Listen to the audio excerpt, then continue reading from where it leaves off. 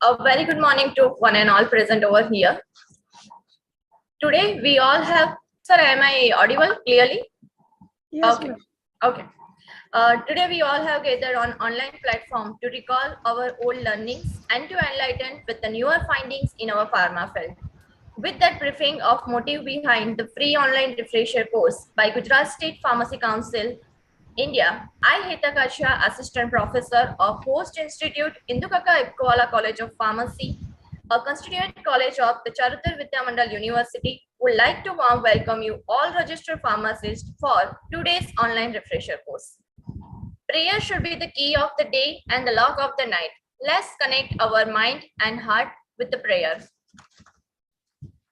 तुम्ही हो माता पिता तुम्ही हो बंधु सखा तुम्ही हो साथी तुम्ही सहारे कोई ना अपना सिवा तुम्हारे तुम्ही हो नैया तुम्ही खेवैया तुम्ही हो बंधु सखा तुम्ही हो माता पिता तुम्ही हो बंधु सखा तुम्ही हो जो खिल सके ना वो फूल हम है तुम्हारे चरणों की धूल हम है दया की दृष्टि सदा ही रखना तुम्ही हो बंधु सखा तुम्ही हो माता पिता तुम्ही हो बंधु सखा तुम्ही हो. Now I would like to request Dr. Harsha Patel ma'am, Principal IICP and Course Director for today's refresher course to introduce our Chairman of Charutar Vidyamandal, Engineer Bhikubai Patel sir, GSPC representative and Chief Guest Dr. Shrikant Joshi sir and Provost CVMU University, Dr. Himanshu Soni sir. Over to you, Harsha madam. Thank you, madam. First of all, good morning to all of you on this rainy day. I extend my warm welcome, beginning from thanks to GSPC for giving such kind of opportunity. And we are very much thankful to our President, Charutar Vidyamandal University, and Chairman, Charutar Vidyamandal, Engineer Shri Bhikubai Patel sir. He always extends support and inspire us for such kind of organizations of events by providing the requirement very excellent infrastructure and even faculty too, because without support of them, this kind of program cannot be feasible.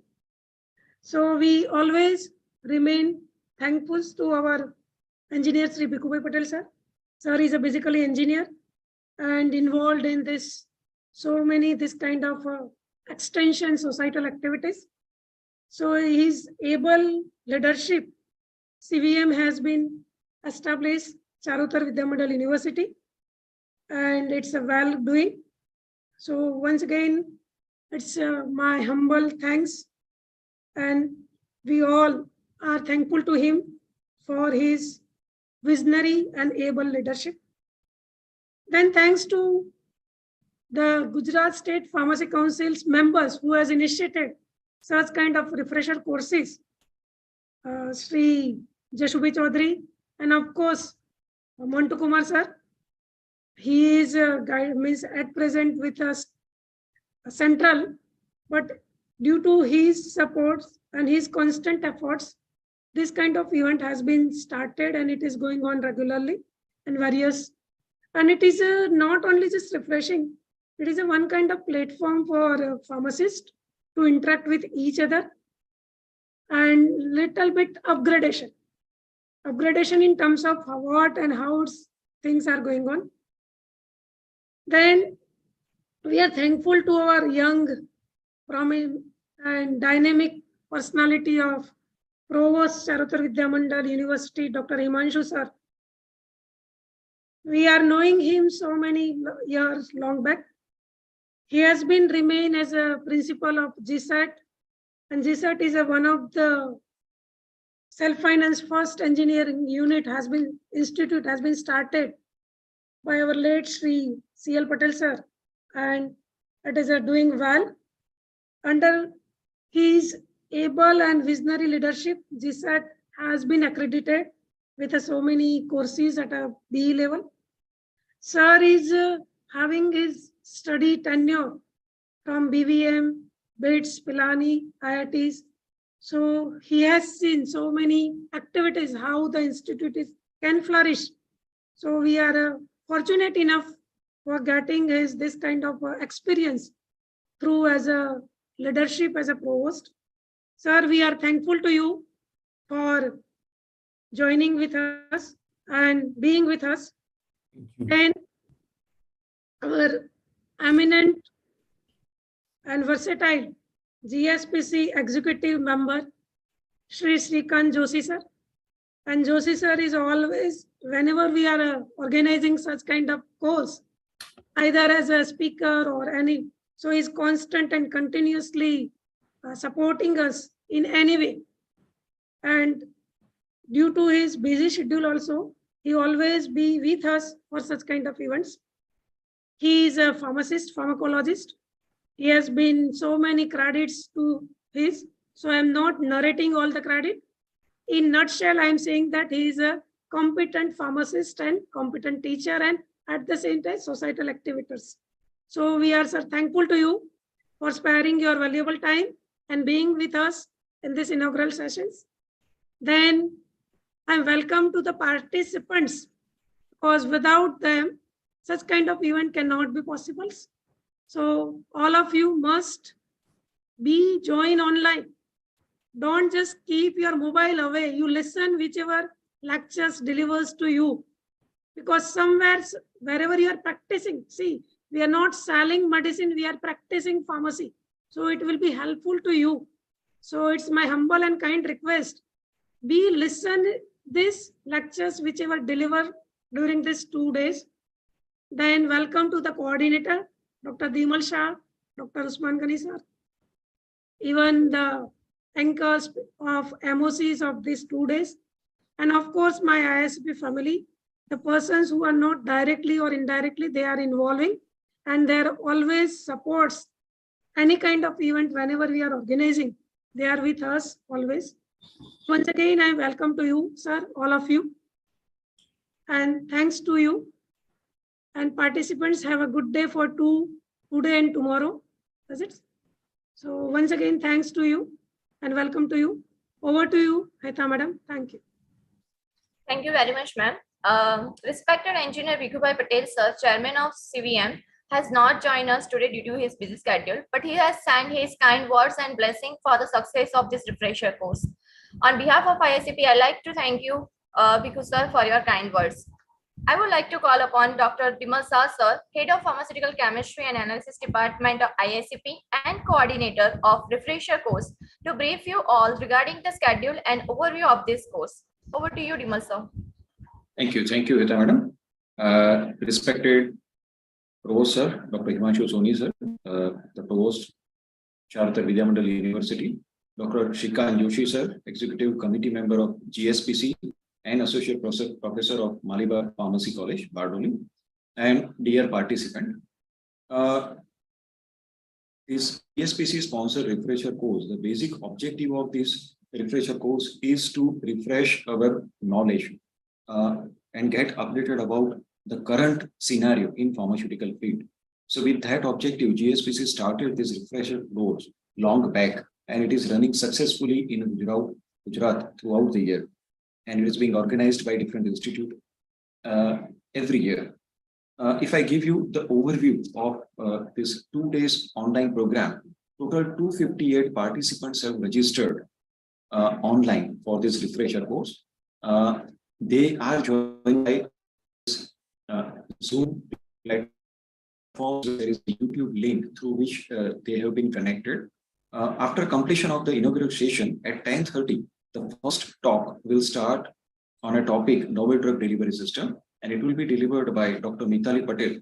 She is Assistant Professor at Malibar Pharmacy College, Bardoli. The second talk will be delivered at 11:30 on adverse drug reaction by Mr. Devin Solanki. He is a division head, manager HR, Aarti Industries Limited, Dahej. And we are proud to inform you that these both are our alumni of IICP. Then we will have a lunch break from 12:30 to 1:30. And after lunch break at 1:30, we will have a third plenary session on patient counseling, a need of today's era by Dr. Hardik Rana.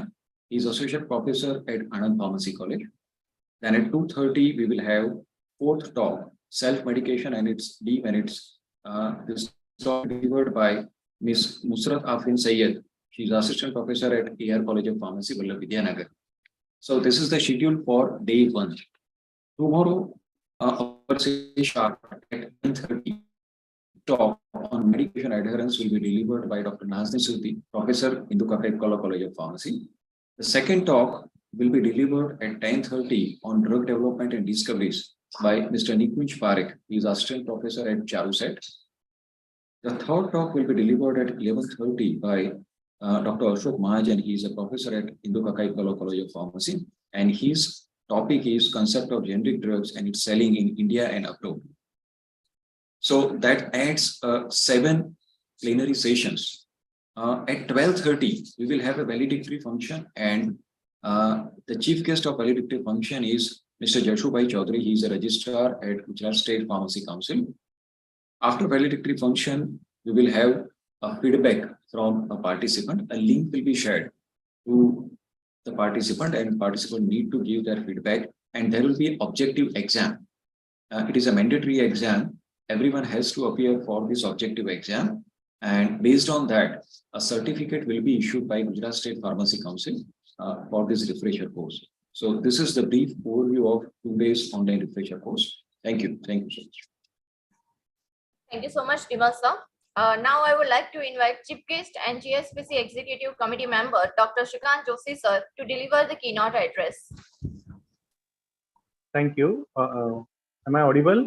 Yes, sir. Yeah. Yes. So thanks a lot for inviting me. First of all, I would like to thank the management of the college for inviting me as a chief guest for this function. Engineer Bhikhubai Patel sir, president of this function, Dr. Himanshu Soni, chief guest and provost of the university, Dr. Harsha Patel madam, principal, director of the IISR, then Dr. Vimal sir, Dr. Usman Ghani sir, coordinator and co-coordinator of this program, staff members, and dear pharmacy friends, pharmacy professionals. આજે જે પ્લેટફોર્મથી આપણે ભેગા થયા છે online પ્લેટફોર્મથી refresher course માટે, તો જ્યારે refresher કોર્સની વાત આવે છે તો પહેલા તો રિફ્રેશર કોર્સની જરૂરિયાત શું છે, એમ દિમલ સરે જેમ કીધું ભાઈ આ જરૂરિયાત કેમ છે, કેમ રિફ્રેશર કોર્सेस ગુજરાતમાં ચાલુ થયા છે અથવા તો દરેક ઇન્સ્ટિટ્યૂટ કરવા માંગે છે અથવા તો ગુજરાત સ્ટેટ ફાર્મસી કાઉન્સિલ એને પ્રમોટ કરે છે. તો થોડુંક હિસ્ટ્રીમાં આપણે જઈએ તો રિફ્રેશર કોર્सेस આપણે ગુજરાતમાં થતા હતા 2015 પહેલા પણ થયા છે, પણ જે ફ્રીક્વન્સી હતી બહુ ઓછી હતી. પણ 2015 પછી જ્યારે પીપીઆર 2015 બહાર પડ્યું અને પીપીઆર 2015માં રિફ્રેશર કોર્सेस કમ્પલસરી કરવામાં આવ્યા કે રિન્યુઅલ કરવું હોય, રિન્યુઅલ જે 5 વર્ષમાં આપણા ત્યાં થતું હોય છે, તો રિન્યુઅલ માટે રિફ્રેશર કોર્સ કમ્પલસરી કરવામાં આવે. પછી આ રિફ્રેશર કોર્સની જે ફ્રીક્વન્સી છે એ વધી ગઈ છે. તો ગુજરાત સ્ટેટ ફાર્મસી કાઉન્સિલે સ્પેશિયલી જ્યારે પીપીઆર 2015 બહાર પડ્યું ત્યારે વિચાર કર્યો કે ભાઈ એને ઇમ્પ્લિમેન્ટ કરવું જોઈએ.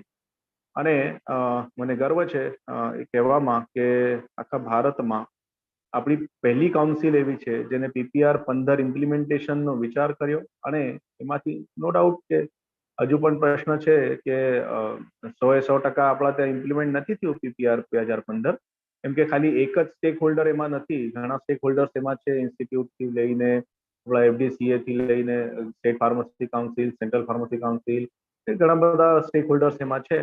અને ઇમ્પ્લિમેન્ટ કરવું હોય તો ગવર્મેન્ટનો પણ સપોર્ટ એવી રીતે હોવો જોઈએ, અને એ બધું વિષય છે. પણ આપણા લેવલ પર, સ્ટેટ ફાર્મસી કાઉન્સિલના લેવલ પર આપણે શું કરી શકીએ તો વિચાર કરીને પીપીઆર 15 એ સૌથી પહેલા ઇન્ડિયામાં, ભારતમાં જે ઇમ્પ્લિમેન્ટેશનનું કામ છે એ આપણા કાઉન્સિલે કર્યું. જેમ કહેવામાં આવ્યું કે રિફ્રેશર કોર્सेस એનું રીઝન શું, એનું ઓબ્જેક્ટિવ શું, પર્પસ શું, તો સૌથી પહેલા તો ડિમલ સરે જેમ રાઇટલી પોઇન્ટેડ આઉટ કે એક તો એજ્યુકેશન, શિક્ષણ આપવું ને ફાર્માસિસ્ટને પણ જ્ઞાન જરૂરી છે ને જ્ઞાન આપવું એ માટે પછી upgradation of knowledge, updation of knowledge, કેમ કે દરેક ફાર્માસિસ્ટ મિત્ર પોતાના જોબમાં હોય છે, ફિલ્ડમાં હોય છે, તો અપડેશન, નોલેજ અપડેશન માટે, અપગ્રેડેશન માટે સમય નથી મળતું, તો આ રિફ્રેશર કોર્સના માધ્યમથી એ મળી જતો હોય છે. પછી બીજા જે ઉદ્દિષ્ટ હતા, પર્પઝેસ હતા, એ ખાલી એનલિસ્ટ કરું છું હવે, કેમ કે આ વિષય હું એના પહેલા પણ આપણા ત્યાં ઇન્સ્ટિટ્યૂટમાં લીધો હતો. લાસ્ટ ટાઈમ પણ જ્યારે રહ્યો હતો પ્રોગ્રામમાં ત્યારે પણ આ ઇલેબોરેટ એના પર હું કર્યું હતું. પણ સંગઠિત થવા માટે આપણા જે ફાર્માસિસ્ટ મિત્રો છે વિખરાયેલા છે પોતપોતાના જોબમાં કે બિઝનેસમાં, તો એ કોઈ એક પ્લેટફોર્મ એમને મળે અને એક પ્લેટફોર્મ થકી, કેમ કે કોઈ પ્લેટફોર્મ હતું જ નહીં, તે પ્લેટફોર્મ મળે અને પ્લેટફોર્મ થકી આ યુનિટી વધે, સંગઠન વધે ફાર્માસિસ્ટનું, એટલે પણ આ કોર્સ ઇમ્પોર્ટન્ટ છે. પછી બીજું વસ્તુ છે કે awareness, what is going on in the world, what is going on in India, what is going on in state. અલગ અલગ જે ગવર્નિંગ બોડીઝ છે, ગવર્નિંગ બોડીઝ ફાર્માસિસ્ટ વિશે શું વિચાર કરી રહી છે, શું કઈ પ્લાનિંગ છે, કઈ ચેલેન્જીસ આપણી સામે હશે, કઈ ઓપોર્ચ્યુનિટીઝ હશે, તો એના એ અવેરનેસ પણ થાય એ માટે પણ આ રિફ્રેશર કોર્સ જરૂરી છે. બીજો એક ઓબ્જેક્ટિવ અમારો એવું હતું કે જ્યારે આપણે અવેરનેસ લાવીશું તો સાથે સાથે ફાર્માસિસ્ટ મિત્ર પ્રોએક્ટિવલી કામ કરવાનું શરૂ કરશે. જેમ કાઉન્સિલે પણ ગયા 5-6 વર્ષમાં પ્રોએક્ટિવલી કામ કર્યું છે, એવી રીતે ફાર્માસિસ્ટ મિત્ર પાસે પણ આપણી અપેક્ષા છે કે દરેક ફાર્માસિસ્ટ કે પ્રોએક્ટિવલી પોતાના પ્રોફેશન માટે કંઈ કરે, તે પ્રોએક્ટિવ એપ્રોચ ડેવલપમેન્ટ માટે પણ આ રિફ્રેશર કોર્સિસ જરૂરી છે. અને બીજી વસ્તુ છે કે જ્યારે સંગઠિત થશું, જ્યારે પ્રોએક્ટિવલી કામ કરીશું, જ્યારે નોલેજ અપગ્રેડ થશે ફાર્માસિસ્ટનું, તો there will be change in the future of pharmacy profession. આપણા ફાર્મસી પ્રોફેશનમાં ચેન્જ જે છે જાતે જ આવી જશે. તો આ જે અલગ અલગ પર્પઝેસ હતા એ પર્પઝેસ સાથે આપણે આ કામ શરૂ કર્યું. સાથે સાથે ગુજરાત સ્ટેટ ફાર્મસી કાઉન્સિલે જે આપણને ખબર હશે એક ડ્રગ ઇન્ફોર્મેશન સેન્ટર શરૂ કર્યું હતું. તો initiation of drug information centre આપણે કર્યું હતું અને સાથે સાથે આપણો વિચાર હતો કે ફાર્માકો વિજિલન્સ સેન્ટર સુધી એને લઈ જશે. પણ ડીઆઈસી જે ઇસ્ટેબ્લિશ થયું એની જે સર્વિસીસ આપણે પ્રોવાઈડ કરવાનું ચાલુ કર્યું, તો હમણાં એ ડીઆઈસી સુધી આપણે અટક્યા છે અને ફાર્માકો વિજિલન્સ સેન્ટર સુધી આપણે જવાનું છે. એનો પ્રવાસ પણ આપણે કરીશું એ આવતા જે નેક્સ્ટ કઈ 4-5 યર્સમાં આપણે એ તરફ જવાના છે. ડીઆઈસી નો પણ ફાયદો થયો છે, જેમ કે ફાર્માસિસ્ટ મિત્રને આપણે ઘણા પ્લેટફોર્મથી આહ્વાન કરતા હોય છે કે દરેક ફાર્માસિસ્ટ મિત્રએ પેશન્ટ કાઉન્સિલિંગ કરવું જોઈએ. કે પેશન્ટ કાઉન્સિલિંગની જરૂરિયાત કેમ છે, જેમ આ વિષય પણ હું એના પહેલા પણ ઘણા પ્લેટફોર્મથી લીધો છે કે આપણે આજે ફાર્માસિસ્ટને આપણે ડ્રગ વેચવા વાળો, દવા વેચવા વાળા તરીકે રહી ગયા છે. આપણે સમાજ આપણા તરફ જે જોઈએ છે એ દવા વેચવા વાળો તરીકેની આપણી ઓળખાણ આપણે રહી ગઈ છે. તો એને બદલવી હોય, એને આપણે દવાના એક્સપર્ટ સુધીનો આપણે પ્રવાસ કરવો હોય, દવા વેચવા વાળાથી લઈને દવાના એક્સપર્ટ સુધીનો, તો આપણે મને લાગે છે કે એક પેશન્ટ અથવા તો સમાજ સાથે આપણે જોડાવવું પડશે. એમણે આપણું નોલેજ જે છે શેર કરવું પડશે. તો કયા માધ્યમથી થઈ શકે? તો patient counselling is the way, one of the best way. Patient counselling દરેક ફાર્માસિસ્ટ મિત્રએ શરૂ કરવું જોઈએ. એવું એક આહવાન આપણે દરેક પ્લેટફોર્મ પરથી કરતા હોય છે. પણ ઘણા પ્રોબ્લેમ આવે છે પેશન્ટ કાઉન્સિલિંગની દરમિયાન, તો એ પ્રોબ્લેમ, એના એન્સર્સ, ક્વેશ્ચન્સ જે રેઝ થાય છે એના એન્સર્સ, અને જે એન્સર્સ જે છે વેલિડ એન્સર્સ મળે, ઓથેન્ટિક એન્સર્સ મળે, એ માટે આપણે ડીઆઈસી, ડ્રગ ઇન્ફોર્મેશન સેન્ટરની સ્થાપના કરી હતી. અને હવે એનો ફાયદો પણ, લાભ પણ ઘણા ફાર્માસિસ્ટ મિત્રોએ લીધો છે. એની સાથે સાથે જીએસપીસી એ આપણને ખબર હશે કે ઘણા ડિફોલ્ટર્સ સ્ટેટમાં હતા, આપણા ગુજરાત સ્ટેટમાં હતા. ડ્યુએલ જોબ કરવા વાળા પણ ઘણા લોકો હતા. એકેડેમિક્સમાંથી પણ ઘણા લોકો પહેલા એવું હતું કે જોબ એક જગ્યાએ કરે અને બીજી જગ્યાએ લાયસન્સ ચાલતું હોય. ઇન્ડસ્ટ્રીમાં પણ એવા પ્રોબ્લેમ્સ હતા કે ઇન્ડસ્ટ્રીમાં જોબ કરે છે અને એનું લાયસન્સ બીજી જગ્યાએ ક્યાંક ભાડે આપેલું હોય છે. તો એવા ડિફોલ્ટર્સ, એવા ડ્યુએલ જોબ જે કરવા વાળા ફાર્માસિસ્ટ હતા, હવે એમના અગેન્સ્ટમાં પણ આપણે ઘણી કાર્યવાહી કરી છે. 4000 કરતા વધારે ફાર્માસિસ્ટ પર એ કાર્યવાહી થઈ છે. એમના જે એમને કઈ ફાઇન થયું હશે અથવા તો એમનું જે લાયસન્સ છે 1 વર્ષ માટે, 5 વર્ષ માટે આપણે રદ કરવામાં આવ્યું છે, એવી રીતની એક્શન પણ લીધી છે. તો જીએસપીસી પણ ઈચ્છે છે કે આવા ડિફોલ્ટર્સ, આવા ડ્યુએલ જોબ કરવા વાળા લોકો છે ઓછા થાય જો આપણે જે સજા કરી છે એ કઈ એવું નથી કે ભાઈ 5 વર્ષ માટે કે 10 વર્ષ માટે અથવા તો લાઈફ ટાઈમ એનું રજીસ્ટ્રેશન છે એ કેન્સલ કરી નાખ્યું છે. એનું કારણ એ છે કે કદાચ આ નાની મોટી સજાથી આ જે ડિફોલ્ટ કરે છે લોકો અથવા તો જ્યુએલ જોબ કરે છે એમને ખાલી એક ચેક થઈ જાય, ચેક બેસે અને એ કરવાનું બંધ કરે એવી આપણી અપેક્ષા છે. નહીં તો આપણે પોતે ફાર્માસિસ્ટ છીએ, ફાર્માસિસ્ટના વિરુદ્ધમાં કોઈ એક્શન લેવી એ આપણને પણ નહીં ગમે. બધા જ મિત્રો ત્યાં જે અમારા મેમ્બર્સ છે બધા જ ફાર્માસિસ્ટ મિત્રો છે, તો એમને પણ નહીં ગમે, પણ આ કરવું પડે છે કેમ કે આ જે એક ખોટી દિશા તરફ આપણે જે જતા આપણું જે પ્રોફેશન જતું હતું એને અટકાવવા માટે આ એક પ્રયત્ન હતો. હવે આપણને ખબર છે કે જીએસપીસી એ બધી ઓફિસ હવે ઓનલાઈન કરી દીધી છે. દરેક પ્રોસિજર જે પણ ઓફિસ પ્રોસિજર છે એ બધી ઓનલાઈન થઈ ગઈ છે. અને હું એમાં પણ પ્રાઉડ લેવા ઈચ્છીશ કે India's first council to go online, આપણી જીએસપીસી સૌથી પહેલા ઓનલાઈન આપણી કાઉન્સિલ ગઈ. એના પછી ઘણા કાઉન્સિલ્સ હવે ઓનલાઈન તરફ જઈ રહ્યા છે. સૌથી પહેલી કાઉન્સિલ આપણી હતી કે જેને ફૂલ ફ્લેજ ઓનલાઈન જવાની જે તૈયારી હતી આપણા ત્યાંથી શરૂ થઈ. આપણે એનો સ્ટડી કર્યો, કયા કયા પ્રોબ્લેમ્સ હતા એ સોલ્વ કરવાનો પ્રયત્ન કર્યો. એમાં નો ડાઉટ 2 થી 3 વર્ષ આપણા ગયા, પણ હવે આપણે કહી શકીએ કે આખું કાઉન્સિલનું વર્કિંગ જે છે તે ઓનલાઈન થઈ ગયું છે. ન્યૂ રજિસ્ટ્રેશન હોય, રિન્યુઅલ હોય, ટ્રાન્સફર હોય, ડિગ્રી સર્ટિફિકેટ, ડિગ્રી એડિશન હોય, રી એન્ટ્રી કરવી હોય અથવા તો ગુડ સ્ટેન્ડિંગ સર્ટિફિકેટ લેવું હોય, દરેક પ્રોસિજર હવે ઓનલાઈન થઈ ગઈ. તો એનાથી ઘણા ફાયદાઓ થયા છે. જેમ કે ઇઝ ઓફ વર્કિંગ જે છે સહેલું થયું છે. ઇઝી હવે દરેક પ્રોસિજર ઇઝી થઈ ગઈ છે. પહેલા એવું હતું કે આપણે ઘરેથી નીકળીને ત્યાં ઓફિસ સુધી જવું પડતું હતું. હવે ઘર બેઠા બધી પ્રોસેસ થતી હોય છે. આવવા જવાનો સમય બચ્યો છે, ટાઈમ સેવિંગ પ્રોસિજર થઈ ગઈ છે. આવવા જવાનો ખર્ચો થતો હતો એ બચી ગયો છે, મની સેવિંગ પ્રોસિજર થઈ ગઈ છે. અને બીજી એક વસ્તુ મહત્વની થઈ છે કે ટ્રાન્સપરન્સી વધી ગઈ છે. કોઈ પણ રીતે હવે આપણને જે છે એ ત્યાં દેખાય છે, પોર્ટલ પર બધું અવેલેબલ છે. તો ટ્રાન્સપરન્સી પણ વધી ગઈ છે અને પ્રોસેસ જે છે ફાસ્ટ થઈ છે. હવે કદાચ ખબર હશે, ઘણાને અનુભવ પણ થયા હશે કે જ્યારે આપણે રિન્યુઅલ કરતા હોય છે અથવા તો કંઈ નવું ન્યૂ રજિસ્ટ્રેશન કરતા હોય છે, રિન્યુઅલ તો એવું છે કે એક દિવસનું કામ હવે થઈ ગયું છે. એક જ દિવસમાં તમને ઇમિડિયેટ તમારી જે રિસિપ્ટ હશે અથવા તો તમારી જે એક્સેપ્ટન્સ હશે, તમારે જે રિન્યુઅલ થઈ જતું હશે, એક દિવસમાં વધારેમાં વધારે એક દિવસમાં થઈ જાય છે. એવા પણ મિત્રોના અનુભવ રહ્યા છે કે સાહેબ હવે તો એવું થઈ ગયું છે, અમે અહીંયા એપ્લિકેશન કર્યું ને 1 કલાકમાં તો અમારું રિન્યુઅલ થઈને આવી પણ ગયું. તો એટલી ફાસ્ટ જે ફાસ્ટર પ્રોસેસીસ, હવે દરેક પ્રોસેસ આપણી ફાસ્ટ થઈ. અપોઇન્ટમેન્ટ સિસ્ટમ કદાચ કોઈએ નવા એપ્લિકેશન કર્યા હશે તો એમને ખબર છે કે હવે અપોઇન્ટમેન્ટ સિસ્ટમથી આપણે કામ કરતા હોય છે. જેમ પાસપોર્ટ ઓફિસમાં અપોઇન્ટમેન્ટ સિસ્ટમ ચાલતી છે, એના બેઝ પર એના ગાઈડન્સથી આપણે આ બધું કર્યું છે કે અપોઇન્ટમેન્ટ સિસ્ટમ ડેવલપ કરી છે. એક સ્પેસિફિક સમયગાળો નક્કી કરવામાં આવશે, તમને અપોઇન્ટમેન્ટ ઓનલાઈન તમે લઈ શકો, બુક કરી શકો અને એ સમય પર તમે પહોંચી જાઓ. તમને ઓછામાં ઓછા સમયમાં, જેમ કે આ ક્યારે જરૂર પડે છે, આ ન્યૂ રજિસ્ટ્રેશનમાં જ્યારે ડોક્યુમેન્ટ વેરિફિકેશનની જરૂર પડતી હોય છે ત્યારે ત્યાં ઓફિસમાં જવાની ખાલી જરૂર છે. એક જ વખત આપણે લાઈફમાં ત્યાં કદાચ જવું પડે, બાકી દરેક વસ્તુ હવે ઓનલાઈન થઈ ગઈ છે. તો તે સમયે પણ એવી સ્થિતિ કરવામાં આવી છે કે ભાઈ તમને ત્યાં આખો દિવસ તમારો ના બગડે. તમને સમય આપવામાં આવશે, એક 10 મિનિટમાં 15 મિનિટમાં તમારું કામ પૂરું કરી તમે ત્યાંથી નીકળી શકો. એવી પણ આપણે સગવડ ત્યાં ઊભી કરી છે. પણ દરેક સર્ટિફિકેટ હોય, તમારી રિસિપ્ટ હોય, ડિજીલોકરમાં હવે અવેલેબલ થાય છે. ડિજીલોકરના માધ્યમથી તમે તમારી પોતાની જે સર્ટિફિકેટ હોય, રિન્યુઅલ સર્ટિફિકેટ હશે, રજિસ્ટ્રેશન સર્ટિફિકેટ છે, રિસિપ્ટ છે, હવે તમને મળી જશે. પછી ઇન્ડિયા જે આખા ભારત લેવલ પર હવે એક આપણે ખબર હશે કદાચ ઓનલાઈન જોબ પોર્ટલ પણ ગુજરાત સ્ટેટ ફાર્મસી કાઉન્સિલે ચાલુ કર્યું.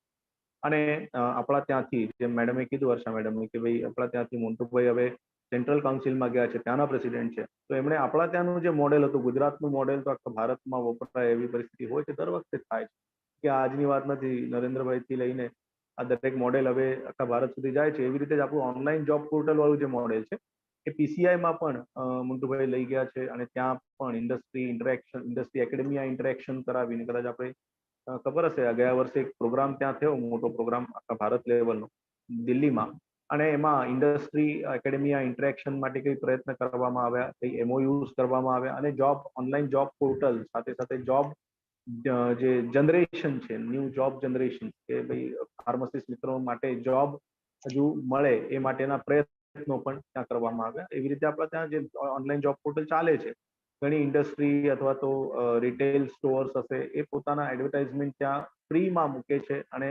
ફાર્માસિસ્ટ મિત્ર એનાથી બેનિફિટ એનું લેતા હોય છે અને એ બધું ફ્રીમાં ચાલે છે. એક ડેડિકેટેડ ઓનલાઈન જોબ પોર્ટલ, આપણને કદાચ ખબર હશે કે એવા જોબ પોર્ટલ્સ અવેલેબલ છે, પોતાની ફી પણ ચાર્જ કરે છે અને એ બધું મિક્સ હોય છે. ત્યાં ફાર્મસી માટે સ્પેસિફિક કોઈ જોબ પોર્ટલ અવેલેબલ એવું નથી.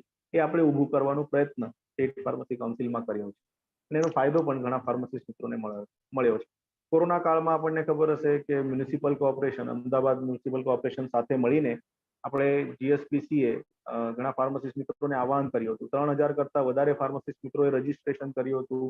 આપણા જે સ્ટુડન્ટ્સ છે અલગ અલગ ઇન્સ્ટિટ્યૂટના, એમણે પણ એમની તૈયારી બતાવી હતી. કોલેજે, ઇન્સ્ટિટ્યૂટે પણ તૈયારી બતાવી હતી કે અમારા સ્ટુડન્ટ મ્યુનિસિપલ કોર્પોરેશન સાથે કામ કરવા તૈયાર છે. અને આપણે awareness programme, collection of samples, sample collection જે કરતા હતા, મેડિસિન ડિસ્ટ્રીબ્યુશન જે ચાલતું હતું મ્યુનિસિપલ કોર્પોરેશન અમદાવાદ કરતી હતી, એની સાથે સાથે આપણા ફાર્મસિસ્ટ મિત્રોએ પણ ઘણું કામ એ કોરોના દરમિયાન કર્યું છે અને એ જે લીડરશિપ લીધી હતી એ ગુજરાત સ્ટેટ ફાર્મસી કાઉન્સિલે લીધી હતી. પછી ફાર્મસિસ્ટનો મહત્વ જે સમાજમાં પણ ખબર પડે, વિદ્યાર્થીઓમાં પણ એનો પ્રભાવ રહે, એટલે આપણે ફાર્મસિસ્ટ ડે વીક સેલિબ્રેશન એ માટે ફંડ આપવાનું, નો ડાઉટ એ થતું હતું, પણ એ મોટા પ્રમાણમાં થાય અને કઈ ફંડ ખૂટે નહીં અને દરેક ઇન્સ્ટિટ્યૂટને કંઈ ના કંઈ એની મદદ મળે. 5 થી 7,000 રૂપિયા સુધીનો ફંડ દર વર્ષે ગુજરાત સ્ટેટ ફાર્મસી કાઉન્સિલ આપે છે, જેનાથી ફાર્મસિસ્ટ ડે કે ફાર્મસિસ્ટ વીક સેલિબ્રેશન એ સારી રીતે થાય અને એનો પ્રભાવ આપણા વિદ્યાર્થીઓ પર રહે, એમને પણ ફાર્મસી પ્રોફેશન માટે એક મનમાં ગૌરવની અનુભૂતિ થાય એ માટેના પણ પ્રયત્નો ગુજરાત સ્ટેટ ફાર્મસી કાઉન્સિલે કર્યા છે અને કરતા રહે. આ તો થયું કે હમણાં સુધી શું કર્યું છે, કદાચ એક બે વસ્તુ રહી ગઈ હશે, પણ થોડુંક નેક્સ્ટ પ્લાનિંગ માટે પણ હું વાત કરીશ કે હવે આગળનું પ્લાનિંગ શું છે, કે આગળ આપણે કેવી રીતે, કે હમણાં સુધી જે થયું છે એ તો કદાચ તમે જ વધારે સારી રીતે કહી શકશો કે કેવું થયું છે કામ. અમે અમારું પ્રયત્ન, અમારા ટીમે આખો પ્રયત્ન કર્યો છે અને જેટલું સારું થાય, કેમ કે ચેલેન્જીસ ઘણી હતી, ઘણા ચેલેન્જીસ અમે ફેસ કર્યા છે, એના પછી આ બધું કરી શક્યા છે. પ્રોએક્ટિવલી અમે કરવાનો પ્રયત્ન કર્યો છે. એની સાથે સાથે હવે આગળનું જે પ્લાનિંગ રહેશે, કદાચ ગ્રુપ ઇન્સ્યોરન્સ, જેમ આપણને ઇન્સ્ટિટ્યૂટમાં કોઈ હશે અથવા તો ક્યાંક જોબ કરતા હશે એમને ખબર છે કે ગ્રુપ ઇન્સ્યોરન્સ હોય છે, હેલ્થ અથવા તો ટર્મ ઇન્સ્યોરન્સ, ગ્રુપ ઇન્સ્યોરન્સ આપણે કાઢતા હોય છે. તો એવું કંઈ ફાર્મસિસ્ટ માટે આપણે કંઈ ઇમ્પ્લિમેન્ટ કરી શકીએ કે ઘણા ફાર્મસિસ્ટ મિત્રો, હવે કોરોના દરમિયાન પણ એવું થયું કે આપણા ફાર્મસિસ્ટ મિત્રો અથવા તો એમના ફેમિલી મેમ્બર્સ નું દેહાવસાન થયું, તો તે સમયે પણ ગુજરાત સ્ટેટ ફાર્મસી કાઉન્સિલ તરફથી આપણે જે કંઈ આપણાથી શક્ય હતું, ફૂલની પાંખડી, એવી રીતે આપણે કંઈ આપવાનો પ્રયત્ન ત્યારે કર્યો હતો કે કેટલા આપણાથી શક્ય હતા તો એટલા અમાઉન્ટનો આપણે in the terms of monetary terms આપણે મદદ કરવાનો પ્રયત્ન ત્યારે કર્યો હતો. તો એને થોડુંક લીગલ સ્વરૂપ આવી જાય કે આવી રીતનો ફાયદો દરેક ફાર્મસિસ્ટ મિત્રને મળે, એ માટે ગ્રુપ ઇન્સ્યોરન્સનો વિચાર એક ચાલે છે. એની મિટિંગ્સમાં પણ આ વિષય આવી ગયા હતા, પણ એમાં કંઈ ટેકનિકલ ઇસ્યુઝ હોવાથી આપણે જરાક અટક્યું હતું, પણ હવે આગળ એ તરફ આપણે જશું. હેલ્થ ઇન્સ્યોરન્સ છે, ફેમિલી કવર પણ આપણે વિચાર કરી રહ્યા છીએ કે ફેમિલી કવર પણ આપણને મળે. સાથે સાથે ટર્મ ઇન્સ્યોરન્સ લેવું હોય તો ગ્રુપ ટર્મ ઇન્સ્યોરન્સ પણ લેવાનું આપણે પ્લાનિંગ ને બધું ચાલે. જે નેશનલ મોડેલ હમણાં ત્યાં ચાલે છે, જે કે PCIમાં જે કે MOU આપણે કર્યું છે ઇન્ડસ્ટ્રી સાથે જોબ ઓપોર્ચ્યુનિટીઝ ક્રિએટ કરવા માટે, અથવા તો જોબ ઓપોર્ચ્યુનિટીઝની માહિતી ડાયરેક્ટ ફાર્મસિસ્ટ સુધી પહોંચે એ માટે, એવું એક મોડેલ આપણે ગુજરાતમાં પણ લાવવાનો પ્રયત્ન આપણે આગળ કરીશું. ઓનલાઈન સર્વિસીસ છે, એમાં ક્યાંક કોઈ હજુ પ્રોબ્લેમ લાગતા હોય તો એનું ફાઇન ટ્યુનિંગ કરીને એને સ્મૂથ કરવાનું કામ આપણે આગળ કરવાનો વિચાર છે. Registration at your doorstep એવું એક પ્રોજેક્ટ આપણે હમણાં હાથમાં લીધું છે. દરેક જે ઇન્સ્ટિટ્યૂટ છે, જેમ કે ફાર્મસી કોલેજ, તો શું થતું હોય છે કે ફાર્મસી કોલેજમાંથી પાસ થઈને વિદ્યાર્થીઓ જ્યારે પાસ થઈ જાય પછી એ ફાફા મારતા કરવાનું શું, ગાઈડન્સ નથી મળતું, કોઈ સ્ટાફ ગાઈડન્સ આપતા હોય તો ખબર પડે છે કે ભાઈ રજિસ્ટ્રેશન કેવી રીતે કરવું નથી. આપણે પ્લાનિંગ એવું છે, હમણાં એક વિચાર અને એક એક્સપેરિમેન્ટ પણ આપણે કર્યો છે કે જ્યારે સ્ટુડન્ટ પાસ થઈ જાય, એમની માર્કશીટ રેડી થઈ જાય, ત્યારે એક કોલેજમાં આવીને આપણી ટીમ, ગુજરાત સ્ટેટ ફાર્મસી કાઉન્સિલની ટીમ કોલેજમાં આવશે અને બધાનું રજિસ્ટ્રેશન એક સાથે તે દિવસે આપણે કામ પૂરું કરી દઈશું. તો શું છે કે તે અમદાવાદ સુધી જવાની જરૂર નહીં, અથવા તો કંઈ માર્ગદર્શન મળે નહીં પ્રોપરલી ને એમનું રજિસ્ટ્રેશન રહી જાય છે. તો આ બધા જે પ્રોબ્લેમ છે, આ બધા પ્રોબ્લેમનું એક સોલ્યુશન આપણે કેવી રીતે કાઢી શકાય, તો એક અમારા ત્યાં અમે પ્રયત્ન કર્યો અહીંયા માલીવા ફાર્મસી કોલેજમાં. અમારી યુનિવર્સિટીનો રિઝલ્ટ આવી ગયો અને માર્કશીટ રેડી થઈ ગઈ, તો અમે ટીમ અહીંયા આવી અને કોલેજમાં આવીને ટીમે અહીંયા એક દિવસે એક સાથે 100 જણાનું રજીસ્ટ્રેશન કમ્પ્લીટ કરી દીધું. તો એનું જે અમદાવાદ સુધી જવું પડતું હતું કે ભાઈ ત્યાં ડોક્યુમેન્ટ વેરિફિકેશન માટે ત્યાં જવું પડે, હવે એ પ્રોસેસ પણ આપણે કાઢી નાખી. કોલેજમાં જ તમારી ટીમ આવે, રજિસ્ટ્રાર સાહેબ કોલેજમાં આવી જાય, તો કોલેજમાં આવીને ત્યાં જ વેરિફિકેશન બધું કરી લે.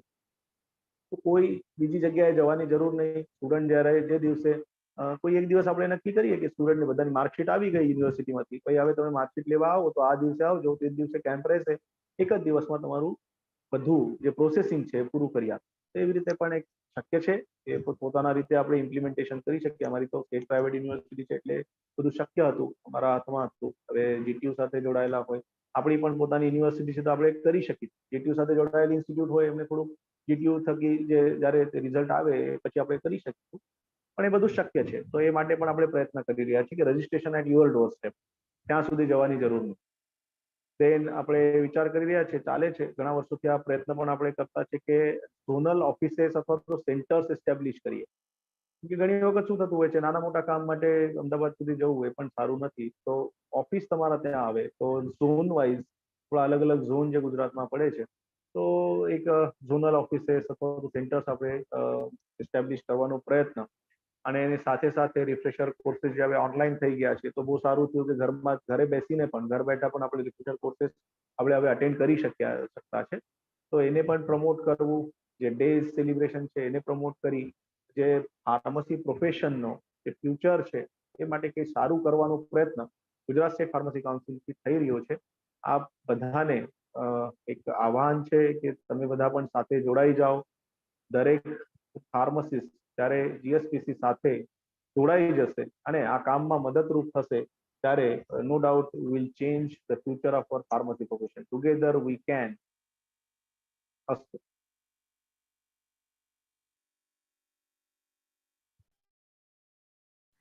Thank you so much, Shrikant sir, for sharing the milestone of GSPC till date and for reflecting on the future comings in the GSPC. Thank you so much, sir, once again. Now I would like to invite today's Chief Guest and Provost CVM University, Dr. Himanshu Soni sir, to enlighten us with your words. Yeah, hope I'm audible to all. Yes, sir. Yeah. Yes. Very good morning to one and all present here. Honorable Chief Guest, Mr. Srikant, Professor Srikant Joshi, Principal IICP, Dr. Harsaben, other organizers from IICP, and all the participants of today's seminar organized by IICP. I'm welcoming you all on behalf of university as well as on my personal behalf to this virtual meet organized by IICP for all the working pharmacists. So in the initial talk, as said by Professor Bimal and by Professor Harsa Patel, that this kind of programs are organized to benefit the working pharmacists, because everyone required to upgrade their knowledge. And even the chief guest has rightly addressed the concern that the pharmacist image in society is they are just selling the drug.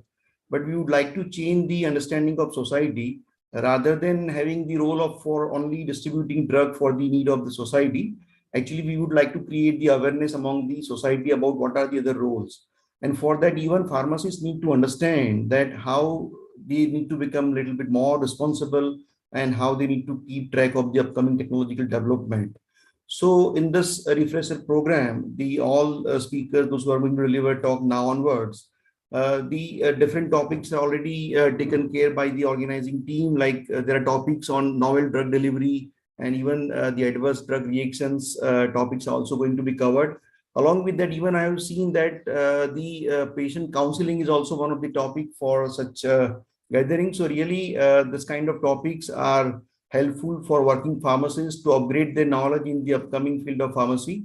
And definitely that helps them to understand their basic responsibilities to the society. And definitely with collaborative efforts put up by everyone, the right message is going to address the society in down the line, right? So I'm congratulating the entire organizing team of IICP, and in particular to Dr. Harsa Patel for planning and executing wonderful program for the working pharmacist. Along with that, also I'm thankful to GSPC for extending all support for organizing such a workshop and today's program for working pharmacists. And I'm sure that, as Professor has rightly said, that those who are going to attend this program for 2 days, at least they need to keep their cell phone on for listening the topics what experts are trying to deliver, trying to convey to you all. And if you do that, definitely you are going to add one additional feather in cap of your knowledge pool. With this, again, I'm welcoming all the participants for this virtual meet, and I'm congratulating the all organizing team members of IICP, and I'm thankful to GSPC at large. Thank you. Thank you all. Thank you so much, Dr. Himansu Soni sir, for your kind words. I again would like to heartily thank you to all the participants and the guests for joining in the inaugural session. Now we are moving towards the plenary session. During the session, if any questions are there, the participant can drop it in a question answer box. Attendance link for every session will be given during any time of the lectures to the participants. We will shortly start with the first session.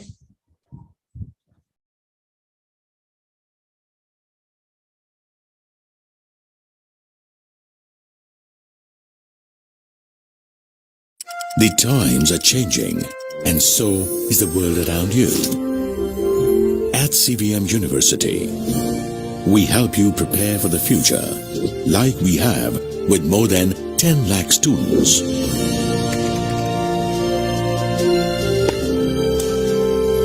Come, join the education legacy of 75 years. CVM University, enlightening the future generations.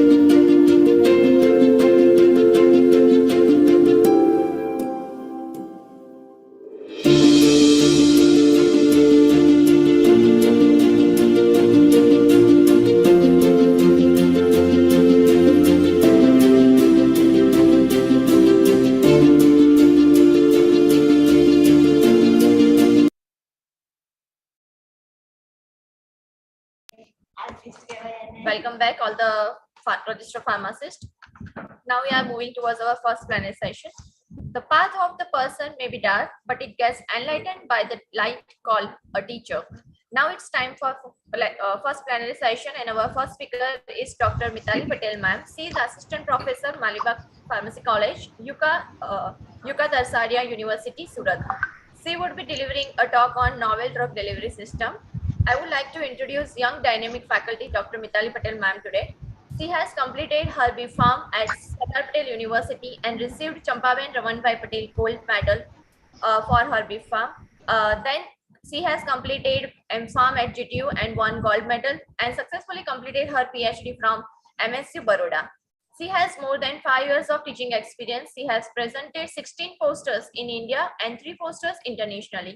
She has 18 research papers published in national and international journals of repute. She has published 3 book chapters under Springer and Wiley Publishers. She won Jigis and Dalal Foundation Award in 2011, Innovation in Science Pursuit for Inspired Research Fellowship, Senior Research Fellow Award in 2014, and International Travel Spot Award and Best Poster Award in 2019. With this impactful brief introduction, I would like to invite Dr. Mitali Patel, ma'am. Ma'am, you are on a... Yes. Yes. I think, can you hear me now? Yes, ma'am. Yes. So good morning to all my teachers. Good morning, ma'am. Nice to see you after a long time. Thank you very much for the detailed introduction. Good morning.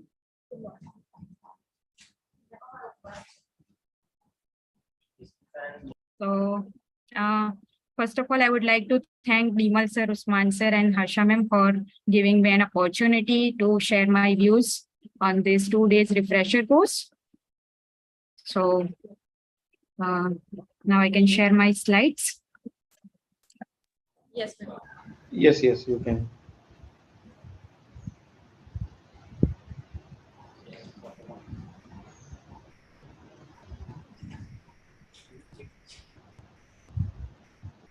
Is my slide visible, sir?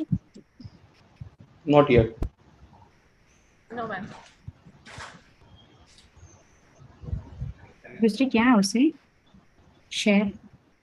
Ma'am, there will be a green icon. Yes. Yes.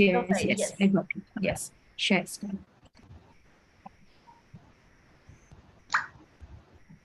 Okay, so is it visible now? Yes, ma'am. Now, yes. Okay. So, my topic of today's talk is novel drug delivery system. So this would Mitali. be the हाँ sir. Sorry to interrupt you. Please make it full screen. Okay, yes, I'll share In it. presentation mode, yeah. Yeah.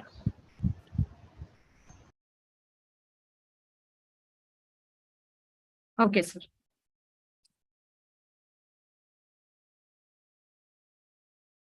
So the content of my today's talk that will be, initially I'll talk on conventional drug delivery system, then followed by novel drug delivery system. So we can easily correlate the advantages of developing any new system, then what is the need and as well as advantages of novel drug delivery system, followed by few examples which are related with NDDS. As we all belongs to the pharmacy community, we should definitely be focused on what is the market point of view of developing any novel drug delivery system. Then I'll discuss few technologies which are used to develop novel drug delivery. And lastly, I'll focus on the marketed product which are necessary for the serious diseases. So this would be the content. So first, let us start with the conventional drug delivery system. Now, as you know that ઘણા બધા જે હશે આજના participant, they may own their own pharmacy store. And if I talk that majority of the dosage form that are available, that is of conventional dosage form. Doctor પણ prescription લખીને આપે, generally શું હોય, tablet હોય, capsule હોય, syrup હોય, likewise. So all these are the conventional one. Why we can consider that the traditional approach or the conventional system? Because it generally gives immediate drug release. જ્યારે પણ આપણે tablet લઈશું, syrup લઈશું, quick action will be obtained inside the body. Say for example, કોઈને પણ fever આવે, તો what we are doing? We are taking paracetamol tablet. Generally, that is we are taking 2 times or 3 times a day, right?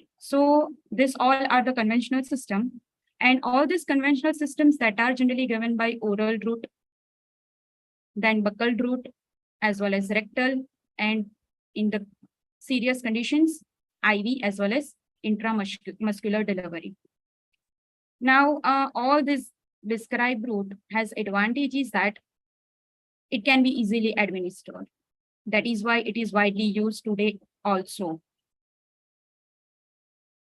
But the drawback associated with all these conventional drug delivery systems are, જ્યારે પણ fever આવે, તો what we are generally doing? We are taking paracetamol tablet, that is 3 times a day.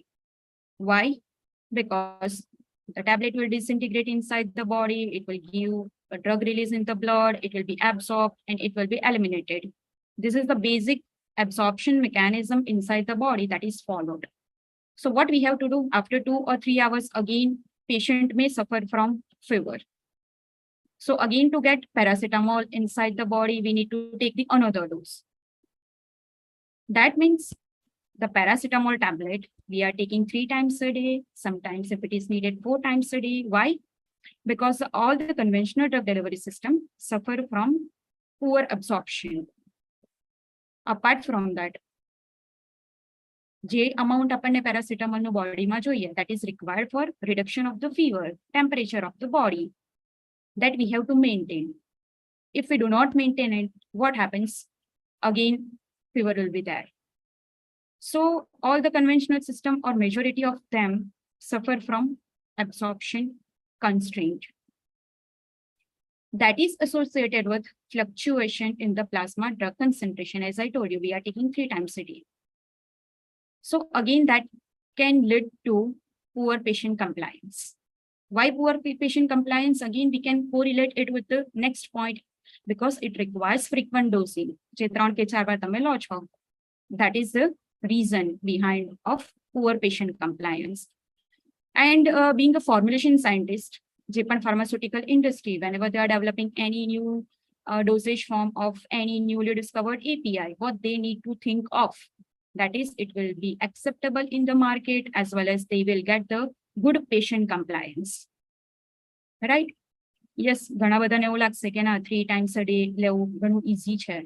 But what are the another serious drawback associated with that is risk of over and under medication.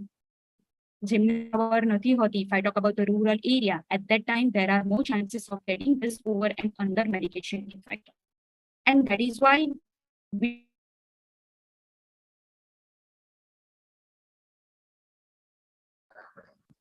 Hello. declare any novel system. So what novel system will do? Yes, ma'am. the- Sorry for interruption, Hello, but am I your audible? voice was mute. That's why I interrupt you. But now it's audible, ma'am. We can continue. Am I audible? Yes, ma'am. Yes, ma'am. Okay. So as you can see in the graph, the blue dotted line is there, and second is red line is there. So that blue dotted line indicates the absorption pattern we will get inside the body. કે જ્યારે આપણે paracetamol tablet લઈએ છીએ, that this kind of pattern will obtain in the body. And here you can see that upon administration, it will get absorbed, it reaches the maximum. This is the maximum limit. After that, it will be eliminated from the body slowly, and the concentration of drug, it will be reduced. Again, to maintain this plasma concentration, what we have to do? We need to take another dose. So likewise, we are repeating our dose. So generally, frequent dosing is one of the major constraints for conventional one. So how effectively we can overcome? Why not to play with its drug release profile, that is this kind of pattern, if we get it by developing any formulation, either tablet or any other system. If we are getting this red kind of pattern, we can say that we are trying to reduce the dosing frequency. And dosing frequency ઓછી થશે તો શું થશે? If I compare it with the 4 times a day, right? This kind of controlled release formulation, we only need to take once a day. Why? તમે ગ્રાફમાં જોઈ શકો છો કે this plasma concentration will be maintained for longer time. And that is the major or the main advantage if anyone wants to understand regarding this basic concept. આપણે શું કરવાનું છે? બસ આ જ concentration જે છે, that is in this boundary we have to maintain. If we are able to maintain it, we can say that we have modified our release pattern, and that is only be helpful for reduction of the dosing frequency. So this is the basic idea regarding how, what is conventional system and how can we add novel system in that. So next is novel drug delivery system. How it is defined? It can be defined as what we have to do. આપણે એવી નવું formulation બનાવવાનું છે, નવું dosage form બનાવવાનું છે. How? That can easily release the amount of drug which is required inside the body. Say, for example, you require 200 milligram or 300 milligram, and that should be maintained for longer time. That longer time we need for the diseases, various diseases. Either it can be any infection or it can be fever, right? So that is the only thing we are doing in novel system. So develop any formulation or methodology for delivering pharmaceutical API in the body as needed. Most important here is safely achieve pharmacological effect. If the concentration required is 200 milligram, and if we are getting 300 milligram, definitely there will be the chances of side effect. So safely achieve pharmacological effect, another thing that is very important whenever we are developing any new formulation. So how can we ensure that the amount આપણને જોઈએ છે, it will only be delivered? That is by delivering correct amount of drug that is at the site of action. જે site પર આપણને જોઈએ છે ત્યાં જ પહોંચશે તો શું થશે? We can avoid the side effect that will be observed at the non-desired area. And correct amount of drug at correct site, and that is at the controlled rate, correct rate, and the timing. If we are able to maintain the rate as well as timing, at that time, we again can ensure it will maximize the desired therapeutic response. Here, I would like to give you an example. તમને ખબર છે કે કોઈ drug છે જે સ્ટમકમાં degrade થાય છે, તો આપણે શું કરવું પડે? કોઈ પણ if any formulation scientist, they want to develop the formulation, API ની property આપણને ખબર છે કે it undergo degradation. આપણે prevent કરવાનું છે, શું કરવું પડે? We need to use the excipient that remain intact at the stomach pH. जो stomach pH पर intact रहશે, तो we can say that we are trying to prevent the drug degradation in the stomach pH. Now, this is the goal one we are achieving. At the same time, we have to ensure that the drug that will be released at the desired site. Desired site matlab agar tamne intestine ma release જોઈએ છે, and that is the very well known example of the enteric coated any dosage form. Right? That means use the excipient which only degrade at intestinal pH. At that time, we can say that that particular dosage form prevent the drug release in the stomach. At the same time, we are able to achieve our goal, that is at the specific site, that is enteric coating. So this is how all the novel drug delivery system can be developed. How? First, by selecting proper target. And if we know the target, what we can do? We can again consider the property of the API as well as excipient, and definitely we will be able to modify the drug release pattern up to the desired time, right? And that can be 24 hours, 48 hours. That again depends on how many layers you are covering after the API. So this is all a basic regarding novel drug delivery system.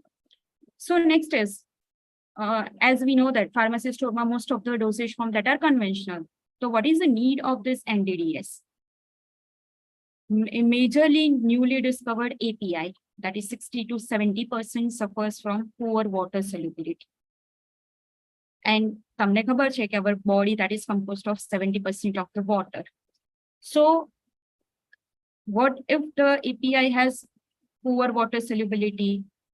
It will not be absorbed inside the body. अगर absorption नहीं થાય તો શું થશે? Therapeutic action नहीं આવે. And as it suffers from poor solubility, it may possess poor bioavailability. What are the reasons for bioavailability? તમને ખબર છે કે it may undergo first pass metabolism or PGP efflux. There can be several reasons for that poor bioavailability. And if API ની bioavailability ઓછી હશે તો શું કરવું પડે આપણે? To get the desired plasma concentration, we need to repeat the doses. That is, frequency of dose administration would be high. Number of doses would be required, that will be on higher side. આપણે લઈ તો લઈએ 3 times or 4 times. પણ શું થશે? There are chances of side effect. Why? Because conventional route છે, that is oral, say for example, બોડીમાં distribute થશે. Non-desired target હશે, ત્યાં પણ શું થઈ શકે? There are chances of side effect, and that is off-target delivery would be possible if we are taking conventional system. So to overcome, and yes, these all are the major drawback associated with newly discovered API. That is why we require novel drug delivery system. Why? Because we are modifying its drug release pattern. We are trying to minimize its distribution to the non-target area. Non-target area, but just as we again can ensure that we are trying to reduce the side effect, because it can again control the distribution inside the body.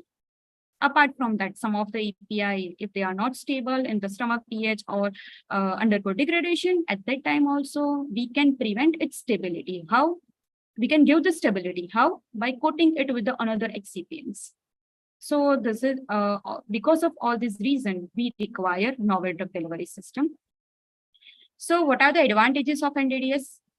As I told you, optimum dose, required amount of plasma concentration, that is at right time and right location. Right time and right location is important to reduce the side effect. Then it controls the drug release. As I shown in the graph, the red line which was present in the graph, it indicates the controlled drug release pattern. Apart from that, it may enhance the bioavailability. If the bioavailability is enhanced, we can say that the definitely dosing frequency will be reduced. કારણ કે plasma concentration જે આપણને જોઈએ છે, that will be maintained for longer time. And after decreasing the dosing frequency, we can see that we are reducing the side effect. The next is targeting capability to specific site. This particular point is very useful for the diseases like cancer, because તમે આજુબાજુ પણ cancer patient ને જોયા હશે.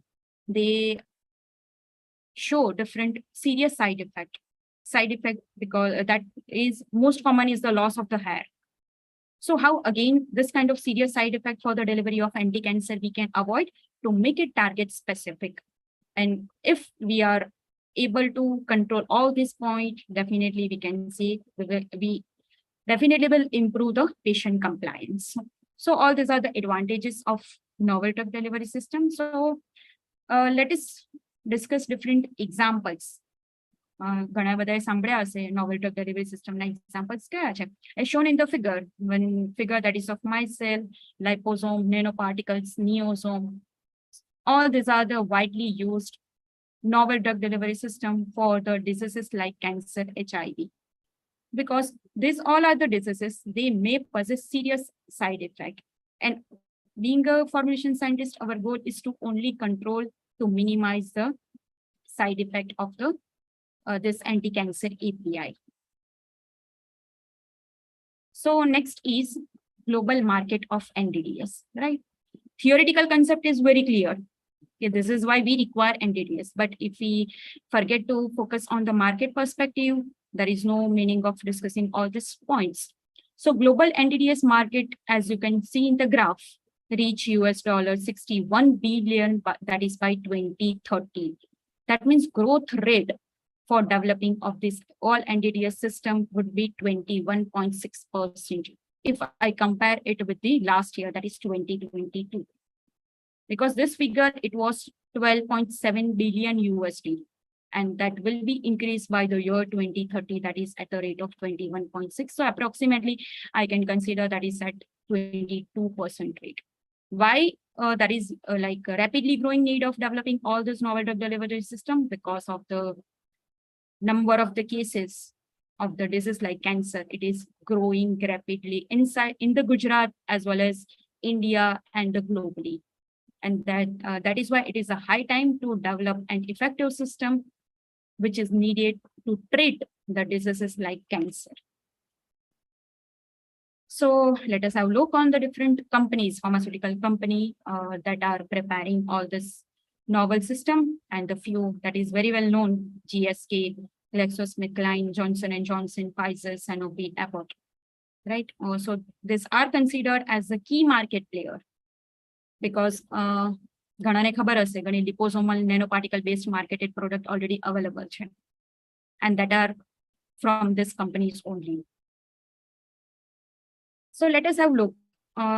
The global market, as I told, many marketed products are available in the market. So all the systems that are based on polymer-based, non-polymer-based nanoparticles, lipid-based system, as well as nanocrystal.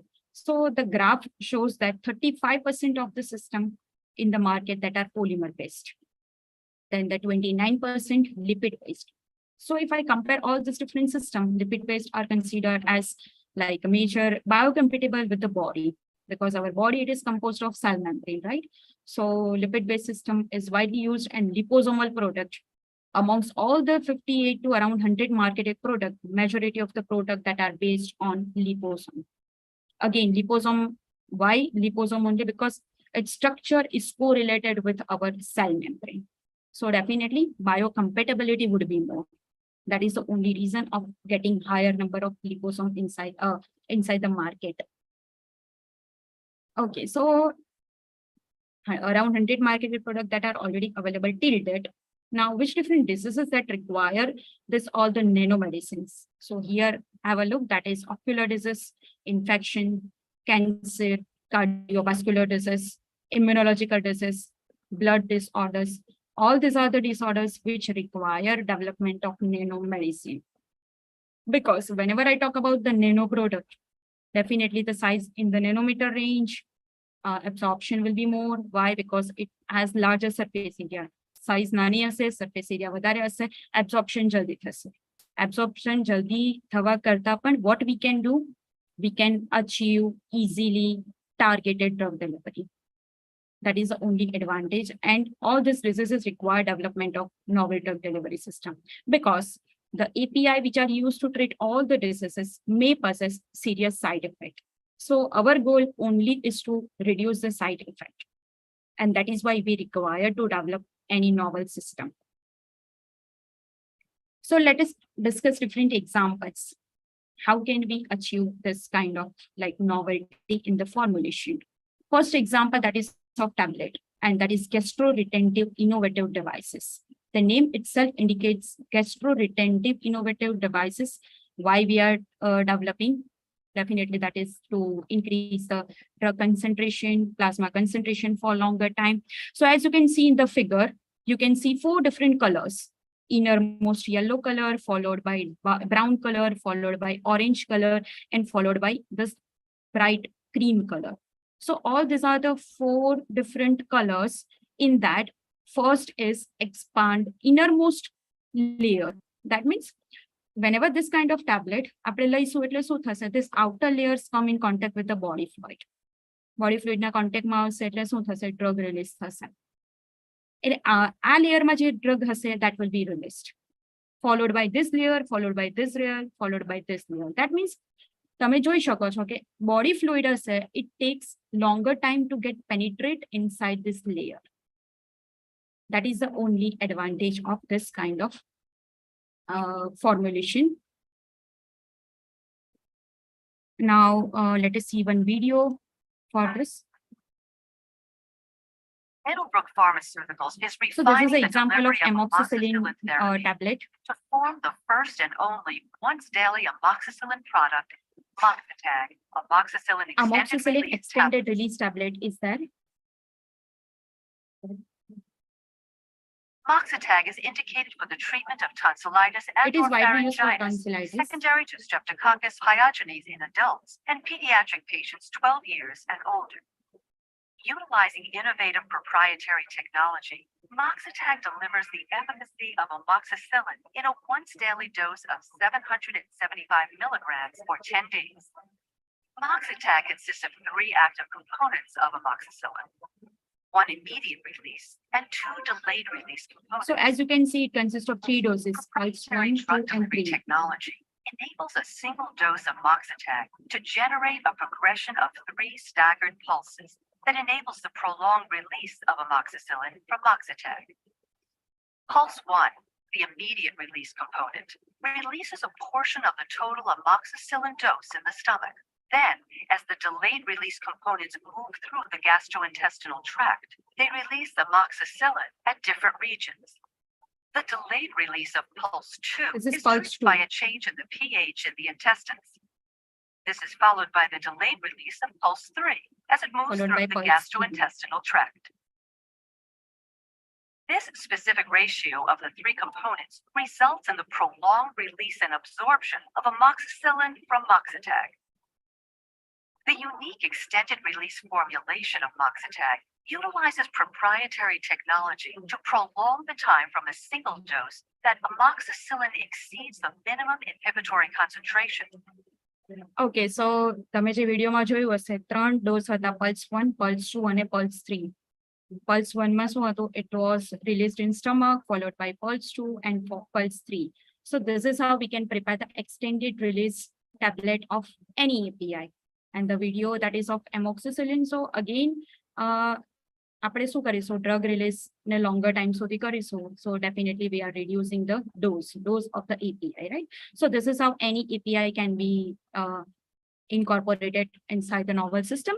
Second example, that is of nanotecton technology. The name itself indicates that. Let us split it into part. Nano plus tecton.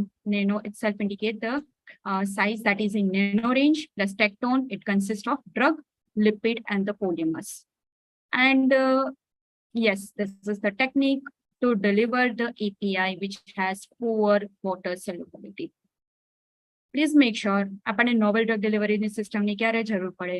જો API water soluble હશે, at that time આપણને novel ની જરૂર પડતી નથી.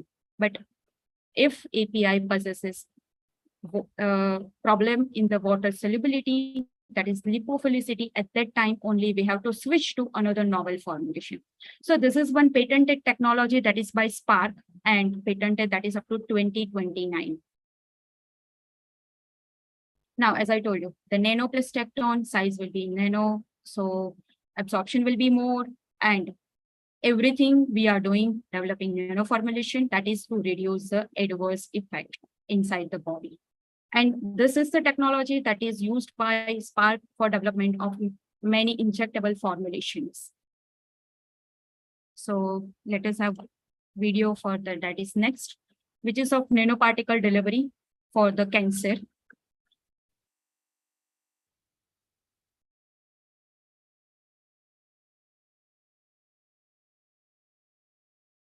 Scientists are using cells isolated from human tumors to develop new ways to tackle cancer. Here we can see the cancer cells growing in a culture dish in the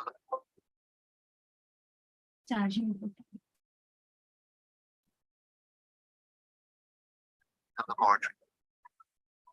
Most drugs to be active, they must go inside the cancer cell. Okay, we are focusing on single Scientists are cancer developing cell. tiny particles, nanoparticles that can be loaded with drugs. Nanoparticles can be modified so that they attach Okay, to so the this cancer is cell, one get carried functionalized. We have attached something on side the surface of Make sure that nanoparticle. the drug-loaded nanoparticles only attack the disease cells. They're engineered so that they only bind to the target cancer cells. This is the interaction of the attached moiety. As they bind to the cancer cell, they're taken into the cell. So this is how it binds with the cancer cell. Instead, part of the cell surface forms a pit, and then it engulfs the nanoparticle. Now we're looking inside the cell. Cellular proteins wrap This is around the vesicle. engulfment of the nanoparticle inside the cell. You can now see a vesicle carrying the nanoparticle moving towards the very center of the cell. Nanoparticle, this is how it will be released inside the Vesicle carrying the cell. nanoparticle travels further inside Then the this cell. is interaction with the endosomes. Compartment called an endosome. This is part of the digestive So system. once of it the cell. interacts with the Cell's stomach. endosome, your Inside nanoparticle is will be acidic, transported and its job is to and it digest. releases the API. So Nanoparticles drug will are be released. deflated inside the endosome, releasing the drug into the cell. Yes, this red color indicates the drug, Drug then kill the and this is cancer how cell. it can kill the cancer cell. Nanoparticle-based drug delivery provides a way of attacking cancer without the side effects of conventional chemotherapy. So this is killing of cancer cell. So as video માં શું હતું, what is shown in the video, that is nanoparticle na outer surface પર કંઈક attach કરેલું હતું. Once we are attaching, શું થશે? Attach કરીએ, that means it only binds with the cancer cell. Cancer cell જોડે bind થશે, that means it penetrates inside the cancer cell, and upon binding, it releases the API inside the cancer cell. So the advantage of this kind of targeted delivery, that is for anti-cancer API, is we are restricting distribution of the drug to the another organ. That means we are minimizing the side effect to the other cells, other tissue, other organ inside the body. So next example is the GemCell TM, that is a platform technology which is innovated by Assembly Biosciences, and this is generally used for delivery of macromolecules in the, that is after oral administration, and particularly in the region of colon. This is how you can see we are delivering by using this platform technology to the colon region. Next is the example of geometrics. So again, it is a technique for the oral delivery of the tablet. So as you can see in the figure, it consists of multiple layers. 3 layers are present, blue, white, and the bright green color. So this is how developing or putting your API or adding API in all 3 layers, what we can do, we'll get the initial release followed by intermediate release followed by controlled release for longer time. That means we are extending the drug release. That is the only advantage of putting your API in the different layers, multi-layer tablets. So this all were the examples of different tablet as well as nanoparticle system. Now, what is the actual need of this nanoparticle system in today's scenario? If we see at the figure of the cancer diseases in men and women, then men suffer from the cancers like lung, stomach, prostate, esophagus, brain, as well as in the women, the most prevalent cancer is the breast cancer. And the statistic of this cancer cases in the Gujarat, it rises rapidly as compared to previous 2 years. So it is a high time for any formulation scientist to prepare an effective formulation for the delivery of anti-cancer drug. Why? Then and then only we can reduce the mortality rate. So let us have a look for the different examples of marketed product. First is the doxorubicin liposomal formulation. It is an old formulation and which was approved in the year 1995. So as you can see in the figure, it consists of doxorubicin hydrochloride liposomal injection. But here another word that is highlighted, that is pegylated. Right? Once we prepare the liposome, as I told you, liposome has highest compatibility with the cell membrane. We are covering the liposome with the PEG layer. PEG is hydrophilic in nature. So the size of this liposomal injection is 80 to 90 nanometer. So here also the logic of applying layer outside the liposome is we are trying to increase its circulation time in the blood. Circulation time enhance the cellular, so we'll get the drug release for longer time, and we are reducing the side effect as well as we are reducing the dosing frequency. Dosing frequency ઓછી કરીએ એટલે શું થાય? Patient compliance directly or indirectly we can see we are improving. So this is liposomal formulation. So here I have taken the mechanism how liposomal formulation that will be absorbed inside the body. So this is step 1. 82, just imagine 80 થી 90 nanometer ની જે liposomal vesicle હતી, it is there. So this zoom image shows this yellow color that is of API doxorubicin, as well as it is hydrochloride cell, it is embedded in the aqueous layer followed by this phospholipid bilayer. Liposome શું છે? That is phospholipid bilayer. Surrounding this phospholipid bilayer, a layer which is the outermost layer, this blue line indicates the PEG layer. So this is the morphology of single liposome. So once it is administered, what happens? This is how it crosses the cell membrane. That is crossing of cell membrane, that is taken as step 2. Once it reaches this tissue, API will be released and it interact with the tumor cell. And a tumor પર પહોંચી જશે એટલે શું થશે? Will get the anti-cancer effect. So this is how doxil produces the anti-cancer effect. Second example, that is donoxome, that is liposomal donorubicin. As I told you earlier also, majority of the marketed products that consist of liposomes. So here also, what is the logic of developing this liposomal formulation? The concentration we are trying to reduce, that is to brain, liver, spleen. And whenever we are restricting its distribution to brain, liver, and spleen, as compared to free donorubicin. Free donorubicin matlab just we are taking as a solution form or any other form. So distribution ochu thase, at least ochu thase, side effect will be reduced. Third example, that is ambisome. Now ambisome, that is amphotericin B.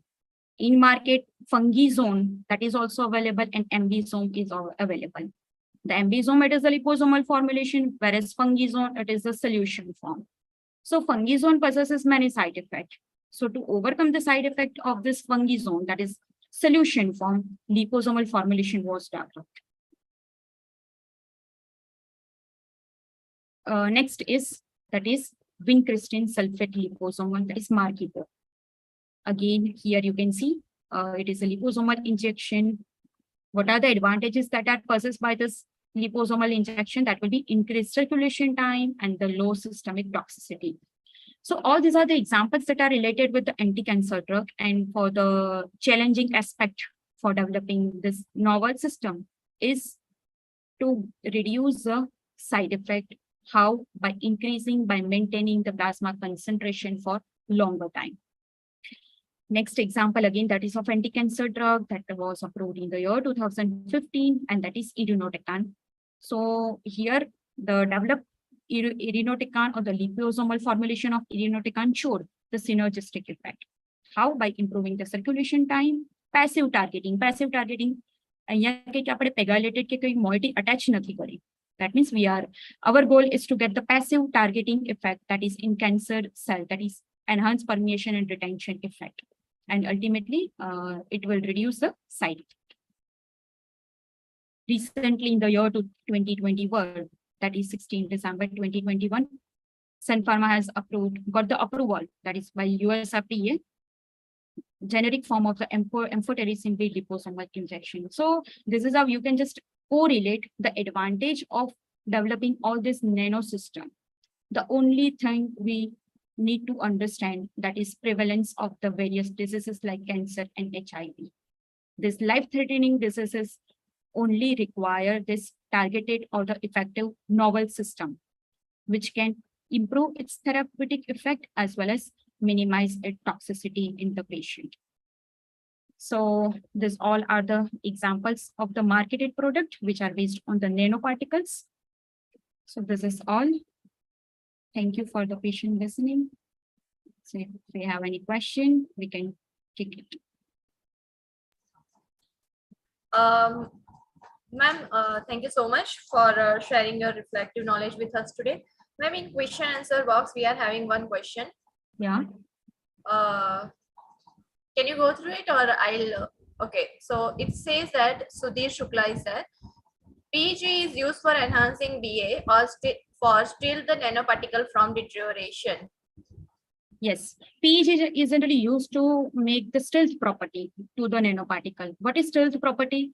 If anything that is given inside the body and if it is recognized by the immune system, it will be thrown out of the body, right? And that is why PEG is very widely used we cannot say it will enhance the bioavailability. Again, we have to look for the different excipient we are using, but it generally possesses this stealth property to the formulation, whatever it is, liposome, nanoparticle, or anyone.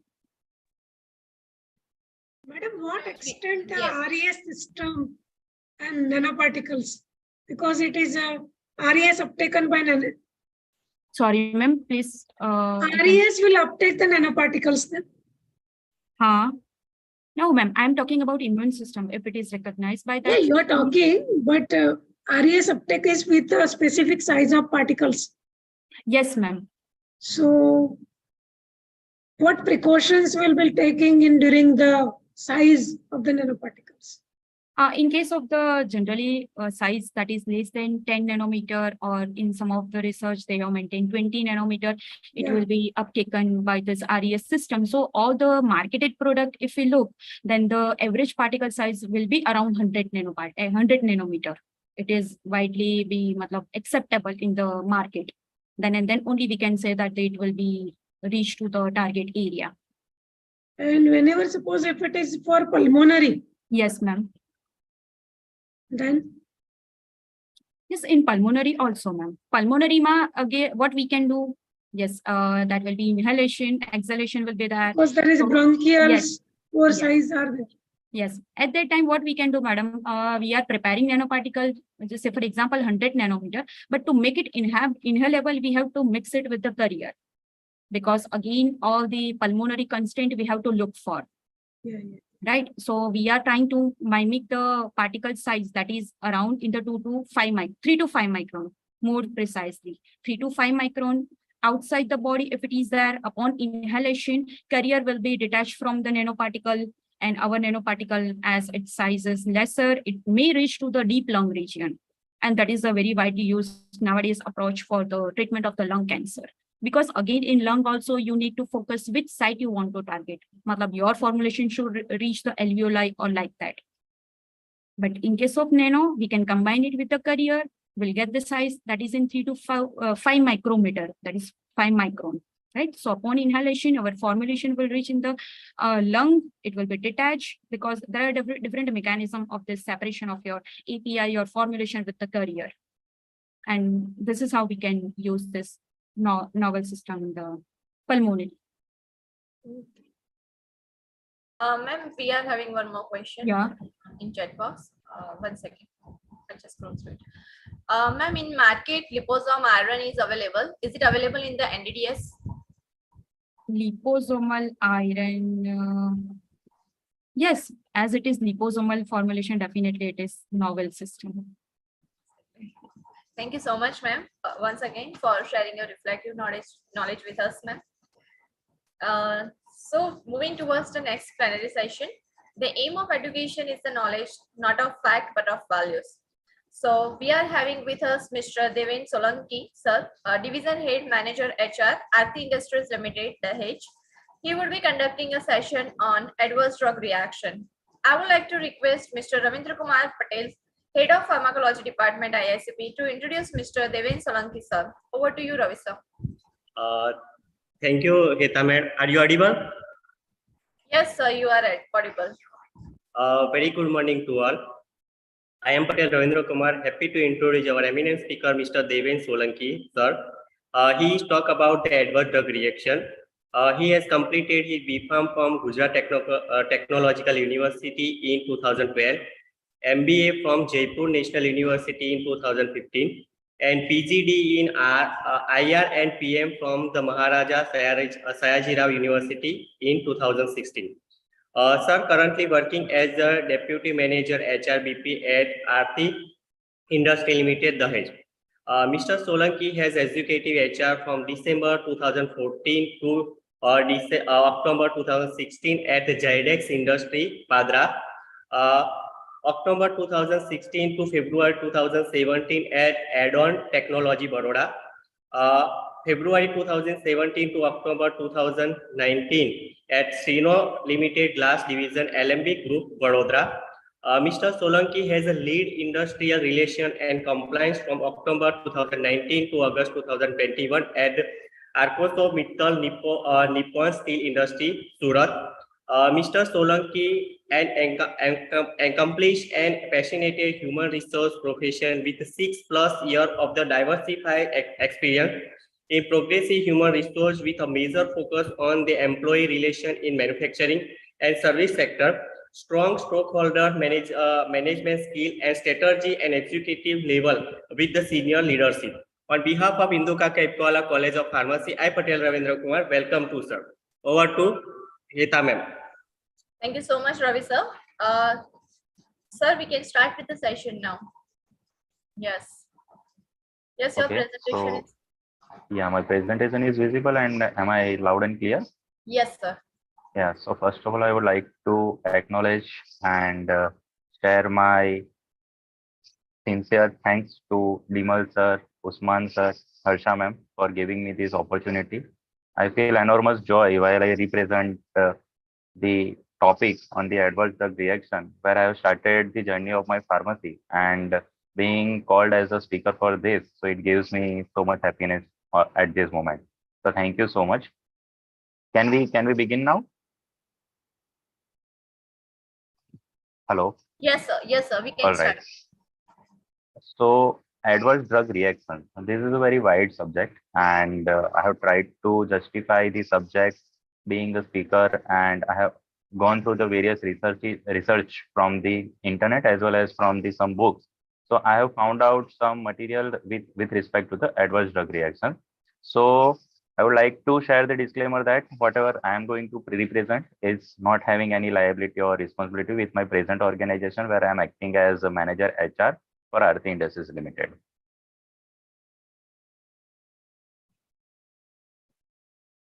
Okay, so the image speaks itself, like there is a drug, there is one hand, there are two hands, and there are drugs in between, and there is one hand which is having a drug, but it is showing that it is a symbol of a pistol, right? It is a kind of a gun.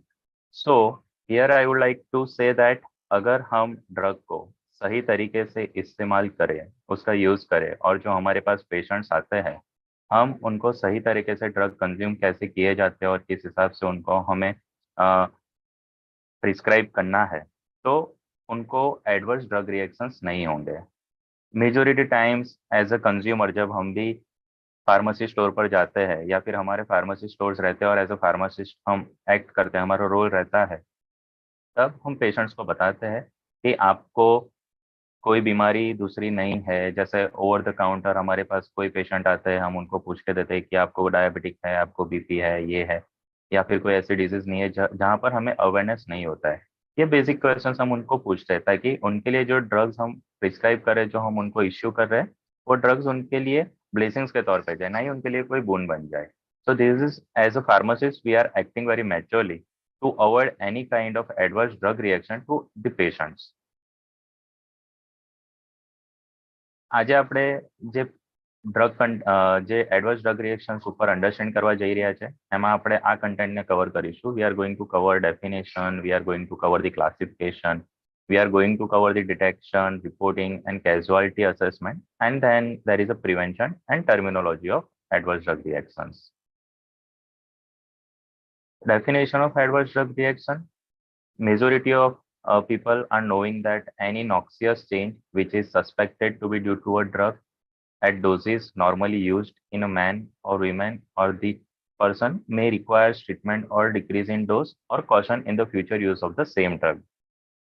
Like किसी भी प्रकार का drug usage जिसे हमें करने से ऐसा suspect होता है कि नहीं, यहाँ से मुझे कोई चेंज आ रहा है या फिर मेरी बॉडी में कोई इम्प्लीकेशंस हो रहा है या फिर मुझे कोई साइड इफेक्ट्स फील हो रहा है, तो ऐसा कोई चेंज होता है तो उसको हम ड्रग रिएक्शंस में कंसिडर करते हैं at doses normally used in a man. Like जैसे हमारे आगे के स्पीकर ने बताया कि पैरासीटामोल का यूज करें और किस हिसाब से लेना है या फिर कितने डोसेज में हमें लेना है. But usually if some person will take the dose more than the prescribed one, then it will cause any kind of adverse drug reaction, जो शायद predictable भी हो सकता है, जो unpredictable भी हो सकता है. May requires treatment or decrease in dose means हम ऐसी कोई भी ड्रग रिएक्शन के ऊपर देखें जहाँ पर एडवर्सली इफेक्ट हुआ है, तो शायद वो मेडिसिन उनके लिए यूजफुल हो सकते हैं. तो कभी कभार हमें उस डोज को डिक्रीज भी किया जाना चाहिए ताकि उनको ड्रग रिएक्शन ना हो जो एडवर्सली उनको इफेक्ट करे, या फिर हमें उनको ट्रीटमेंट चेंज भी करनी चाहिए. Caution in the future use of the same drug means while using the same drug हमें उसमें क्या क्या चेंजेस देखने हैं और किस हिसाब से उसको यूज करना है, that we can definitely look into. So these are the classification of adverse drug reactions. The adverse drug reactions are being classified into type A, type B, type C, type D, type E, and there is one more, that is type F. If we speak about the type A adverse drug reaction, it is known as augmented, which is basically related to dose. There is a type B. Type B is a bizarre. It is a non-dose related. Type C is a chronic, which is a combination of two patterns, which is dose related as well as time related. Then there is a type D, which is a delayed one, which is known as time related. And then there is a type E, which is ended of use. That means a withdrawal. So let us have a go through about each ADRs in detail. So this is a type A. Just a minute. So this is a type A augmented adverse drug reaction.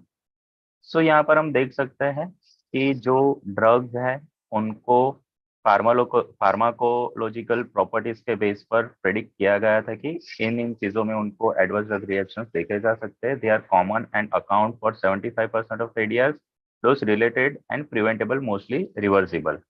Right means ऐसा कोई भी dose related होता है तो उनको reverse किया जा सकता है.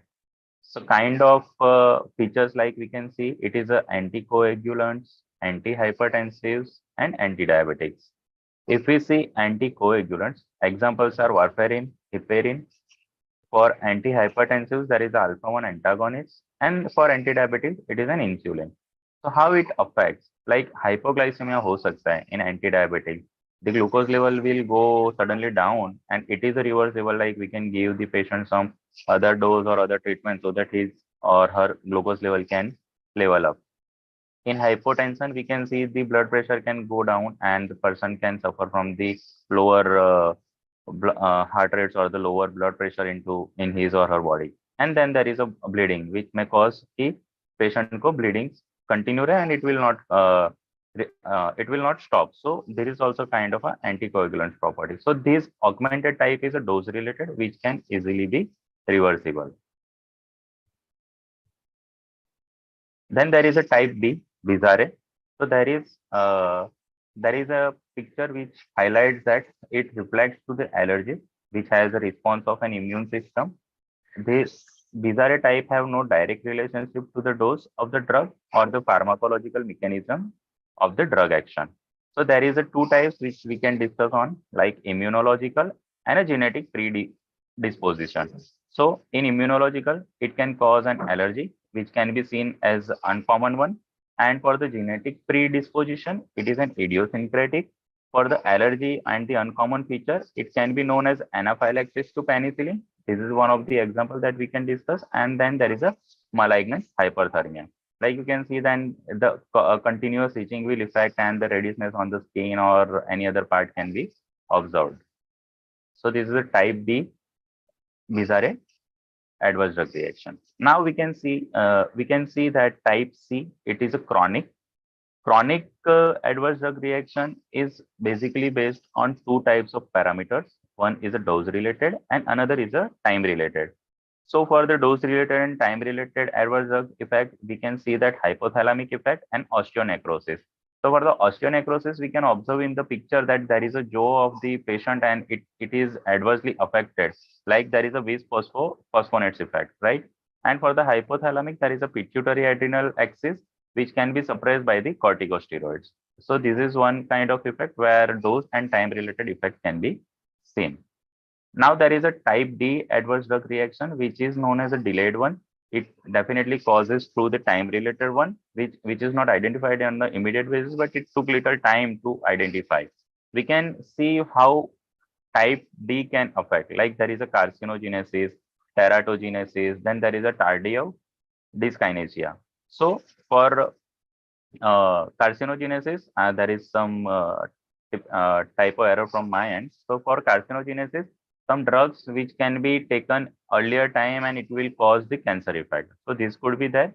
Then there is a teratogenesis, means person is having some effect on his genetical parameters. And there is a tardive dyskinesia, means he will having some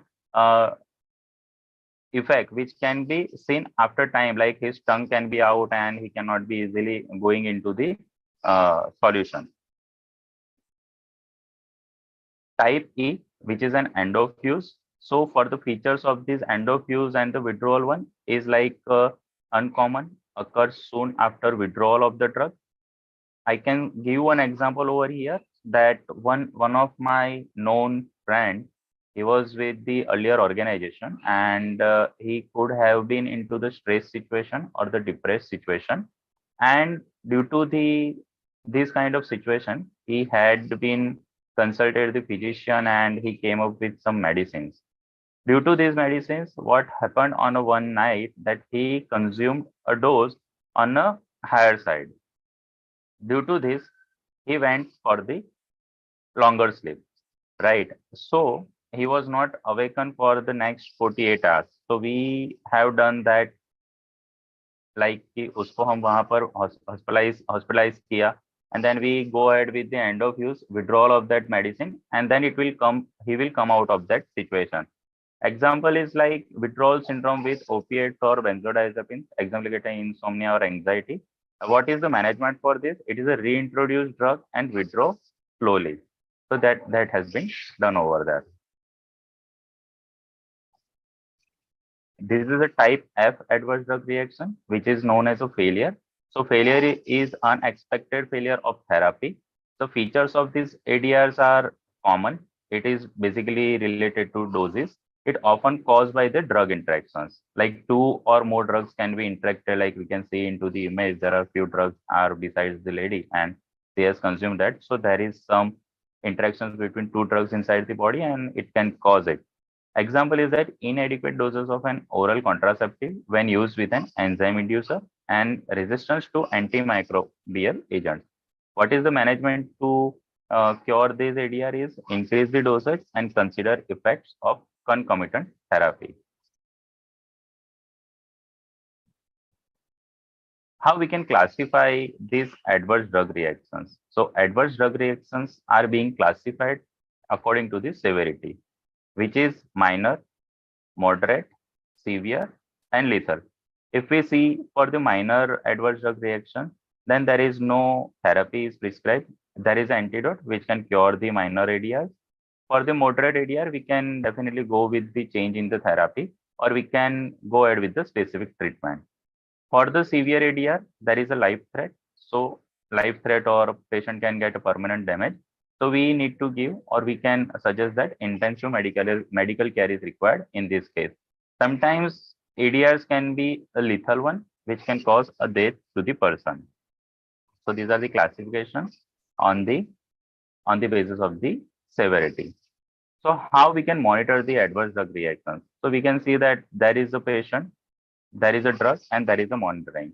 So for these steps, we can go ahead with the detecting of the ADRs.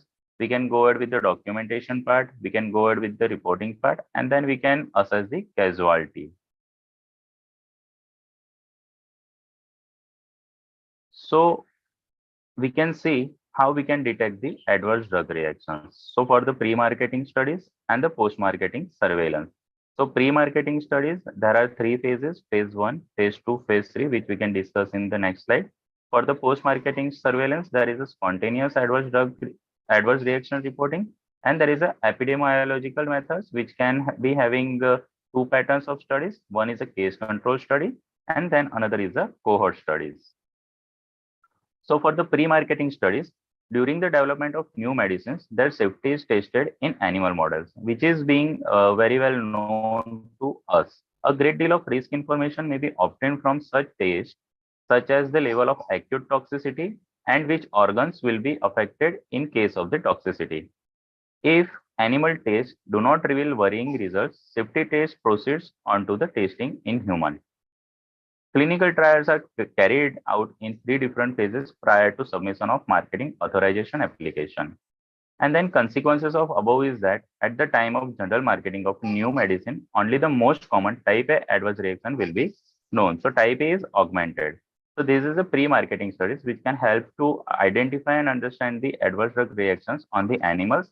And if we get the success into the animals, then it will be tested on the humans. This is something about the post-marketing studies.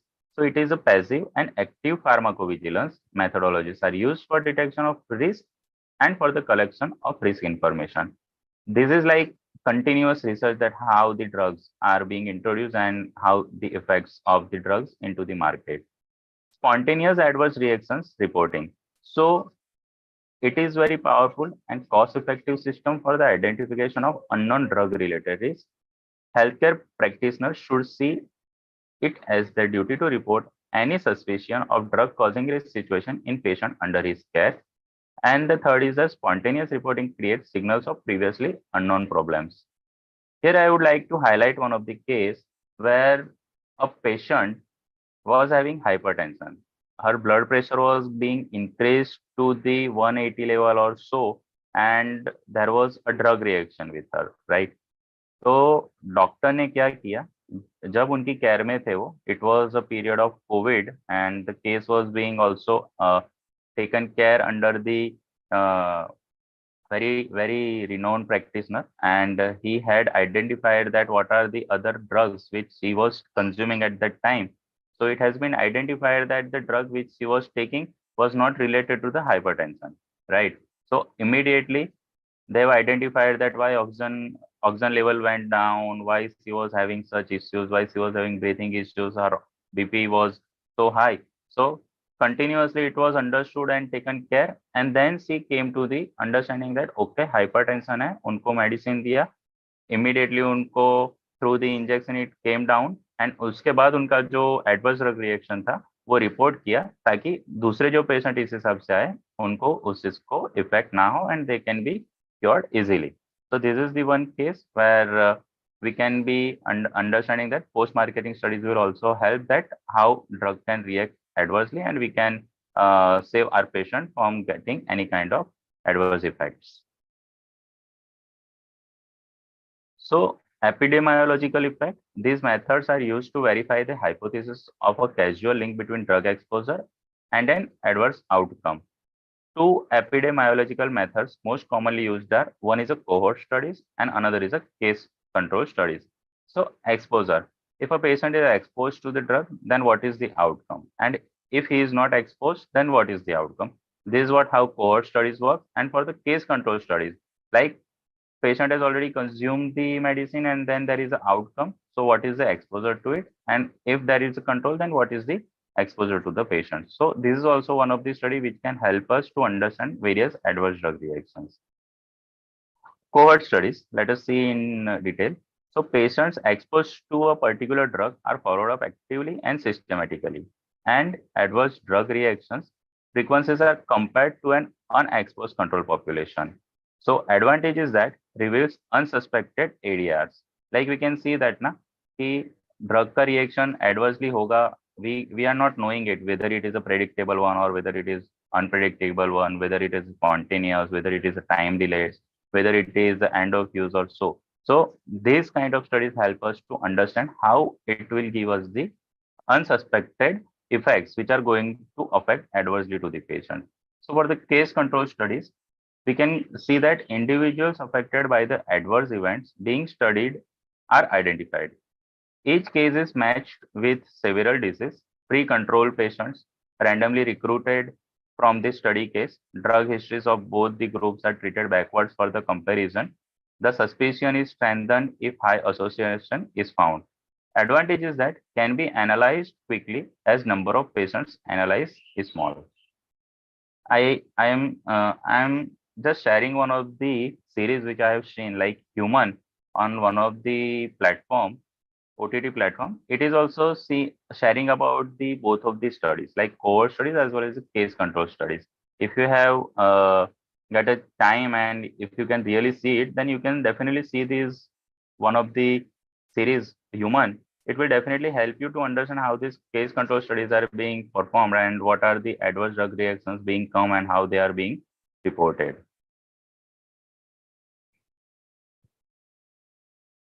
So collection of data for detection of adverse drug reactions. So there are two type of data which we are going to collect. One is the patient related and then details of the suspected ADRs. So we can collect the patient's demographic information. We can have a presentation over the various complaints after the drug dosage. We can go ahead with the past medication history. We can go ahead with the drug therapy details, including over the counter, current medications, laboratory data such as hematological, liver, and renal function tests. Details of the suspected ADR, it is known as time of onset and duration of reaction and severity of reaction, details of dose, frequency, and time of administration of drug, duration of treatment and plasma concentration of drug, and data on other risk factors and predisposing factors. यहाँ पर data collection why it is important जब हम adverse drug reactions को study करते हैं, जैसे एक patient है, उस पेशेंट को अगर आप देखो, he is residing in some location of Kerala, south of India, and one patient is living into the Kulu Manali, that is the North India. So both the demographic region have a different atmosphere, different temperature, different water pH and everything is there. So how this dose is going to impact them? Number one is this. Number second, if we see that past medication history, like one person is having the age of 35 and he is having hyperthyroidism, then how this drug is going to affect him? We need to take care of it, because thyroidism is normal the case which is not being detected in normal blood reports. There are specific tests which are being performed, like T4, T3, TS, and then we come to know if person is taking the thyronorm on a regular basis, then his thyroid level will be normal. So in these kind of cases, how it is going to affect? So these kind of cases helps to understand how it is going to affect in patients for the adverse drug reactions. If we see about the suspected ADR, like time of onset and duration of reaction and severity of the reaction. So these kind of tests are performed, or the researches are performed in the care of the physicians. So it will help us that what are the basic drug reactions which are going to impact on the patient. What is the time of onset, how it is going to impact, what is the time period which is going to be taken by the drug to affect adversely, and what kind of severity is there, like minor hai, major hai, severe hai, or it can be a lethal one, right? Then we can definitely go ahead with the details of dose, like for the infants, neonates, young children, then adults, how it is going to be given, what are the frequencies that are going to be given, and what kind of the administration, what are the time of the administration can be given.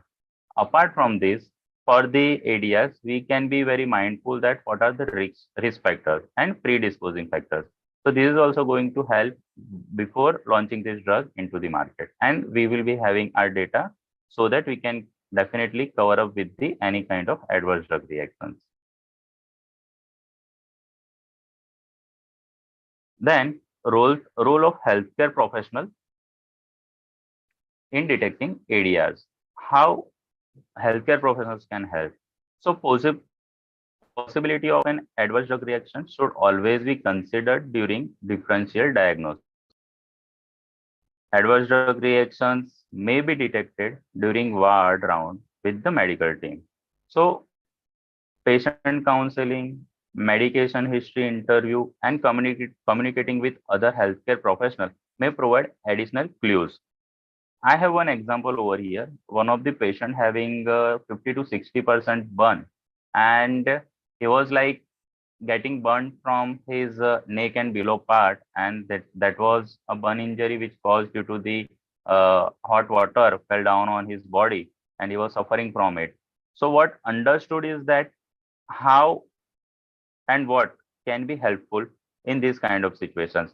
So patient counseling has been done, like what kind of medication he is taking, what kind of drugs he was consuming in past, so that proper medication can be given to avoid any adverse drug reactions. Second thing is that there are different possibilities what can be done for differential diagnosis. So we also understand that healthcare professionals are coming with the various sheets, various papers, that okay, patient is improving or not, what are the various situations. Like one of the recent case where I have been witnessing through the ICU. In that case, what I have seen is that patient was having injury in his brain, that there was a minor crack, but that patient was having intoxicated or not. These all things were understood and taken into the cognizance before issuing him any kind of drugs, right? So that patient can recover easily. Now that patient was into the he was not conscious, right? So how we can understand what was the medication history that he was having? So we understood from his family, and we have understood from his parents, his wife, and understood that okay, this patient is having this medical history. Along with that, we have identified past 6 months that whether he was reported with any kind of a blood pressure issue or not, whether he was reported with any kind of diabetic issue or not, whether he has been whether he has been identified or he has reported any kind of severe disease in past 6 months or past 1 year or so that we can very tactfully understand the situation and we can go ahead with the drug dosage to him, so that we can detect the ADIs on the very prima facie period and he can be cured. So patients who are at the higher risk should be monitored closely. So there are patients with the renal or hepatic impairment, patients who had history of allergic reactions, patient taking multiple drugs, pregnant and breastfeeding women. Here I would like to share one of the example that a lady was having the age around 66, 67, and she was like, you can see that she is very normal. She is very fun loving and having her routine walks, having her routine exercise, having her routine yoga sessions and everything. On a sudden day, she has complained that she is not able to breathe well, she is not able to sit well, she is not able to have her routine tasks well. So she had ignored for a day or two, and then she again had recovered and she felt good. So she again started her normal routine work. What happened is that she was not understanding that what kind of phases she is going to have. She was having the blood pressure medications on a regular basis, but this she had ignored this. What happened actually? She had reported something in a 3 or 4 days back. Suddenly on the Saturday, fine morning, she went unconscious and she had been admitted. When she had been admitted, it was identified that she had been having high glucose level in her blood. So what causes this? What causes this on a sudden basis? The high blood pressure level. So what was the content of the hyper blood pressure medication what she was having?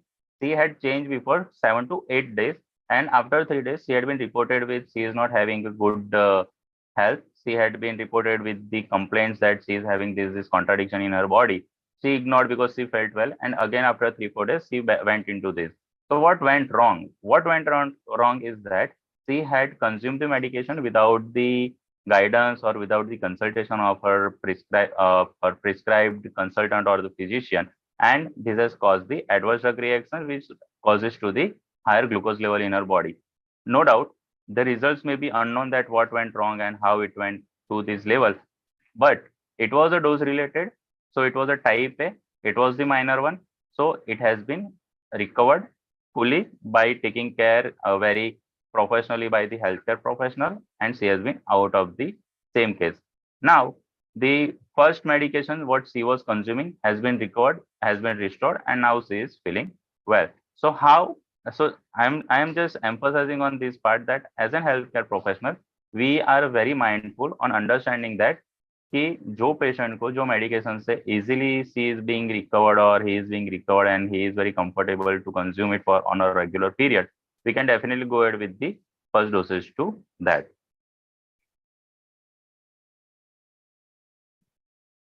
So how these adverse drug reactions are being reported?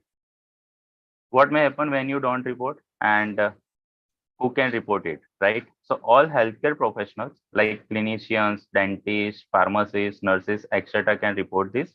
Non-healthcare professionals, including consumers, can also report the suspect during suspected adverse drug reaction. Like I can say one of the example over here, that one of the person who was having severe headaches, migraines, right, on a continuous basis. So why she was or he was having migraine, which was not known to him. He went to the pharmacist. The pharmacist guy was his friend, and he regularly consumes the medications or regularly purchase the medication from his store. So he went there and he discussed that these are the cases where what is going wrong and what is going right with him. So he was just very casual and discussing with him. The pharmacist was very knowledgeable guy. He understood that there is some concerns which are being observed through him because he was regularly prescribing the medicines to him, and the person was also buying the medications from him. In this case, what he identified is that the person was having some contradictions from other medications, right? So he suddenly changes the dosage, he suddenly changes the periods of the dosage, and he advised that you should not consume this medication for this particular period, as there are some patients which are coming to the store that मुझे ये medicine दे दीजिए, मुझे इससे अच्छा लगता है, मुझे ये medicine दे दीजिए, मुझे इससे अच्छा लगता है, मुझे ये medicine दे दीजिए, I can feel better, I can feel good. But this is causing the time delayed adverse drug reactions, right? So he has identified it, this is a time related, and then he suggested that you should stop consuming this medication, and then we can discuss after 2 or 3 days period. Though he was his friend, he understood his guidance, and he came after 3-4 days that yes, after stopping this medication, these are the few changes in my body and I am feeling good. Post that, he suggested that you can visit some consultants for your this complaint, and then you can come back for the medication. So this is how pharmacists can play an important role in this kind of cases. What may happen when you don't report?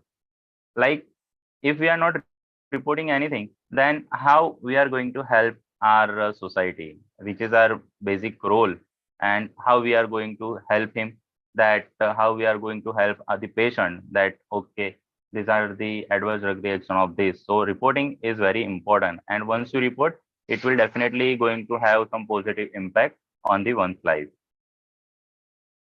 Now the question is that where to report?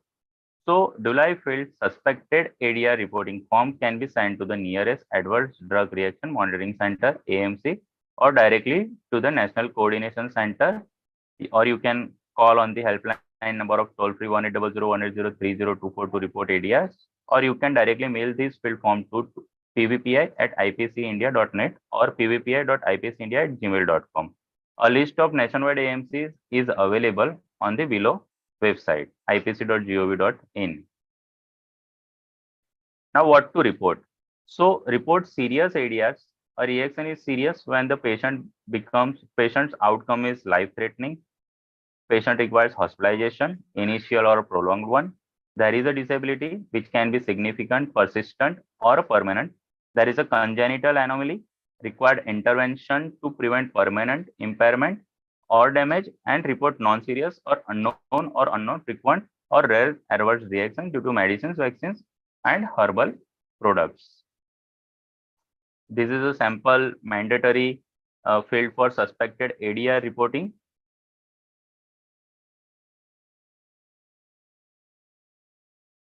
Sorry. So mandatory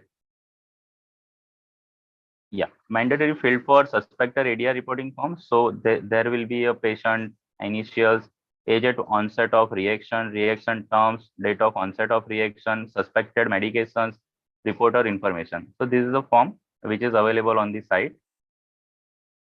Now what happens to the submitted information?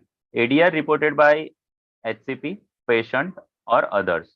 So casualty assessment at AMCs, then forwarded to NCC or PVPI through ADR database. Data is analyzed and forwarded. Reports are periodically reviewed by the NCC PVPI during this report. Then the global pharmacovigilance database will be created, which is being managed by the WHO, WHO, UMC. Then there is a information is submitted to the steering committee of PVPI and suggest required interventions if it is found that there will be some changes required. Now, how one can assess the casualty?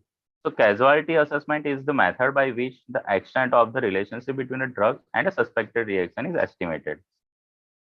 Method of casualty assessment. Group 1, opinion of experts, clinical judgments, or global introspection methods. Group 2, algorithms with or without scoring or standardized assessment methods. So these are the two methods how we can go ahead with the casualty assessment.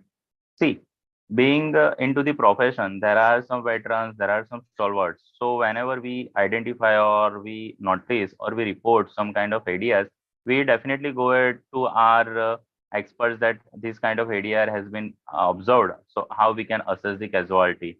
Then there are few clinical judgments easily available on the websites that we can understand. And then there are global introspection methods.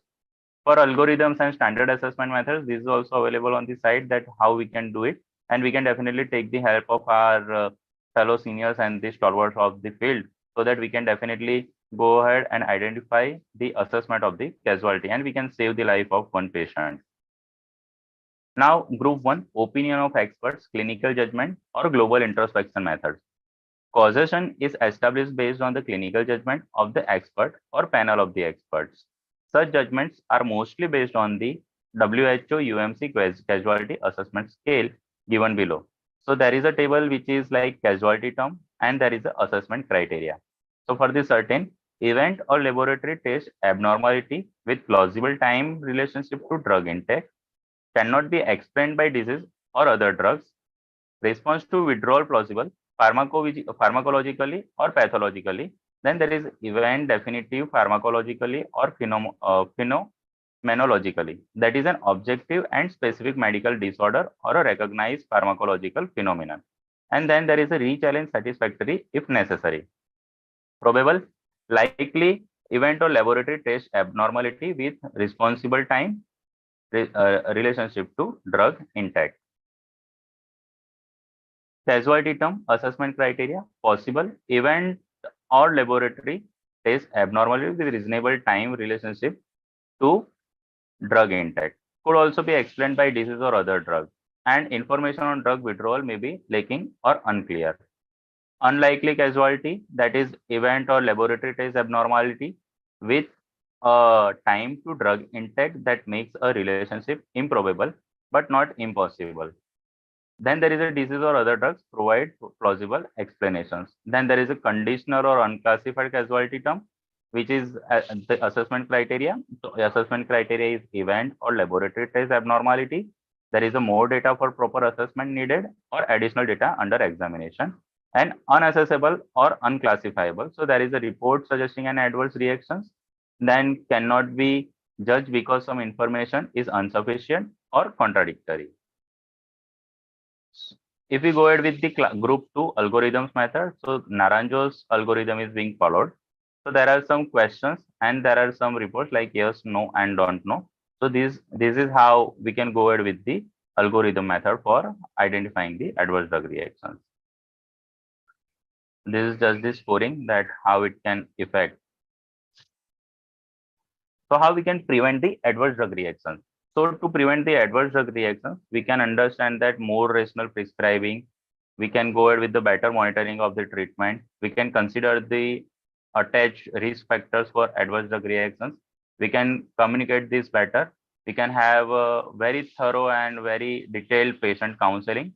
And yes, there are 70% areas are potentially avoidable. So it is being observed and seen that yes, we can go ahead and we can prevent these ADs, because right now the studies and the era is so fast that every detail and every information is available on the website. So we can definitely go and check out with the artificial intelligence or the chat GPT that this is the cause and how we can avoid the ADR. So this is also easily available one. Now, terminologies of adverse drug reactions. Adverse drug reactions, a response to a medicine which is noxious and which occurs at doses normally used in a man. Adverse drug event, an untoward medical occurrence that may present during the treatment with a medicine, but which does not necessarily have a causal relationship with this treatment. Like I said about the one case of a lady having hypertension and then the sugar level increased. So that was an adverse drug event. Side effects, an unpleasant effect of a drug that happens in addition to the main effect.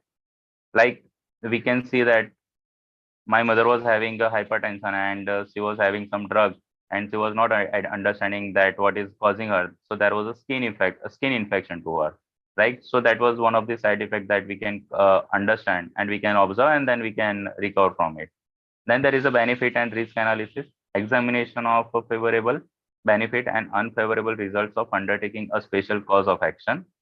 There is an adverse case report. A case report in ADR is a notification relating to a patient with an adverse effect or laboratory test abnormality suspected to be induced by medical product.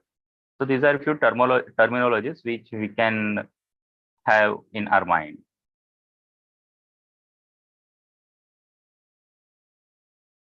So some of the recently reported adverse drug reactions are in the country of Oman. There was a voriconazole drug. The therapeutic action was antifungal. Reported ADR was hepatotoxicity and neurologic adverse effects. Exemplary criteria, we can see that the patient was having hallucination or the confusion. And in the Zimbabwe, there is a efavirenz and a sequinavir. That was an antiviral therapeutic action, which can cause a gynecomastia. So these are the some recently reported ADRs.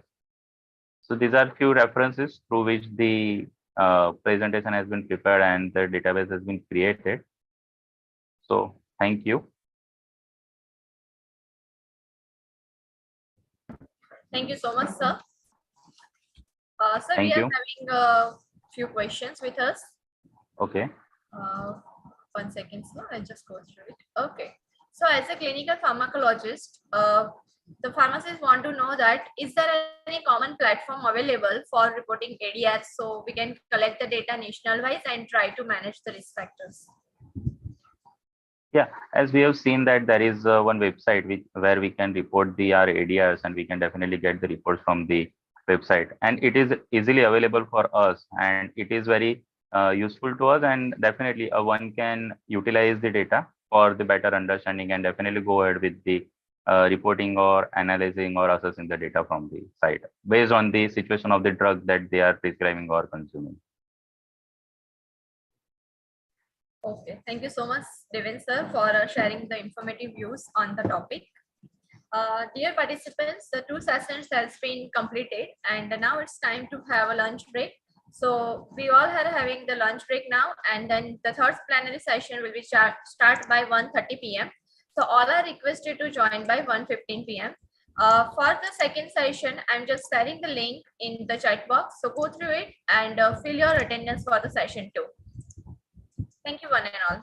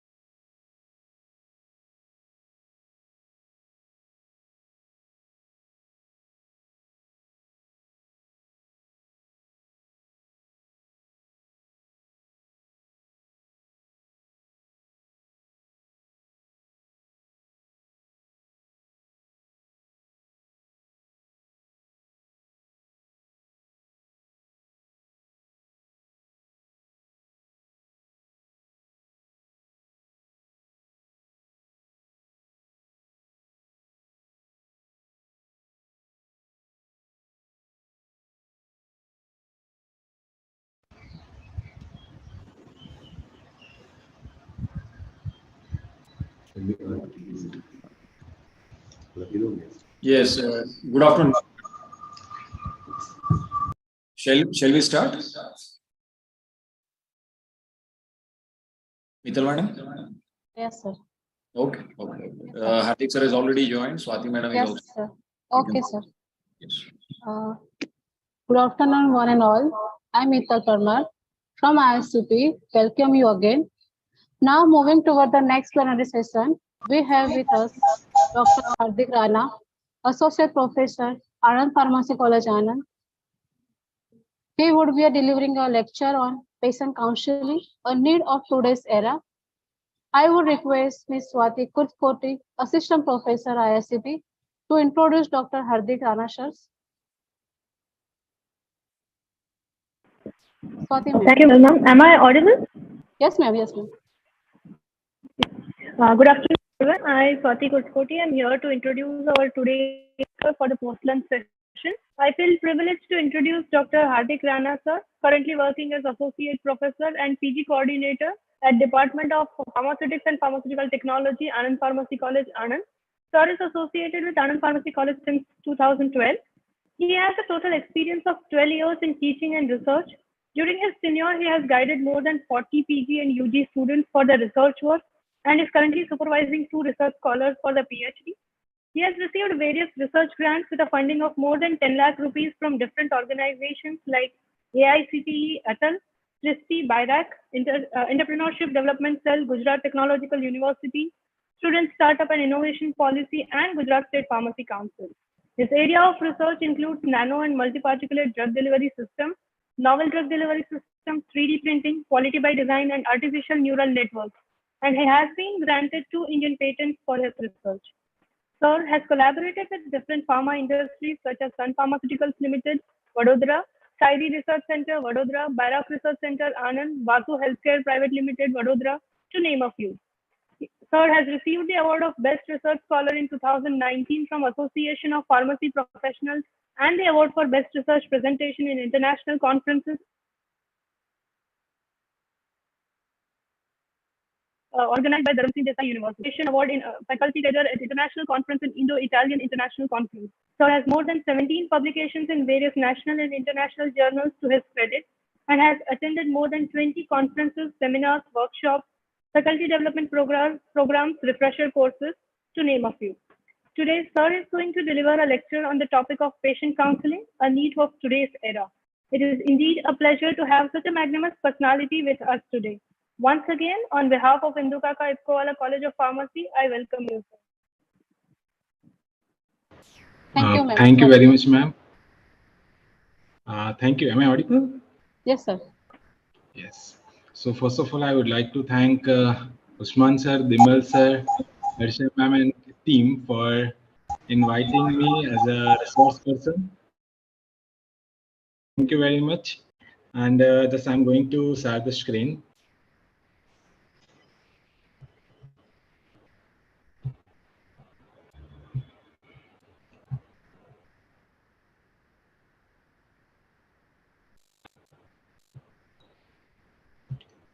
Hope the screen is visible. Yes, yes. Okay, thank you.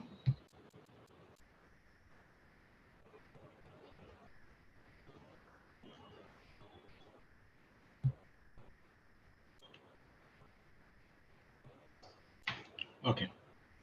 So starting with the topic, that is the patient counseling. Might be the topic is very simple.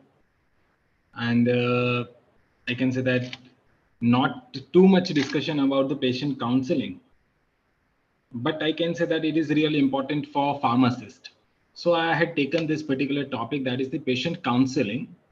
And the most important thing, a need of today's era.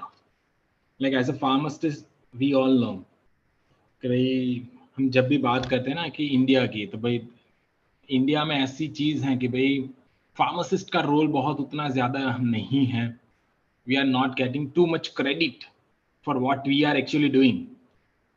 But उसमें अगर आप basically अब thoroughly जाओ तो उसमें दिक्कत वही है कि actually whatever the role we had assigned, we are not doing in a proper way. Some people are definitely doing that role, but some of us are not doing our role properly. That's why the importance of pharmacist is getting not reduced, but not up to the mark, I can say. So I had focused to that particular part. Via my presentation, I'm giving just one message to everyone at the end of presentation, and that is, I can say that, important for my presentation.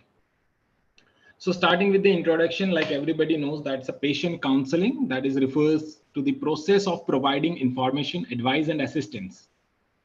Simple सी बात है कि भाई जो भी patient है उसको medicine related whatever the information they required जो भी है वो सब कुछ हमें देनी है और वही हमारा रोल है.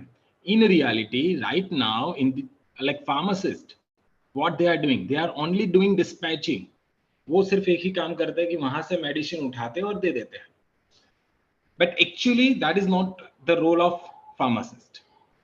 अगर आप मेडिसिन देते हो तो उसके साथ at least some basic information that you have to provide. हाँ, हमारे पास यहाँ पर बहुत ज्यादा बैरियर्स हैं, बहुत दिक्कत हैं. That topic we will discuss, but at least we have to try something. बराबर, एटलीस्ट अगर आप वो बेसिक इंफॉर्मेशन जो है कि भाई हाउ टू एडमिनिस्टर, कब कब लेनी है, किसके साथ लेनी है, is there any food interaction, is there any drug interaction, तो वो एटलीस्ट आपको थोड़ा बहुत भी उनको बताना है. तो एटलीस्ट मार्केट में ऐसा होगा कि फार्मासिस्ट है तो उसको कुछ पता है. On the second time they will definitely ask you something. तो वो वहां पर दे हैड क्लियरली रिटन कि भाई प्रोवाइडिंग इंफॉर्मेशन, एडवाइस, आपको उनको एडवाइस करना है, and assistance to the patient. तो सिंपल सी बात है कि उनको असिस्ट करना है, बराबर है, फॉर देयर मेडिकेशन. बराबर, सिंपल सी बात है कि एज अ फार्मासिस्ट एक्चुअली ऐसा होना चाहिए कि compare to the doctor, pharmacist को ड्रग के बारे में ज्यादा नॉलेज है, because we are learning too much about the drugs compare to the doctors. So at least हमें पता होना चाहिए, बट द पीपल, बराबर, अगर हम नॉर्मली बात करूं तो people do not know anything about the drug interaction, side effects, बहुत कम नॉलेज है. और इवन ऐसी पॉसिबिलिटी भी है कि भाई चलो हमें like thousands of medicine are available in the market, 1000 के बारे में नहीं पता है. But right now, number of softwares are available, number of information available is on one click. So at least you can refer something, you can learn by yourself, and you can advise to the patient. So it will definitely helpful for our profession as well as to us. Generally, information किसको देनी है, तो generally they are telling कि either the patient or the caretaker. किसके बारे में देनी है, तो obviously first is direction of use, drug side effect, precautions, storage, diet, lifestyle modification. अगर बहुत सिंपल बात है कि अगर सबको माइट भी एज अ फार्मासिस्ट हमें सबको पता है कि भाई these are the basic things that we have to inform to our patient, but we are not doing. At least अगर आप बेसिकली ये भी बता दो ना कि भाई direction of use, definitely how to use this particular medicine, वो भी बता दो तो बहुत अच्छा है. और उसके साथ एटलीस्ट स्टोरेज. बहुत टाइम ऐसा है कि भाई हमें भी पता है कि भाई different storage conditions are there, room temperature है, कूल कंडीशन है, कोल्ड कंडीशन है, बट एक्चुअली हम उनको बताते हैं वही मेडिसिन वहां पर वो लोग स्टोर करते हैं कि नहीं, that we have to do. Like उनको एडवाइस करना है, अगर नहीं करोगे तो क्या होगा उनको बताओ. Is there any requirement in the diet or the lifestyle modification? Because in some instances, some diseases, it is required. In every cases, it is not required. But यहाँ पर जो भी important instructions हैं, वो आपको देनी है. Then and then it will be helpful to the patient or the society. Why it is needed? Sir, इतना simple topic है तो why you had chosen? Now this is, I had just written on the Google and like identified how many patients died due to the improper use of medication. उनको नहीं पता है कि कैसे ये मेडिसिन यूज करनी है. They are telling this is the like official data. I can see that उससे ज्यादा होगा, but the 7,000 deaths from the medication error. Simple सी बात है कि 7,000 लोग सिर्फ मेडिकेशन एरर की वजह से वहां पर लाइक उसकी डेथ हो जाती है. So these are the data from which we can say that it is actually required. Now pharmacists are responsible. Okay, sorry. Then another thing, how many people died due to the wrong treatment? 2.6 million as per the WHO. World wide अगर आप देखो तो 2.6 million people are dead due to the wrong treatment. Actually हमारे India में ऐसा है भाई कि भाई बहुत सारे लाइक प्रिस्क्रिप्शनल मेडिसिन हैं कि हम डायरेक्टली पेशेंट को नहीं दे सकते हैं विदाउट द प्रिस्क्रिप्शन, और like number of things might be हम लोग भी नहीं देते हैं, बट इन सम इंस्टेंसेस कोई ना कोई स्टोर पर कभी भी कुछ ना कुछ मिल जाता है, बराबर है। एक्चुअली विदाउट प्रिस्क्रिप्शन वो नहीं मिलेगा, फिर भी मिल जाता है। तो दैट्स वाई उनको पता ही नहीं है कब कैसे यूज करना है। वो ही दिक्कत है कि वो पर्टिकुलर जो सिस्टम है उसको भी हमें इंप्रूव करना है कि भाई नहीं देना है तो नहीं देना है। Now pharmacists are actually responsible for the supply of medicine is within the law. Law important है, law we have to follow, we have to do something within the law. हाँ, definitely we all are doing our level best, but law actually read करो, follow करो, तब जाके वहां पर definitely हमारा जो ओवरऑल प्रोफेशन है वो इंप्रूव होगा।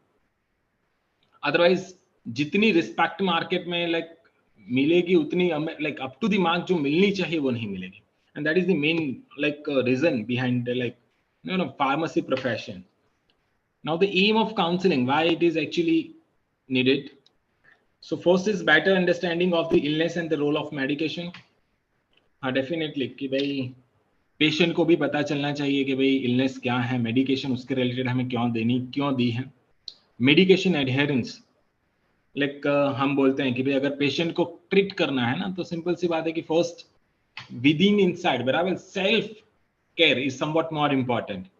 अगर उसको खुद को लगेगा ना भाई मुझे ट्रीट होना है तो वो डेफिनेटली हो जाएगा। एक्चुअली हमें भी पता है कि भाई लाइक हमारे जो मेडिसिन अवेलेबल मार्केट में है, लाइक उसमें लिखा है CR, SR, ODT, everything is written on the like a particular brand name or the generic name, might be in generic name, but क्या हमने उनको बताया है? अगर आप इतना भी बता दो ना तो it will be helpful. Why it is CR, why it is SR? तो simply उनको CR SR मत बताओ, but at least give them maybe 12 hours, exactly 12 hours. और हमें एज अ फार्मासिस्ट पता है कि if you will not take the medication on time तो जो हमारा प्लाज्मा कंसंट्रेशन टाइम प्रोफाइल है ना वो प्रॉपर्ली मैच नहीं होगा। Then the patient will tell कि भाई आपके वहां से जो मेडिसिन लिए ना उसकी कोई इफेक्ट नहीं है, बट उसके behind might be they had not followed the proper timing, they had not followed the actual dose interval. अगर उससे पहले ले लोगे तो डेफिनेटली वहां पर साइड इफेक्ट आएगी, टॉक्सिसिटी होगी, तो वो सब कुछ आपको अवॉइड करना है। Third is reduced drug related problem और द मेडिकेशन एरर। जो आगे की साइड एक एग्जांपल बताया कि ड्रग रिलेटेड जितने भी प्रॉब्लम है उसके मेडिकेशन से एरर है वो आप इसको इजीली अवॉइड कर सकते हो।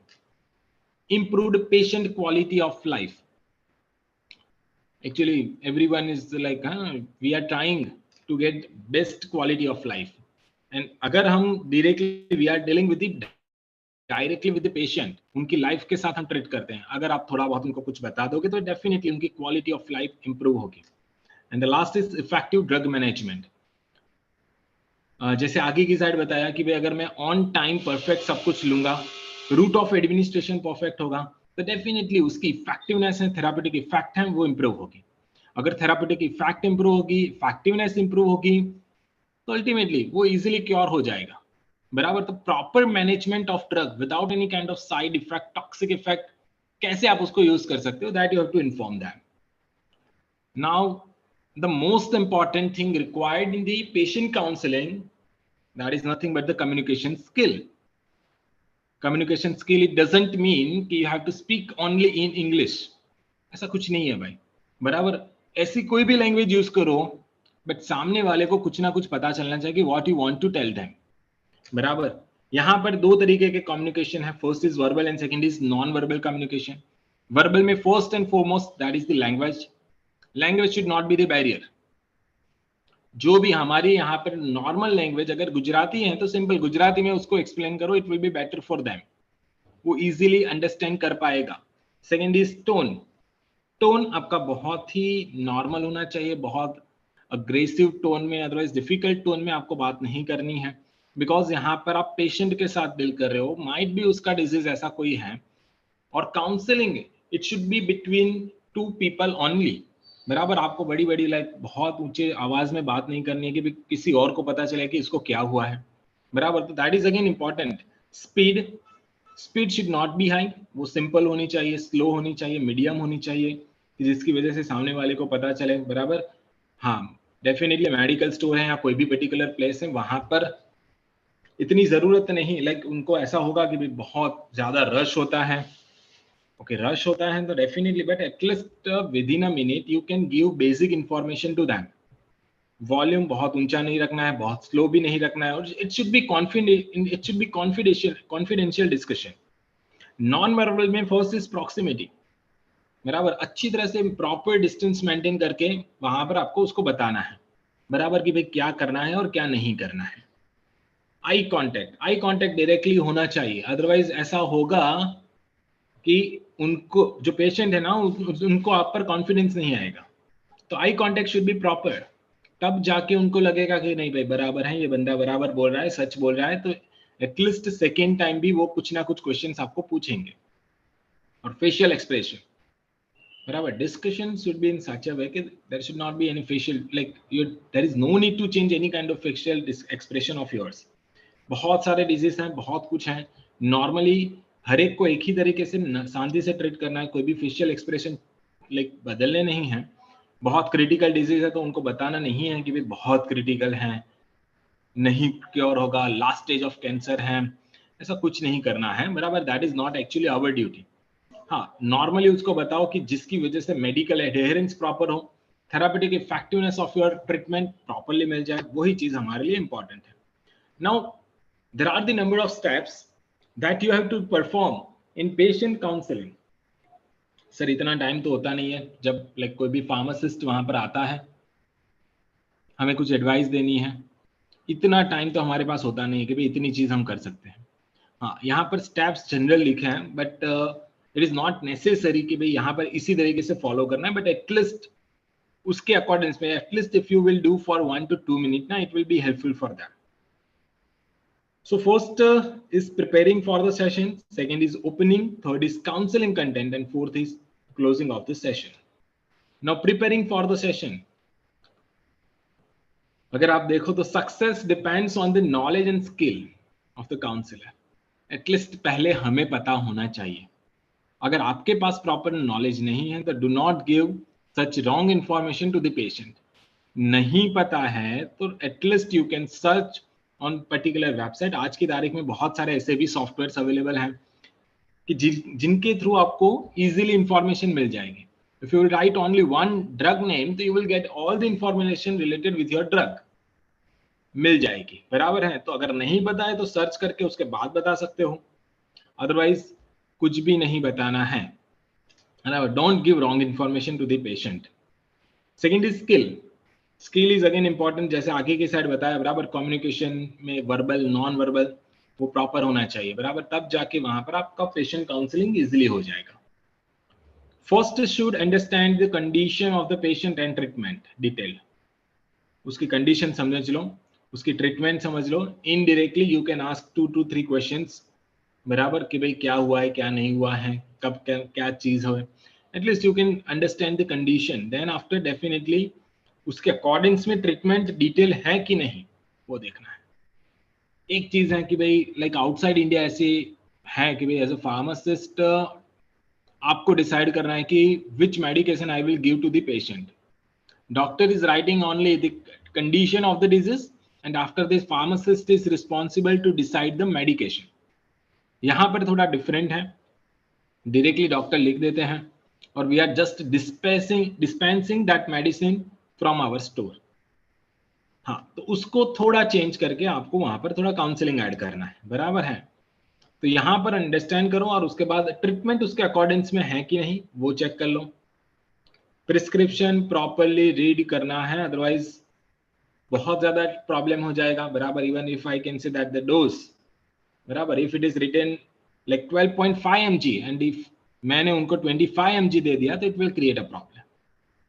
सो वो चीज वहां पर इंपॉर्टेंट है कि उसको समझो और उसके अकॉर्डिंग्स में प्रॉपरली दे दो. अगर नहीं रीड होता है properly you can ask to the doctor as well. Take patient history if possible. अगर जरूरत है then you can take, if possible you can take, otherwise do not take. Patient file, definitely you can refer the patient file as well as the details. And this is called preparing the session. अभी तक मैंने कुछ किया ही नहीं है, just I am preparing my mind for the session. बराबर, मुझे क्या हुआ, ले उसको क्या हुआ है मुझे अंडरस्टैंड करना है.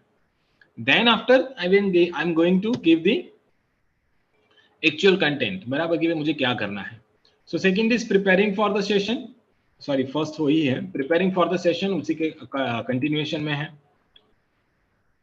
If the patient is taking drug which is unfamiliar to the pharmacist, then appropriate drug information reference should be considered before counseling. जैसे मैंने बताया कि thousands of medications are available in the market, but I do not have the information of each and every one. अगर नहीं है तो search करो, identify करो, प्रॉपर्ली चेक कर लो, then after give the information to the patient. Second is understand the physical and mental condition. देखो बहुत टाइम ऐसा भी होता है कि भाई इमरजेंसी है, बहुत कुछ है, उसको मेंटली वो फिट ही नहीं है, तो do not give any information. बराबर, सिंपली डिस्पेंस कर दो, चलेगा. बट हाँ, एक दो चीज जो इंपॉर्टेंट है वो आप उसको बता सकते हो. Second is opening the session. Now you have to start the counselling. ये आज की तारीख में बहुत कम है. First is greet the patient. You can greet, you can say good afternoon, good morning, whatever it may be, you can tell them.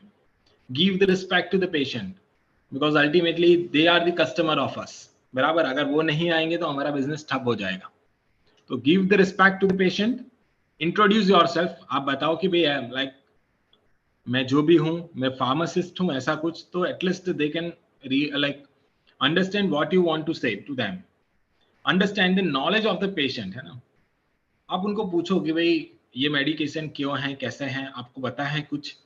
अगर उनको पता है तो there is no need to give some information. अगर नहीं पता है तो you can give some basic information. And the last and most important thing, open ended questions. Simply open ended questions आपको पूछने rather than the close ended question. ऐसे मत question पूछो कि भाई क्लोज एंडेड यस और नो, ऐसे answer नहीं देने. What did your doctor tell about your disease. वैसे ओपन एंडेड, क्या बोला है भाई डॉक्टर ने आपको, वैसे कुछ क्वेश्चंस पूछो. बराबर, डायरेक्टली ऐसा मत बोलो आ डिजीज थयो छे, हाँ के ना. Do not ask such questions. Okay, so close ended questions आपको नहीं पूछने हैं. Basically you are going to ask about the open ended questions, so you will get basic some more good information. Now the next part is counseling content, or that I can say that the main body of the counseling process. That is the important part of actual patient counseling. Now क्या क्या explain करना है, everything you have to inform them. Name of the medicine, dosage frequency, route of administration, treatment, its effect, combination of the medicines, lifestyle modification, side effect, adverse effect, duration of treatment, expected outcome and storage condition. These are the basic things कि at least आपको बतानी है. हर एक time हर एक चीज possible भी नहीं है, जितनी भी पॉसिबल है at least inform them. For example, I had taken one like best example. Actually everyone is knowing about the like abortion kit is available in the market. Like recently I had gone through that particular survey. Like मेरे बीफार्म वाले जो student हैं, बराबर, तो उन्होंने एक particular सर्वे किया था, बराबर, related with this particular abortion kit and everything. And they had identified कि 70% people are directly taking abortion kit from the store without any prescription, without consulting to the doctor. वो लोग लेते हैं. अभी लेते हैं तो ऑब्वियसली बिकॉज डिजीज भी ऐसा है, लाइक ट्रीटमेंट भी ऐसे हैं, तो डेफिनेटली बहुत बैरियर्स हो जाएंगे. एंड बैरियर्स होंगे, उसकी वजह से वो लोग एज अ लाइक किसी दुकान वाले को भी नहीं पूछेंगे कि भाई क्या करना है, कैसे करना है, नहीं पता है. जनरली वहां पर अगर आप ये पर्टिकुलर एक एबॉर्शन किट है, उसमें mifepristone that is the 200 mg one pill है, ibuprofen 2 pills of 400 mg, and again misoprostol 8 pills of 200 mg. तो हर एक का लाइक डोज डिफरेंट है, ड्रग डिफरेंट है, रूट ऑफ एडमिनिस्ट्रेशन थोड़ा बहुत डिफरेंट है. तो how you are going to take this particular medicine, अगर उनको पता ही नहीं है तो हाउ दे कैन टेक. और उसी की वजह से हम वी हैड आइडेंटिफाइड दैट बराबर, इतना ज्यादा ब्लीडिंग होता है, इतना ज्यादा ब्लड लॉस होता है, और उसकी वजह से जो पर्टिकुलर पेशेंट है या वीमेन है उसकी डेथ भी हो सकती है। फर्स्ट, एक टैबलेट आपको लेनी है, wait for 24 to 48 hours, 2 tablets of ibuprofen, wait for 1 hour, and then after 4 tablets of misoprostol. Again, these are the sublingual tablet. You have to keep under the tongue, and then after wait for 3 hours, and again the remaining 4 tablets of misoprostol and that you have to take under the tongue. It means sublingual. यहाँ पर देखो, time duration is somewhat important.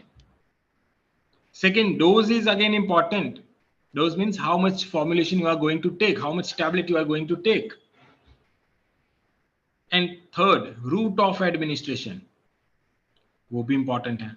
और उसके साथ आपको उनको बताना है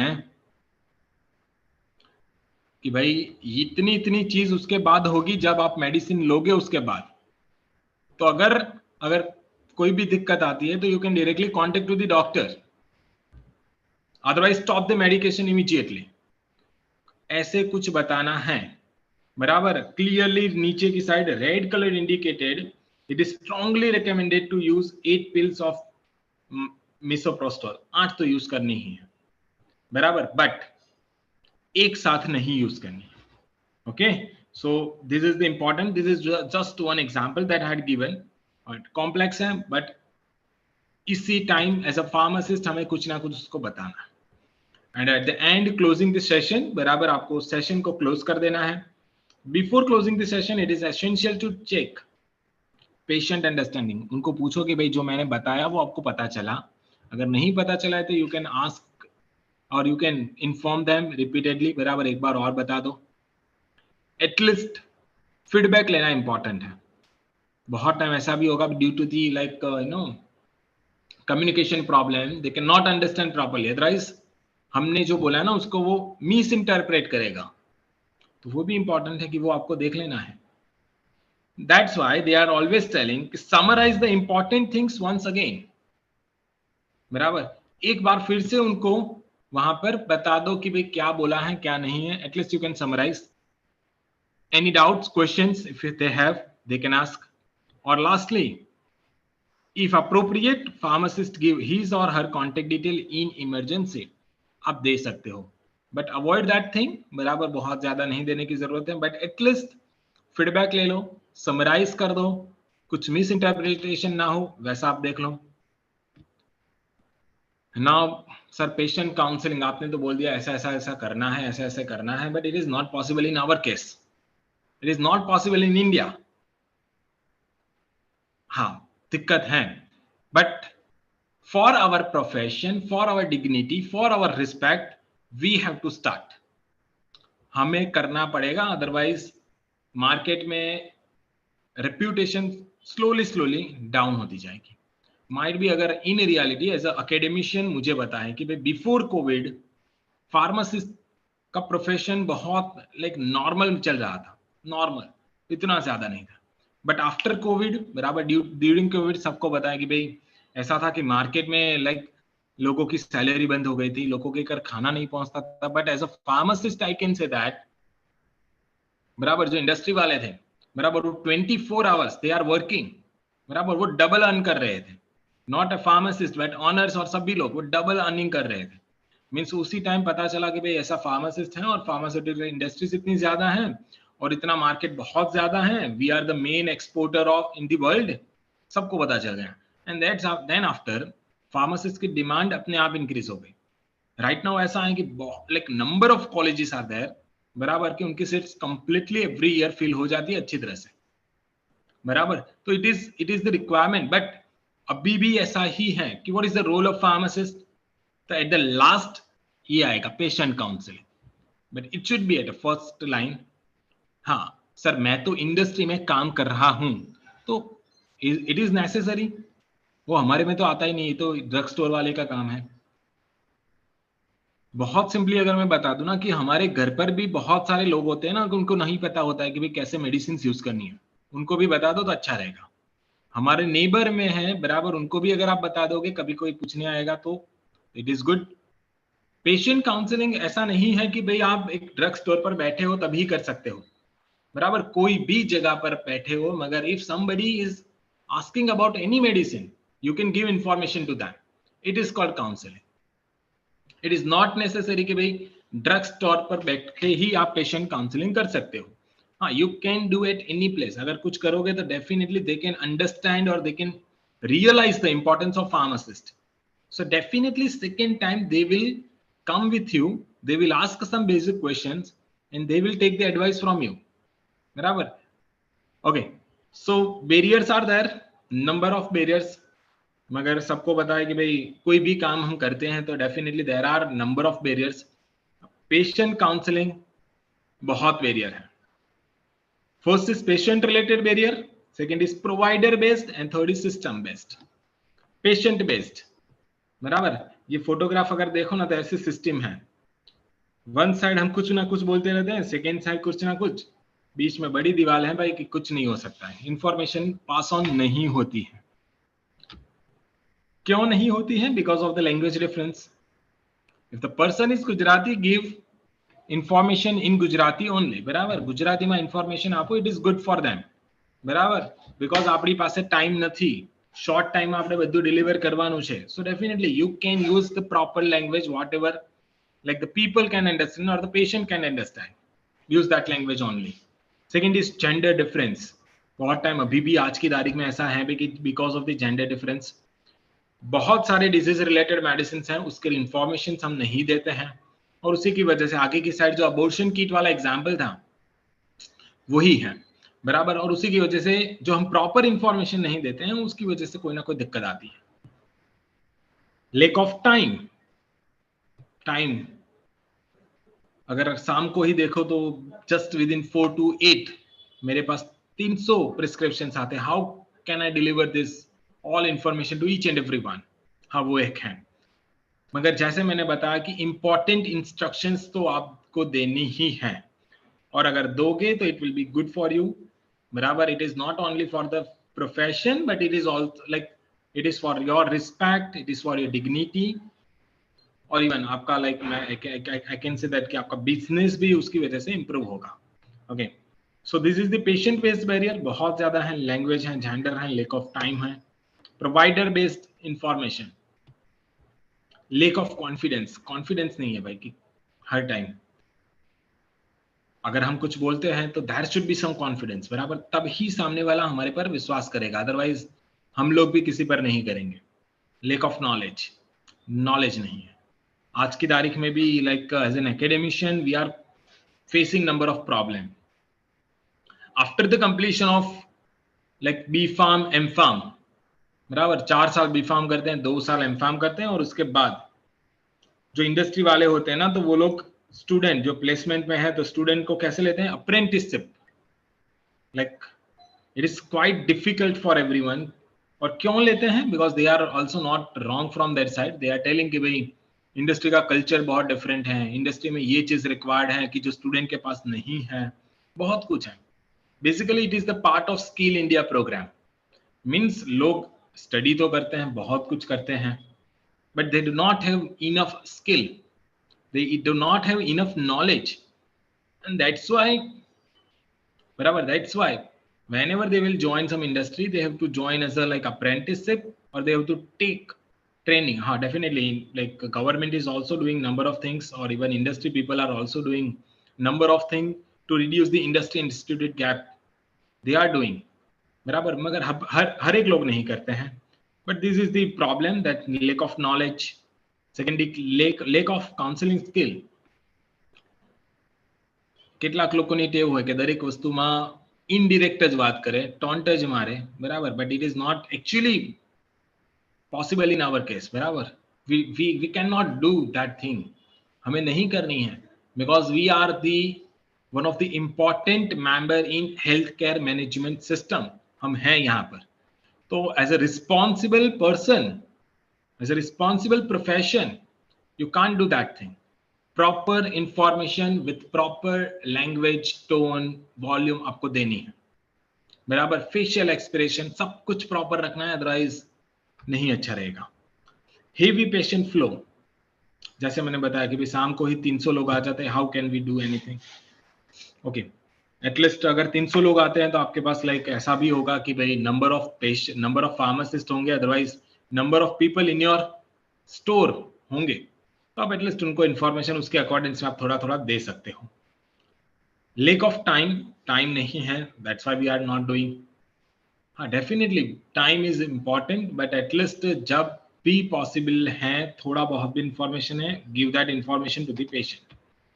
and the system based barrier, जैसे मैंने बताया कि आउटसाइड इंडिया, अब्रॉड, यूएस में चले जाओ, कनाडा में चले जाओ, ऑस्ट्रेलिया में चले जाओ, that is the legal mandatory legal requirement है, काउंसलिंग करना ही है। हमारे यहाँ पर नहीं है, लीगल नहीं है, तो लीगल नहीं है तो नहीं करेंगे। पास्ट में ऐसा था लाइक अगर like I am basically from Ahmedabad, I am basically from Anand, मैं यहाँ पर अगर कहीं पर जाता हूँ तो I am not wearing the helmet और any other thing, even I am not doing the seat belt और अदर थिंग्स, और people are not doing, but when I will go to the Ahmedabad I have to do, because वहां पर कोई मुझे पकड़ेगा तो definitely penalty होगी, उसकी वजह से मैं पहनूंगा। हमारी मेंटालिटी ऐसी हो गई है कि जब पेनल्टी है तब करना है, अदरवाइज नहीं करना है। इट मीन्स अगर लीगल है तो you have to do, government बोल रही है तो करना है, नहीं बोला है तो नहीं करना है, but at least for our profession, at least for something you have to do. So pharmacist are not entitled to charge for dispensing और काउंसलिंग। हमारे में लिखा ही नहीं है भाई, why we are doing, you have to do for our profession, for your to get respect, to get dignity, करना है, अदरवाइज डिफिकल्ट हो जाएगा। लेक ऑफ प्राइवेसी, बराबर, बहुत सारे ड्रग स्टोर्स ऐसे हैं, उनकी रिक्वायरमेंट में ही नहीं है कि इज देयर एनी नीड। अगर आप, जैसे मैंने बोला आउटसाइड इंडिया, वहां पर एक पेशेंट काउंसलिंग प्रॉपर रूम होता है, बराबर, एक प्रॉपर रूम होता है कि जिसके इनसाइड आपको ये चीज करनी है, because it's a confidential discussion between two people. यहाँ पर ऐसा कोई चीज अवेलेबल नहीं है, यहाँ पर ऐसे फार्मेसीज अवेलेबल नहीं है, ऐसे स्टोर्स अवेलेबल नहीं है कि जहाँ पर ऐसा कोई स्मॉल रूम है। और it like available, it means even our law is also not telling the same thing कि भाई आपको ये चीज होनी चाहिए, बराबर है, बट जो भी सिचुएशन है, जो भी कंडीशन है, उसके साथ हमें कुछ ना कुछ तो करना पड़ेगा। हाउ यू कैन ओवरकम, तो फर्स्ट यहाँ पर था नॉलेज एंड स्किल, बराबर, तो वो आपको नॉलेज है, स्किल है, आपको अपने हिसाब से इंप्रूव करना पड़ेगा। वो हम लोग जनरली बोलते हैं ना भाई, experience is one of the important thing, बराबर। अगर आपके पास एक्सपीरियंस है, if you are doing practising your thing, बराबर, प्रैक्टिस मेक्स मैन परफेक्ट। अगर आप प्रैक्टिस करोगे, एक्सपीरियंस क्रिएट करोगे, तो डेफिनेटली आपको नॉलेज बहुत ज्यादा होगा। आज की तारीख में भी ऐसे बहुत लोग हैं कि जो एक्चुअल फार्मासिस्ट नहीं है, but they have much more knowledge compare to us, because experience, skill उनके पास अवेलेबल है, वो आपको भी डेवलप करनी पड़ेगी। कॉन्फिडेंस आपको लाना है। इंडिविजुअल पेशेंट को कोई ना कोई क्वेश्चंस अपने हिसाब से, you have to start something. कोई पेशेंट ऐसा नहीं है कि सामने से आके आपको कोई क्वेश्चन पूछेगा, they are thinking only one thing, discount. अब डिस्काउंट दोगे, वही क्वेश्चन वो लोग पूछेंगे, उसके अलावा उनको भी कोई कुछ नहीं ज्यादा पड़ी होती है, बराबर है। तो आपको सामने से कुछ पेशेंट काउंसलिंग के बारे में स्टार्ट करना है। उसके लिए डिफरेंट मल्टीमीडियाज अवेलेबल हैं, बराबर, बहुत सारे लिफलेट्स अवेलेबल्स होते हैं, बहुत कुछ आई can say that materials available होता है, गूगल पर, इंटरनेट में कुछ ना कुछ अवेलेबल होता है, उसके थ्रू आप कर सकते हो। तो that thing you can do, और you can avoid that matter.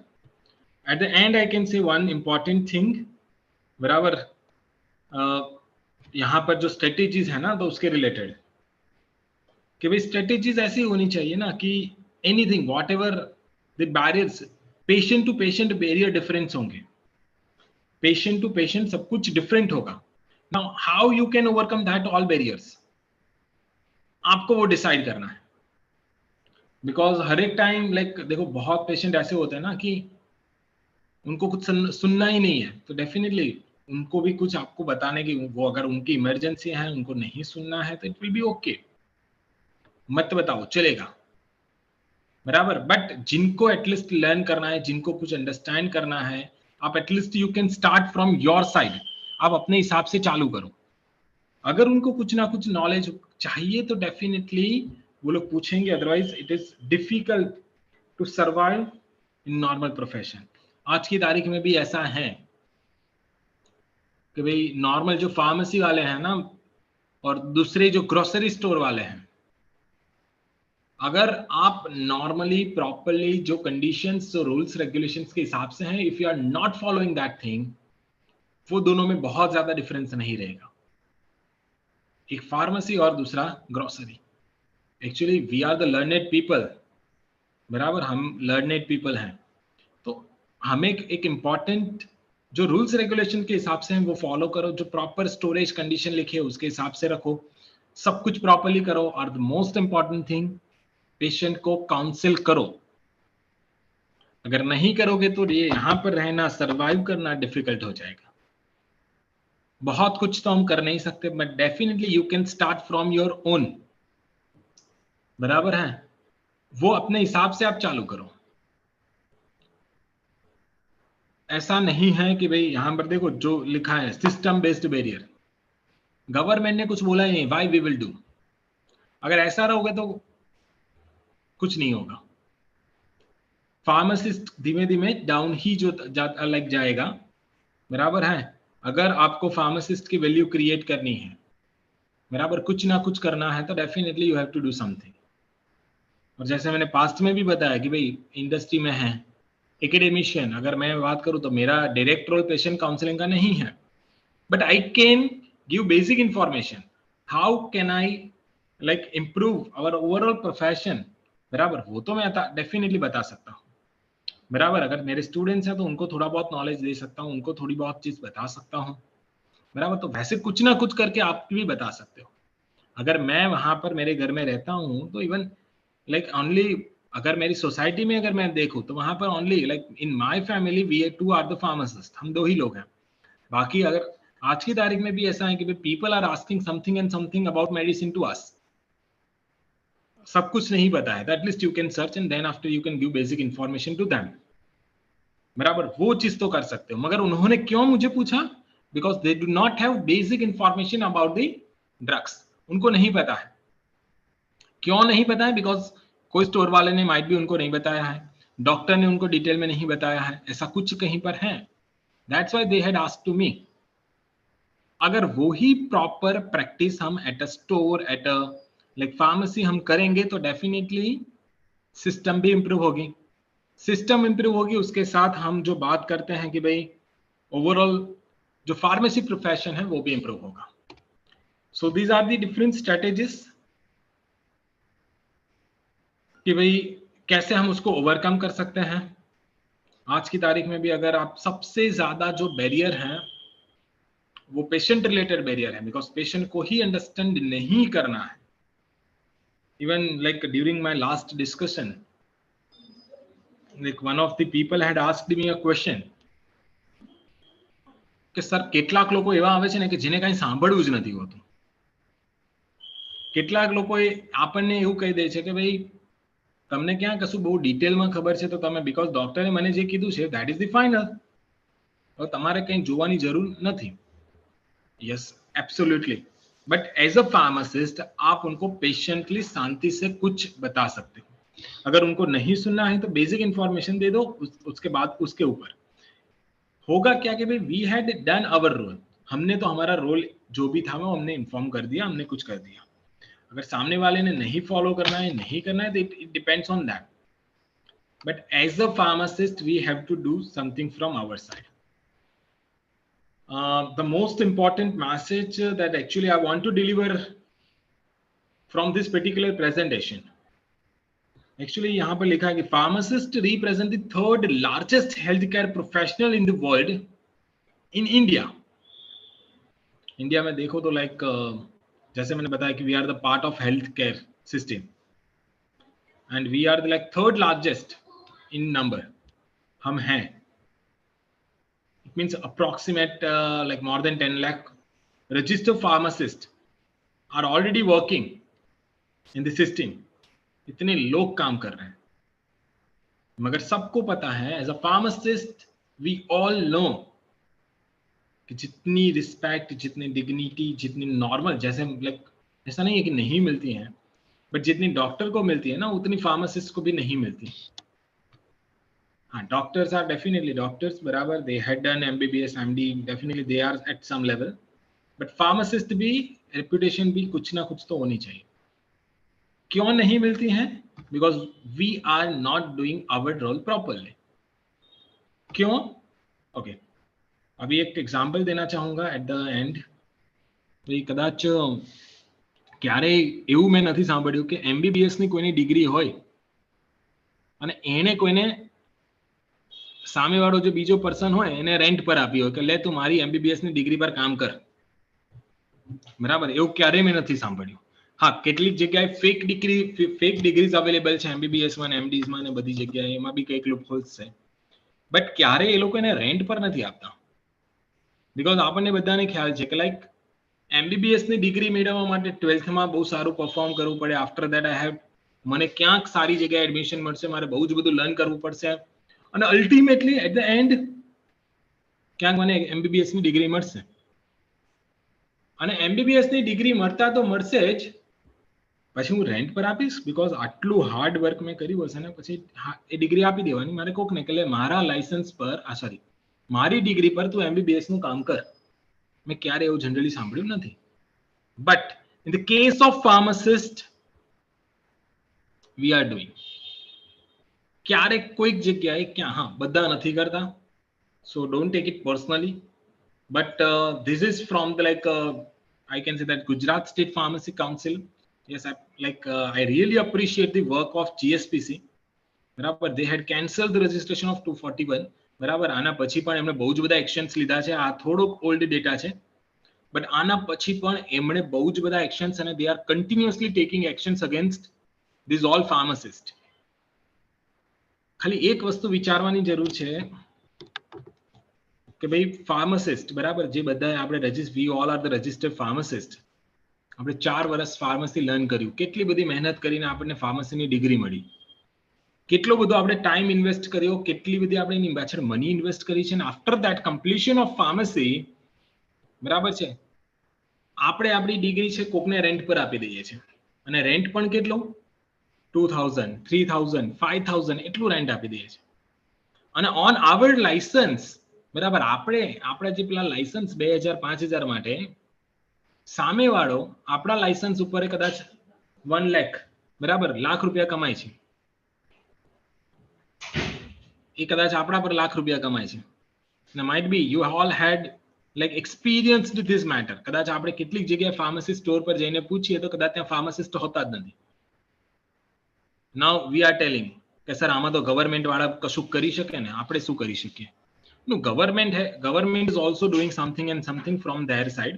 GSPC, it's a part of government that we all know, બરાબર, એ લોકોએ પણ બહુ બધી વસ્તુ કરેલી છે. પણ આના જેવું છે કે જ્યાં સુધી આપણે આપણું ખુદથી વિચારીને સ્ટાર્ટ નહીં કરીને ત્યાં સુધી એ તકલીફ રહેશે. ઇફેક્ટ ક્યાં આવે છે?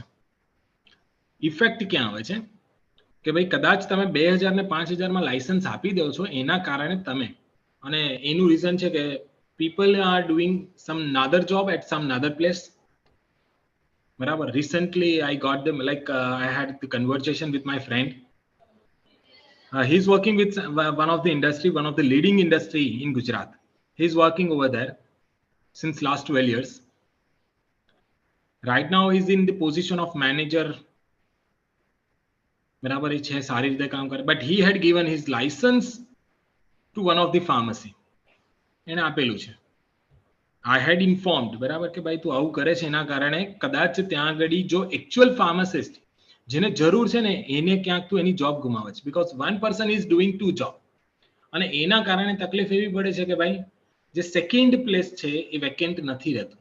જો કદાચ ત્યાં આગળ ફૂલ ટાઈમ ફાર્માસિસ્ટ આવશે તો ડેફિનેટલી એવું થશે કે એને મિનિમમ રેમ્યુનરેશન આપવું પડશે. બરાબર છે, રાઈટ નાઉ એવું છે કે 2000 5000 માં એ લોકો કામ કરાવે છે આપણી પાસે, પણ જો એમને એ રીતના પર્સન નહીં મળે તો they have to appoint full time pharmacist કે જે એકચ્યુઅલ રિક્વાયરમેન્ટ છે, they have to work under the law, અને કદાચ એમને રેમ્યુનરેશન વધારે આપવું પડશે, સેલેરી પર્સન વધારે આપવું પડશે. બટ જે અત્યારે કેટલીક જગ્યાએ, એવું નથી કે બધી જગ્યાએ, કેટલીક જગ્યાએ નથી થતું. So as a pharmacist, this is one important message that I want to deliver. કે એટલીસ્ટ જો આમાંથી આપણામાંથી કોક ક્યાંક કઈક જગ્યાએ આવું કશું કરતા હોય અથવા આપણા કોઈ ક્યાંક છે કરતા હોય તો અવોઇડ કરો. અલ્ટિમેટલી જે મારો ફ્રેન્ડ જે મેં જસ્ટ એક ઇન્ફોર્મ કર્યું, but ultimately after so much discussion he understand, he realized that matter and he had taken back that license. But the most important, he had wasted one job for last 10 years. બરાબર, એ કદાચ કોઈકની job એને લઈ લીધી, but અત્યારે પણ જો આપણે ક્યાંક કોઈક આવી રીતે તમને ઇન્ફોર્મેશન મળે તો definitely you can discuss with them, you can inform them. Don't do such things. Otherwise આ જે દેખાય છે ને first image, obviously these all informations I had taken from the Google. Dear pharmacist, please do not rent license, otherwise this day is not so far. આવી હાલત થઈ જશે કદાચ. સો એટલીસ્ટ ટ્રાય કરો કે આ વસ્તુ ના થવી જોઈએ, અથવા ક્યાંક કંઈક આપણે એને અવોઇડ કરી શકીએ. બીજાને તો નહીં, પણ એટલીસ્ટ આપણે ખુદ અથવા આપણી નજીકના લોકો છે એને તો એટલીસ્ટ એક મેસેજ આપીએ કે ભાઈ આવું કંઈ રેન્ટ પર કરવાની કોઈ જરૂર નથી. The most second important thing with this that patient counselling, જેવી રીતે મેં કીધું કે આજની તારીખમાં ફાર્માસિસ્ટનો રોલ એવો થઈ ગયો છે ઓનલી ડિસ્પેન્સિંગ. આમથી મેડિસિન લીધી ને આમ આપી દીધી. તો તમારામાં ઇવન આપણામાં ઇન શોર્ટ આપણામાં અને જે પેલો ગ્રોસરી સ્ટોર વાળો છે એમાં કોઈ ફરક રહેતો નથી.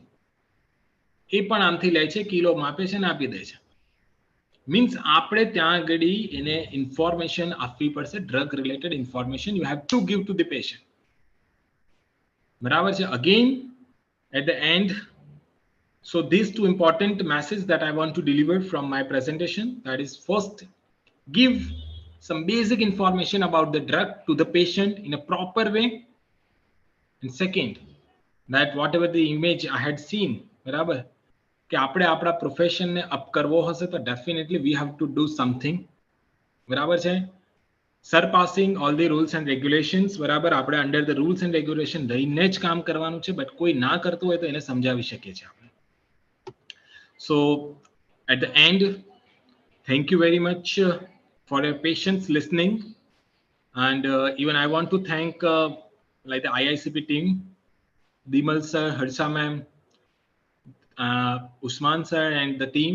Thank you very much for giving me the opportunity, and hope I had justified the topic properly, and whatever the message I had circulated, it will be effective for our profession. So you will definitely do something for our profession. And right now the session is open for question answer. If you have any question answer, please you can ask. Thank you, sir. Adit sir. Yes, thank you, ma'am. Sir, thank we you. have one questions among the participants. How medication error improve? Okay, medication error. Actually, medication error is a vast topic. वो बहुत ही vast है.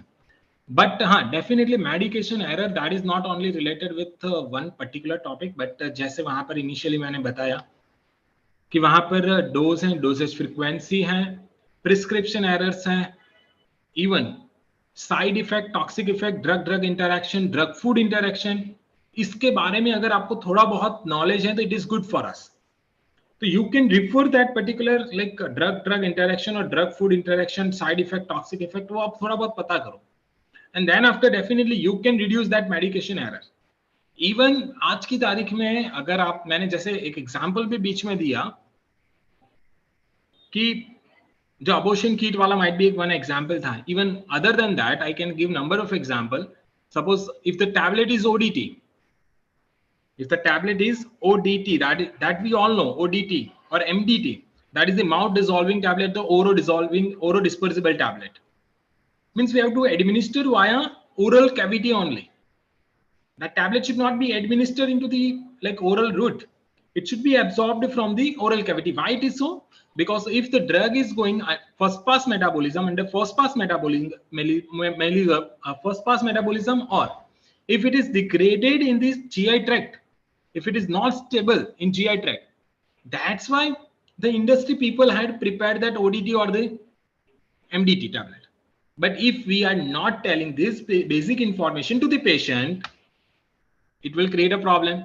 If you will administer tablet to the oral or like oral route, rubber, it will go into the stomach or intestine, and definitely might be stability issue आएगा, first pass metabolism होगा, and ultimately there will be no effect of your medicine.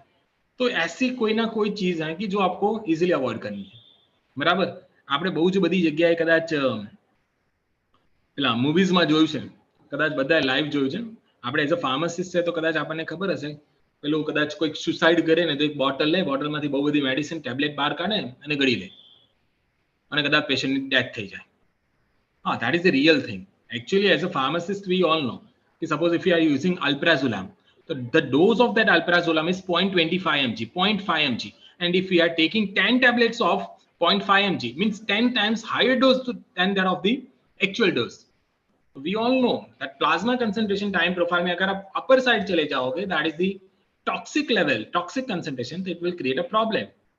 So there are the number of examples via which you can reduce the medication error, but वो हमें पता है, तो you have to give this information to the patient.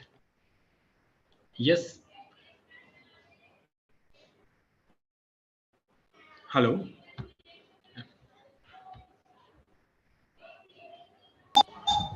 Sir, there is another question related to adherence.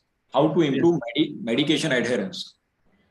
Yes, medication adherence, simple सी बात है कि आज की तारीख में लाइक एक्चुअली पेशेंट भूल जाते हैं ना कि भाई कब कौन सी मेडिसिन उनको लेनी है, तो that information we have to give. Why it is necessary? Like we all know that once in a day formulation is available in the market. Like doctor is already prescribing that medication, you have to take once in a day. It means the effect of that drug will remain for next 24 hours. वो वहां तक रहेगी, तो वो वहां तक रहेगी. It means after 24 hours you have to take another medication to maintain the plasma concentration time profile in a proper way.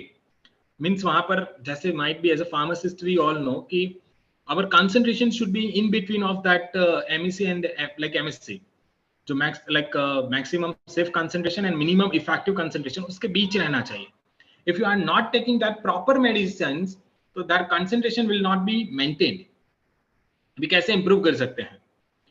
तो सिंपल सी बात है कि भाई at least you have to remember, you have to inform to the your like if कोई caretaker वहां पर available है तो यू कैन इन्फॉर्म. आज की तारीख में बहुत सारे ऐसे भी जो पैकेजिंग सिस्टम्स हैं वो भी अवेलेबल है कि via which you can like give the reminder to them. Even बहुत सारे इवन जो like government is also running one programme related with the TB might be कि after 1 month they are calling to the patient कि आपका dose वहां पर आपकी tablets complete हो गई है, everything is over, now you can come to the like our CHC or PHC, you can take another dose or you can take another tablet for some days. वैसे भी हैं. Even we had like in Anand Pharmacy College we had taken one patent on the packaging system कि they are giving one ring after 12 hours कि भाई automatically they are giving reminder to us कि we can set that 12 hour or 24 hour, we can give the reminder to them and they can give the reminder, so after 12 hour at least we can take that medicine. So medical adherence is one of the most important thing that we have to do. Otherwise it is quite difficult that particular disease will be cured within that particular stipulated time. Yes.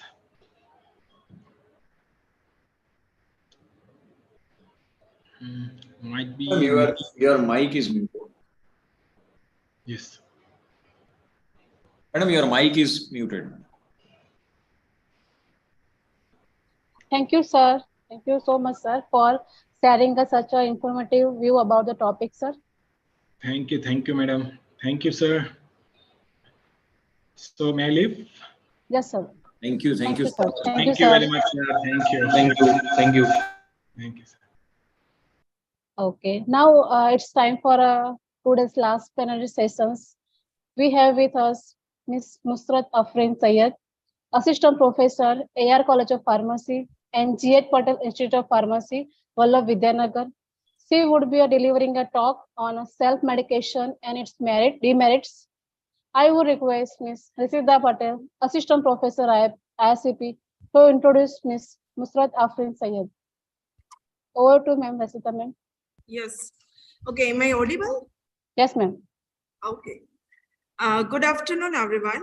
I feel pleasure to introduce Ms. Musrat Afrin Sayed ma'am. Ma'am is working as an assistant professor at AR College of Pharmacy, Vallabh Vidyanagar. Ma'am has a 5.5 years of teaching experience and a 2-year experience as a community pharmacist. Ma'am is currently pursuing PhD from Ramanbhai Patel College of Pharmacy, Charusite University. Ma'am has guided 70 UG students and 3 PG students. Ma'am is a lifetime member of APTI, Association of Pharmaceutical Teachers of India. Ma'am has received more than 38,000 grant for GSPC refresher course.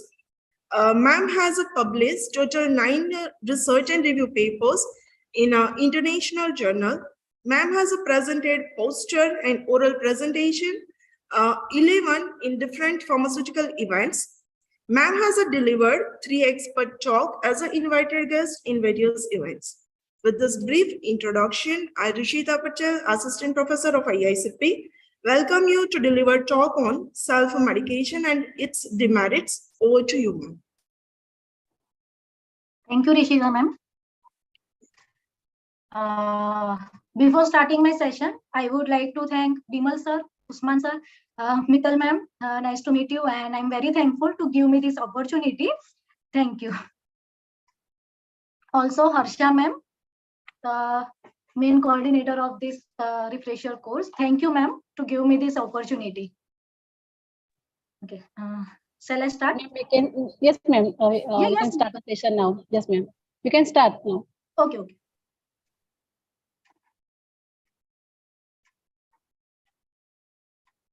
Is my screen visible for everyone? Yes, ma'am. Okay. So, good morning, good afternoon, everyone. Myself, Musrat Afrin Sayed. In short, it's Afrin. So today I'm going to present about self-medication and its demerits. Okay. Ideally, we all are doing this self-medication in our regular basis. Okay. So the most important question is, what is self-medication? Okay. So, and see, whenever we are thinking about that medications, if we are seeing current scenario, okay, then what happened? That one patient a list regarding all that drugs. I need this drug, these agents, this one. And at the end, what happened? Doctor said that you don't need to these all drugs. You have to stop watching late night TV. This is the current scenario. आजकल का एक out છે આપણી આજુબાજુ કે peoples are self medicating themselves. જાતે જ ઓળખે છે મને શું થયું છે, મારે શું લેવું છે. They are not taking proper advice. There are lots of benefits of this self medication, but still जो properly use नहीं करिए, then it is much more hazardous for us. Okay. So ideally, the self medication is whenever we are taking any medications without doctor's prescription or without consulting physicians, okay, or pharmacists who are proficient in the medicines. એમને consult કર્યા વગર જ person જાતે medicines લઈ લે, ખુદને જે પણ તકલીફ થઈ છે એને ટ્રીટ કરવા માટે, then it is known as self medication, right? So if we are seeing current scenario of these self medications, then it is depending on the different situations, where they are located, their geographical, their demographic, their regions, everything that is differing. Like we all are aware about that COVID-19 situation, right? In that COVID-19 situation, I guess almost everyone had done that self-medication, right? Because we are seeing a regimen on the television, in the news, that we can take azithromycin if there is a sore throat. So people start to taking that medications to treat themselves, even for that minor ailments. So based on that, whatever the situation it is, when patient is located, what are the current scenario, based on that it is differing person to person, demographically, geographically, that things. So as per the Journal of Clinical and Diagnostic Research, which was published in 2016, they are saying that in India, about 55% of Indian peoples are medicating themselves. Okay. as well as in the study which is published in 2017 in Indian Journal of Pharmacology. They reported that self-medication prevalence is about 52.68%, and in urban resident it is about 40.09%, which was almost somehow it is a drastic difference ke how much people are taking that self-medication. So the thing is that we are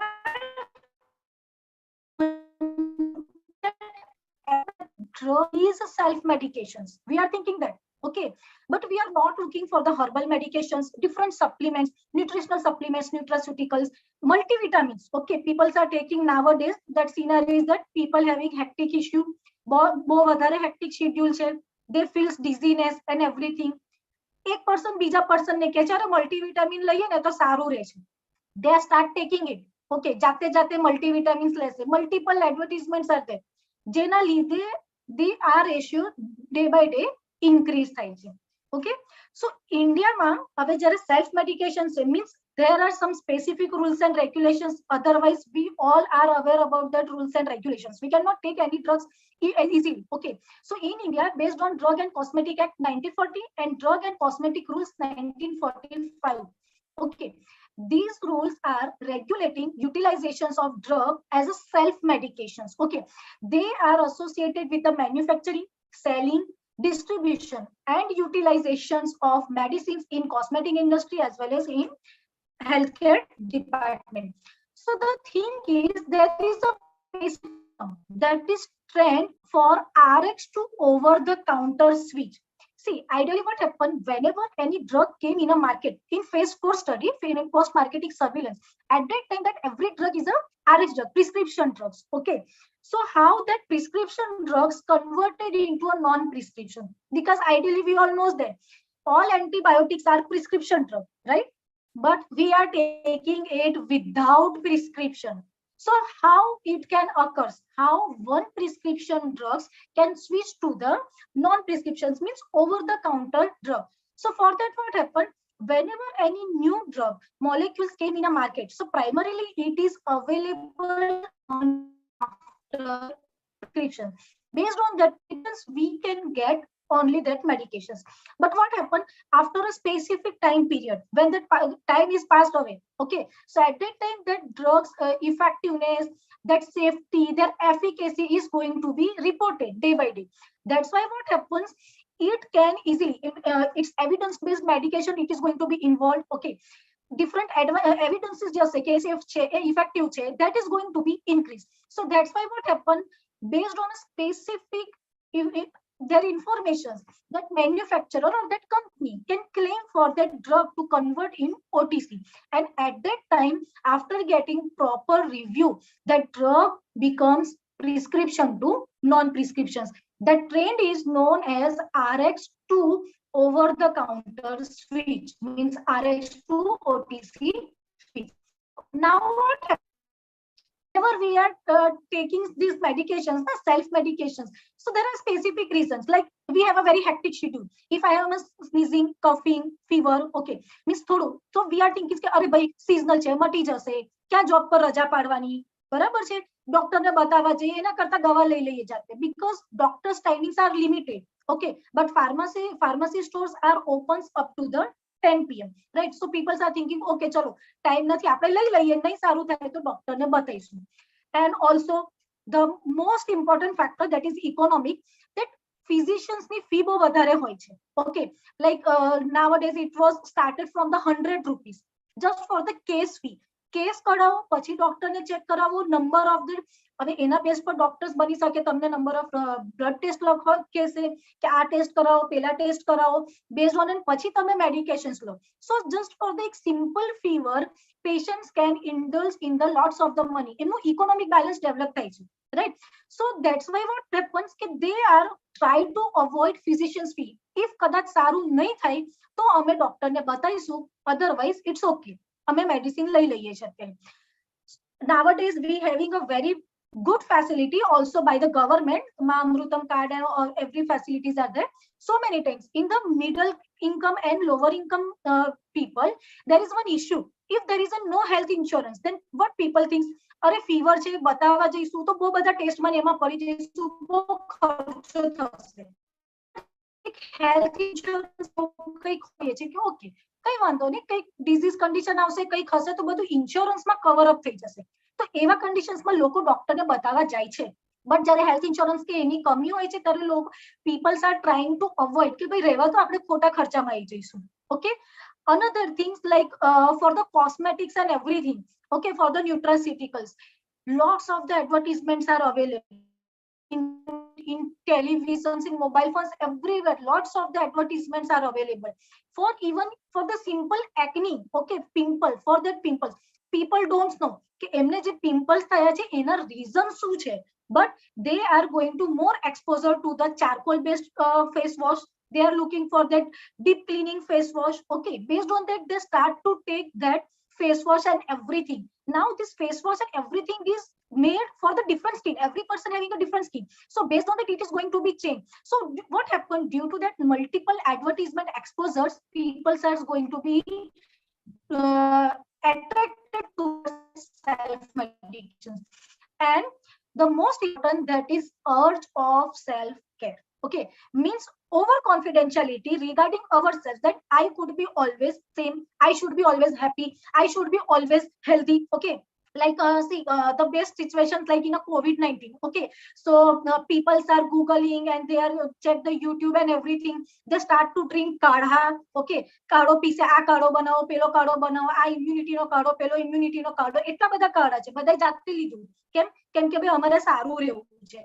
but actually people knows કે એ કાળો ખરેખર તમારા health માટે તમને suitable છે કે નહીં, right? So for that urge of that self care, it also occurs.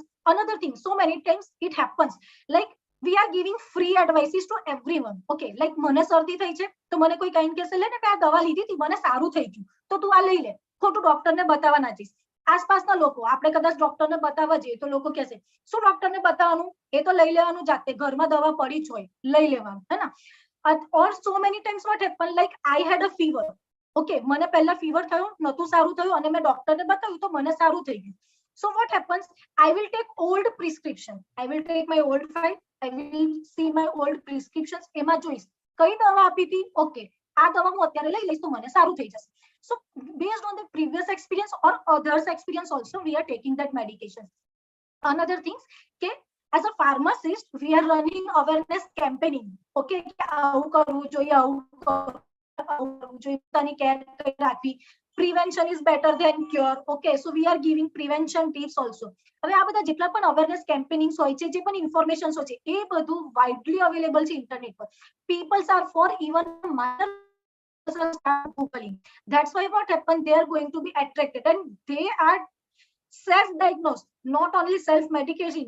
Nowadays people are self-diagnosing themselves. Okay, જાતે diagnose કરશે મને શું છે. Okay, and also so many times what happened, they think that કે ભાઈ જે પણ થોડું છે, હવે માથું દુખે છે સેજ છે તો ભાઈ દવા લઈ લો. લાઈક આજે કાલે ભાઈ મારે બહુ હેક્ટિક શેડ્યુલ છે, સવારે વહેલું ઉઠવાનું છે, મને અત્યારે થોડું હેડેક જેવું ફીલ થાય છે, ના તો કાલે ફ્રેશ રહીએ, એની માટે આજે દવા લઈ લીધી જાતે જાતે. Okay, so based on the tendency to momentarily suppress that minor symptoms or conditions, we are doing self medication.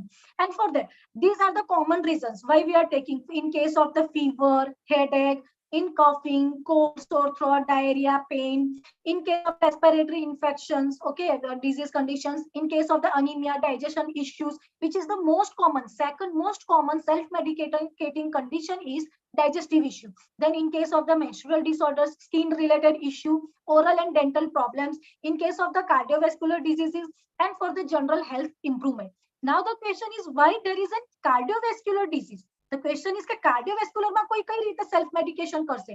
So the thing is કે જ્યારે પણ આપણે બતાવવાનું હોય ને ડોક્ટરને, so doctors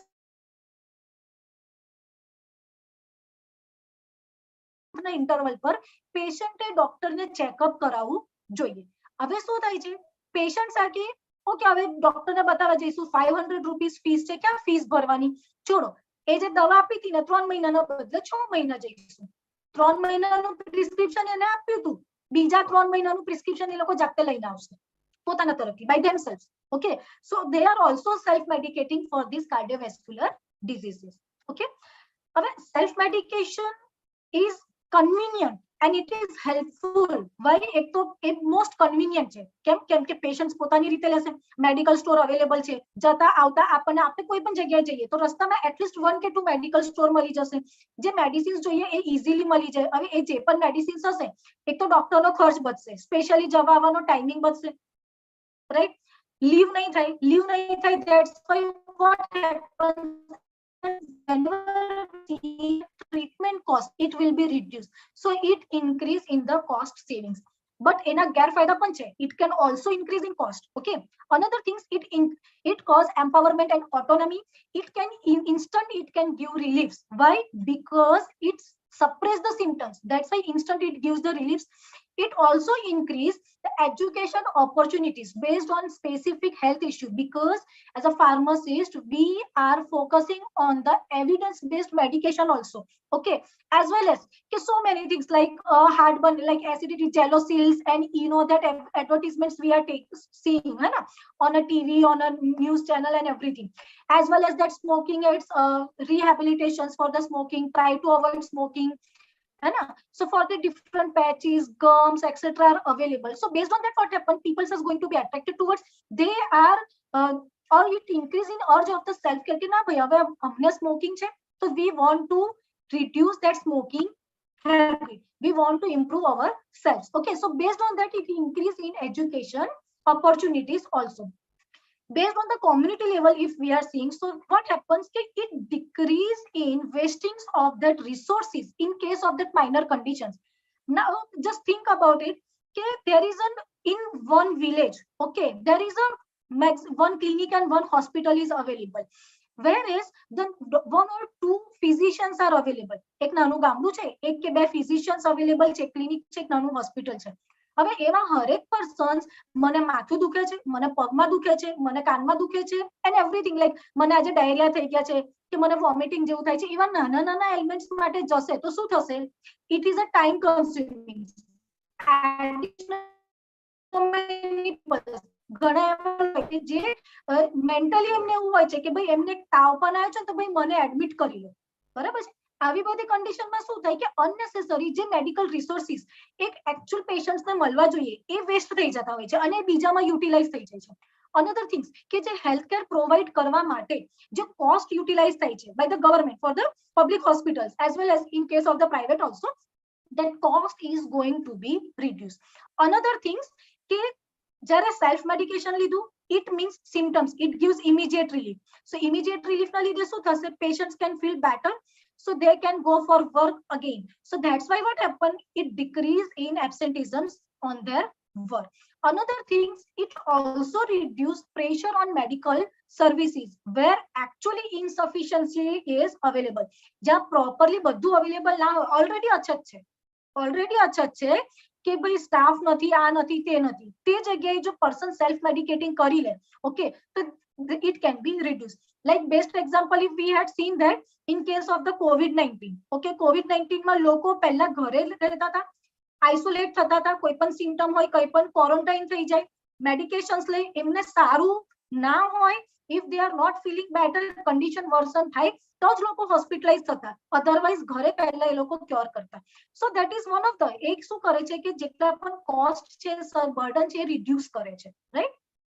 okay, so more common, very common medications which are self-medicating nowadays, that is painkillers, okay, and people are taking that painkillers as a કે ભાઈ હવે સેજ પગ દુખે છે, કાલે વધારે પગ ના દુખે એટલે લાવો ને આજે દવા લઈ લઈએ, એવું પણ છે, બરાબર? Antibiotics widely we are using, and we can say that primarily આજથી 10 વર્ષ પહેલા સુધી કોઈને શરદી ખાંસી કઈ થાય અને એન્ટીબાયોટિકની જરૂર નથી પડતી. પછી એવો સિનારિયો આવ્યો કે એન્ટીબાયોટિક્સ લો તો જ શરદી ખાંસી જાય. હવે શરદી ખાંસી માટે એમને એમોક્સિસિલિન 500 મીન્સ મોક્સ 500 લેતા હતા. આજે કન્ડિશન એવી છે કે મોક્સ 500 ની ઓલમોસ્ટ કોઈ પબ્લિક પર અસર થતી નથી, બહુ ઓછા પર એ અસર કરે છે. મેજોરિટીમાં બધા હવે એમોક્સિસિલિન વિથ કેફ્યુલિનિક લેવી પડે છે. મોક્સ ક્લેવ 650 લે તો હવે એમને રિલીફ થાય છે. Another anti allergics, laxatives, antacids, vitamins, skin medications, dietary supplements and herbal preparations. Okay, these agents are self medicating. હવે ઇશ્યુ ક્યાં થાય છે કે આ બધી વસ્તુઓ કેમ એક્ટિવેટ થઈ? રીઝન્સ તો છે, there are multiple causes, but actually એને ઇન્ફ્લુઅન્સ કોણ કરે છે? તો ભાઈ પહેલું તો એજ્યુકેશન. રીઝન કે એક એજ્યુકેટેડ પર્સન હશે, એવું લાગશે આજે અમે આપણે બધા ફાર્માસિસ્ટ છે તો આપણે ડોક્ટરની પાસે જતા પહેલા યાર મને આટલું નથી આવડતું, હું પહેલા એકવાર કરી તો લઉં. ઓકે, જેમ જેમ એજ્યુકેશન લેવલ ઇન્ક્રીઝ થાય છે તેમ તેમ એવા લોકોમાં જે લોકો હાઈલી એજ્યુકેટેડ છે એમનામાં સેલ્ફ મેડિકેશન વધારે જોવામાં આવે છે. Okay, then family members. Okay, family are saying કે નાની નાની વસ્તુમાં શું ડોક્ટર પાસે જવું, લઈ લો દવા જાતે ઘરમાં રાખેલી છે. Already society is also there, different lose, availability of the drugs. Okay, ઘણીવાર એવું પણ હોય છે ઘરમાં દવા પડી છે, લઈ લો ને પતાવી દો ને એક્સપાયર થઈ જશે, and exposure two that advertisement. હવે આ સેલ્ફ મેડિકેશન જેટલું બેનિફિશિયલ છે બટ એની સાઇડ ઇફેક્ટ્સ પણ છે. પેશન્ટ્સને નથી ખબર કે એની સાઇડ ઇફેક્ટ શું છે, બટ એને કેરફુલી હેન્ડલ કરવું નેસેસરી છે. And if we are not using or we are not doing that self medications with the help of the proper knowledge, it can be a very dangerous and even sometimes it can be a fatal. જેમ કે in last lecture હાર્દિક સરે કીધું, okay, કે like આપણે જોઈએ છે કે એક મેડિસિન નું બોક્સ હતું, લીધું અને બહુ બધી મેડિસિન્સ ખાઈ લીધી, પેશન્ટ ની ડેથ થઈ ગઈ. દે ડોન્ટ નો. અને જે સિડેટિવ્સ હિપ્નોટિક્સ હોય છે એમાં તો મોસ્ટ કોમન હોય છે, પેશન્ટ એક બે દવા લે એમને સારું લાગે, દે ટ્રાય કરે એક બે વધારે લઈ લઈશું તો શું થઈ જશે, રાઈટ? અનધર થિંગ્સ કે આજે બીપી અને શુગર વાળા પેશન્ટ્સમાં પણ આવું થતું હોય છે કે એ લોકો પ્રોપરલી નથી લેતા, શુગર બહુ વધી ગયું, ડોક્ટરે પ્રિસ્ક્રાઇબ કરી છે એક જ મેડિકેશન, એ શું વિચારશે મારું શુગર થોડું વધારે આવ્યું તો એ શું કરશે, એકના બદલે બે દવા લઈ લેશે, બે ટેબ્લેટ્સ લેશે, ઇટ કેન કોઝ હાઇપોગ્લાયસેમિયા. ઓકે, આવું ઘણી વાર થતું હોય છે પેશન્ટ્સમાં. તો જ્યારે પણ સેલ્ફ મેડિકેશન કરીએ, not only for the patients, this is also for us. Okay, આપણે પણ આ વસ્તુનું ધ્યાન રાખવું છે અને પેશન્ટ રિલેટેડ પણ ધ્યાન રાખવાનું છે. Okay, in that case we should have proper knowledge and understanding and awareness regarding that disease conditions. Whatever the knowledge we have,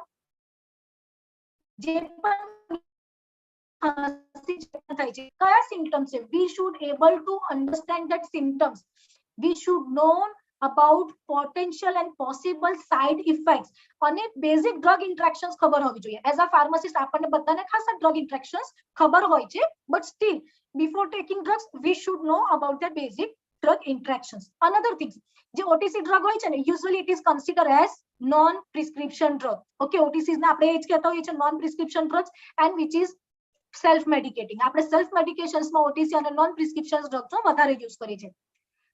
so many times what happen, આપી દીધી છે આપણી પાસે, તો ધ્યાન રાખવાનું કે whenever we are taking that medications, never exceed their dose. Okay, for example, like Otrivin is a nasal decongestant, right? People are using that in a winter season. Okay, nasal decongestion they are using, but no one going to read its label. Okay, we cannot use it for more than 7 days. Okay, it is recommended for that Otrivin कि 7 days થી વધારે use નથી કરવાનો એનો. Okay, so whatever the instructions are given on that prescription, on that medications label, that we should always follow. ધ્યાન રાખવાનું કે which are the common conditions માં કઈ કઈ basic medicines use થતી હોય છે. And always remember that કે જે પણ medicines આપણે લીધી છે, બરાબર છે, it is not necessary કે every time એક વર્ક કરશે. સેલ્ફ મેડિકેશન માં એક ઇશ્યુ છે, જો મલ્ટિપલ ડિઝીઝ કન્ડિશન્સ હશે અથવા તો કોઈ કોમ્પ્લેક્સ ડિઝીઝ કન્ડિશન હશે, at that time self medication condition improve નહીં કરે, it can worsen that condition, એ વધારે હાર્મફુલ ઇફેક્ટ કરશે rather than to treat it. So at that time professionals એક્સપર્ટાઇઝની હેલ્પ લેવી નેસેસરી છે. એઝ વેલ એઝ ધ્યાન રાખવાનું અમુક ડ્રગ લાઈક ટેટ્રાસાઇક્લિન, તો ટેટ્રાસાઇક્લિન જો લઈશું તો એ મિલ્કના રહેલા જે કેલ્શિયમ છે એનું ચિલેશન્સ કરશે. ઓકે, આપણે અમાઇનો ગ્લાયકોસાઇડ્સ કે કંઈક લઈએ તો ગ્રેપ ફ્રૂટ જ્યુસ કે એવા કોઈ સબસ્ટન્સીસ સાથે નહીં લેવાનું, રાઈટ? સો એ કન્ડિશનમાં ધ્યાન રાખવાનું કે ભાઈ કયા કોન્ટ્રાઇન્ડિકેશન્સ થઈ શકે છે. એઝ વેલ એઝ જે પણ ટ્રીટમેન્ટ અથવા તો જે પણ કન્ડિશન માટે આપણે શ્યોર ના હોઈએ કે આ મેડિસિન્સ આમાં યુઝફુલ થશે કે નહીં, એ જગ્યાએ કોઈ દિવસ ના લેવી જોઈએ, રાઈટ? સો આ પોઈન્ટ્સ આપણે પણ યાદ રાખવાના છે, and we should create awareness in people regarding this. આપણે પણ ધ્યાન રાખવાના છે અને લોકોમાં પણ અવેરનેસ ક્રિએટ કરવાની છે કે ભાઈ એમને સેલ્ફ મેડિકેટિંગ ના કરશો. ઓકે, હવે સેલ્ફ મેડિકેશન થી પ્રોબ્લેમ્સ બહુ બધા થાય છે. બેનિફિટ્સ છે એનાથી વધારે એના હાર્મફુલ ઇફેક્ટ્સ પણ આવે છે. પહેલું, હવે કોઈ પર્સનને શરદી થઈ ગઈ છે, બરાબર છે, તો પર્સનને એવું થયું, અરે આ તો મેં જરાક આઈસ્ક્રીમ ખાઈ લીધો કે ગોળો ખાઈ લીધો એટલે મને શરદી થઈ ગઈ છે. એકચ્યુઅલી શું એ ટ્રુ છે? વોટ ઇફ કે એને ભાઈ ઇન્ફ્લુએન્ઝા થયું હોય, H1N1 ફ્લુ થઈ ગયું હોય, વોટ ઇફ કે એનો COVID-19 ઇન્ફેક્શન હોય, શરદી થઈ છે તો ખાલી સિઝનલ સ્નીઝિંગ કફિંગ હશે એવું તો જરૂરી નથી. ઓકે, સો યુઝ્યુઅલી સેલ્ફ ડાયગ્નોસિસ ઇનકરેક્ટ પણ થતું હોય છે. ઘણીવાર સેલ્ફ ડાયગ્નોસિસ કરે બટ ઇન્ટ્રેક્શન્સ ને બધું આપણે આઈડેન્ટિફાઈ નથી કરી શકતા, હે ને? ફોર એક્ઝામ્પલ, લાઈક કોઈને ફીવર છે and you think that you have a viral fever, but what if there is a swine flu and we are misdiagnosing? And nowadays તો એક તો ન્યુ કોન્સેપ્ટ છે. ઓકે, ન્યુ કોન્સેપ્ટમાં કે ભાઈ એક this image can relate this very well. એક person છે એને પેઇન થાય છે. ઓકે, સો he tries કે ભાઈ લાવો ને હું ચેક કરું કે મને શું દુખે છે. he wants to diagnose himself. સો એને ઇન્ટરનેટને પૂછ્યું. ઇન્ટરનેટ પાસે જે ઇન્ફોર્મેશન હતી, હે ને, પેલું આપણે હોય છે symptom checker and everything, utilize કર્યું હશે. એન્ડ એને ઇન્ટરનેટ એવું બતાવ્યું કે it may be cancer. Either overestimate કરશે ડિઝીઝ ને અથવા અંડર એસ્ટિમેટ કરશે. That condition happen. Simple pain હતો, એબ્ડોમિનલ પેઇન બતાવે છે, મે બી ગેસ્ટ્રાઇટિસ ના લીધે હશે, હાઇપર એસિડિટી ના લીધે હશે. ઇન્ટરનેટે શું બતાવ્યું? કેન્સર છે. એટ ધ એન્ડ તો એવું થઈ ગયું કે ભાઈ ડેફિનેટલી આ તો કેન્સર જ છે, રાઈટ? ઓકે, એડિશનલી શું થાય છે કે જે મેડિસિન્સ લઈએ છીએ આપણે એ શું કરતું હોય છે? ટેમ્પરરી ઇમિડિયેટ રિલીફ આપે, જેનાથી શું થાય કે પર્સન થિંક્સ કે ઓકે દવા લીધી મને સારું છે.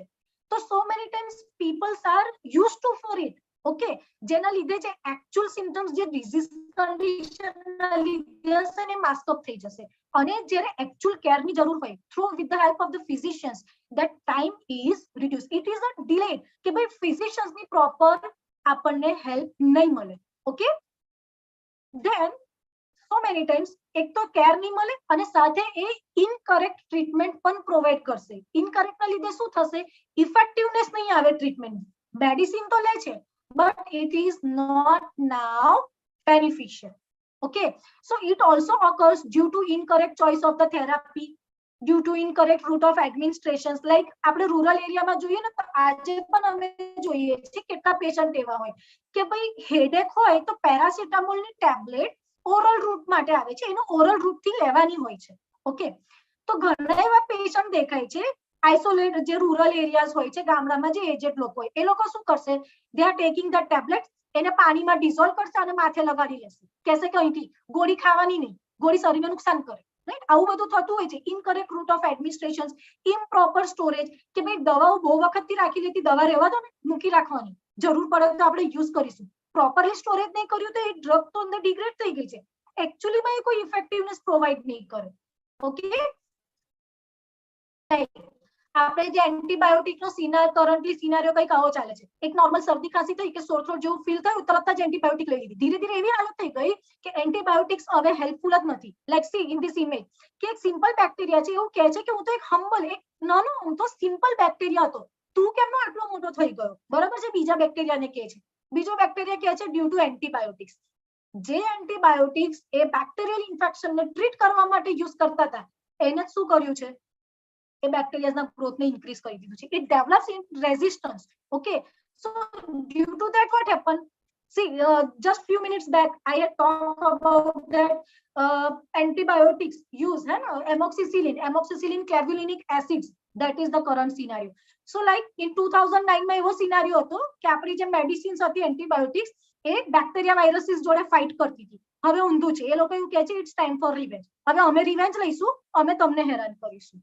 ઓકે, અનધર થિંગ્સ કે ડિલેડ કેર શું થાય કે પેશન્ટ્સ કે ઓકે થશે. ઓકે, કે ભાઈ મારે આ વસ્તુ લેવી છે, એડવર્ટિઝમેન્ટ ને બધું છે એના તરફથી લેશે, જાતે મેડિકેશન લેવાનું સ્ટાર્ટ કરશે.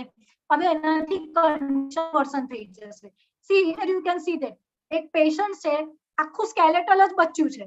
ઓકે, અને ડોક્ટર એને કહે છે કે અચ્છા તમે બહુ વધારે મેડિસિન્સ લઈ લીધી છે, હે ને, અને એ પણ કઈ કેલ્શિયમ સપ્લિમેન્ટ એમના બોન્સ ને ઇમ્પ્રુવ કરવા માટે.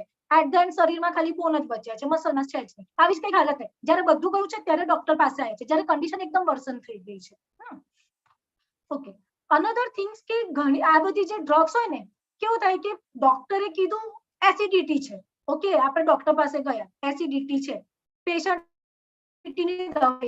હવે એટ્રેક્ટ થશે, બીજા 10 લોકો એને કહેશે અરે એસિડિટી છે ને અજમાનું પાણી પી લો, એસિડિટી છે ને આ એક ગોળી હજુ લઈ લો, ઈનો પી લો, એવું હોય તો ઈનો પી લેવાનું, બરાબર છે. તો ડોક્ટરે તો પ્રિસ્ક્રાઇબ કરી એન્ટાસિડ, એની સાથે સાથે જાતે પણ લેશે અને સો મેની ટાઈમ્સ તો હર્બલ પ્રિપરેશન સ્ટાર્ટ થઈ જશે. વી ડોન્ટ, આપણી પાસે એલોપેથિકમાં જ અમુક એના તો ઇન્ટ્રેક્શન્સ છે જ નહીં કે ભાઈ બે મેડિસિન્સના શું ઇન્ટ્રેક્શન્સ હશે. તો public start two using Ayurvedic and herbal, એનો યુટિલાઇઝેશન કરશે, એના ડ્રગ ઇન્ટ્રેક્શન્સ જ નથી આપણી પાસે. તો how can we identify properly? એના લીધે જે પણ સાઇડ ઇફેક્ટ્સ ને બધું થશે એ આપણે આઈડેન્ટિફાઈ નથી કરી શકતા. એક ડિઝીઝ કન્ડિશનને ટ્રીટ કરવામાં બીજા ડિઝીઝ કન્ડિશન્સમાં આપણે ઇન્વોલ્વ થઈ જતા હોય છે. અનધર થિંગ્સ કે પેશન્ટ્સ ને શું થાય કે એ લોંગ ટર્મ દવા લેયા જ કરશે, ડિપેન્ડન્ટ થઈ જશે અથવા તો પોતાના સેલ્ફ સેટિસ્ફેક્શન્સ માટે એનો એબ્યુઝ કરશે. ઓકે, આઈધર કે ભાઈ ડોક્ટરે એકવાર આપી, લાઈક એજેડ પીપલમાં બહુ કોમન વસ્તુ હોય છે, આપણે બધાએ જોયું હશે કે જેરિયાટ્રિક પેશન્ટ હશે ને એમને ની પેઇનનો ઇશ્યુ, બેક પેઇનનો ઇશ્યુ, એવા બધા ઇશ્યુ હોય છે.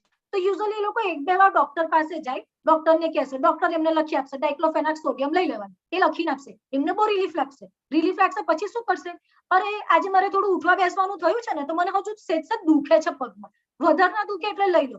હવે એ એવા એડિક્ટેડ થશે કે એમને રોજે રોજે મેડિસિન્સ જોઈએ. Okay, so it increase in excessive prolong use of that medications and so many times what happen, patient એક તો જાતે લે છે, એને ખબર નથી, અમુક વાર એ લોકો મલ્ટિપલ ફાર્મસી સ્ટોર પરથી પણ લેતા હોય છે. ફાર્માસિસ્ટ કેટલાનું ધ્યાન રાખશે, બરાબર છે.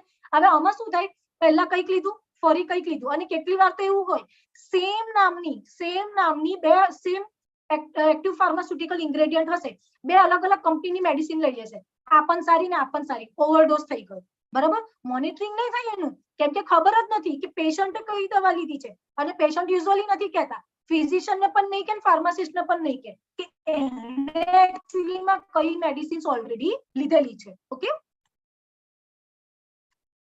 Like see here drug interactions માટે, બરાબર છે કે ભાઈ કોઈ પર્સનને હેડેક છે, બરાબર, એ પર્સન્સને ઓલરેડી એ વારફેરિન પર હતા એઝ એન એન્ટીકોએગ્યુલન્ટ, પછી એમને હેડેક થયું તો એમને વિચાર્યું કે હું એસ્પિરિન કે ડાઇક્લોફેનાક લઈ લઉં, સારેડોનની ને ઇકોસ્પ્રિનની એની એડ આવતી હોય છે, ઘરમાં પણ અવેલેબલ હોય છે ઇઝીલી, એમને કીધું લાવ ને હેડેક માટે હું લઈ લઉં, એસ્પિરિન લઈ લીધી અથવા ડાઇક્લોફેનાક લઈ લીધી. હવે વારફેરિન ઓલરેડી લીધી હતી, aspirin is again going to be took along with it, then what happen, warfarin by default increasing bleeding time, aspirin can prolong bleeding time by inhibiting platelet aggregations.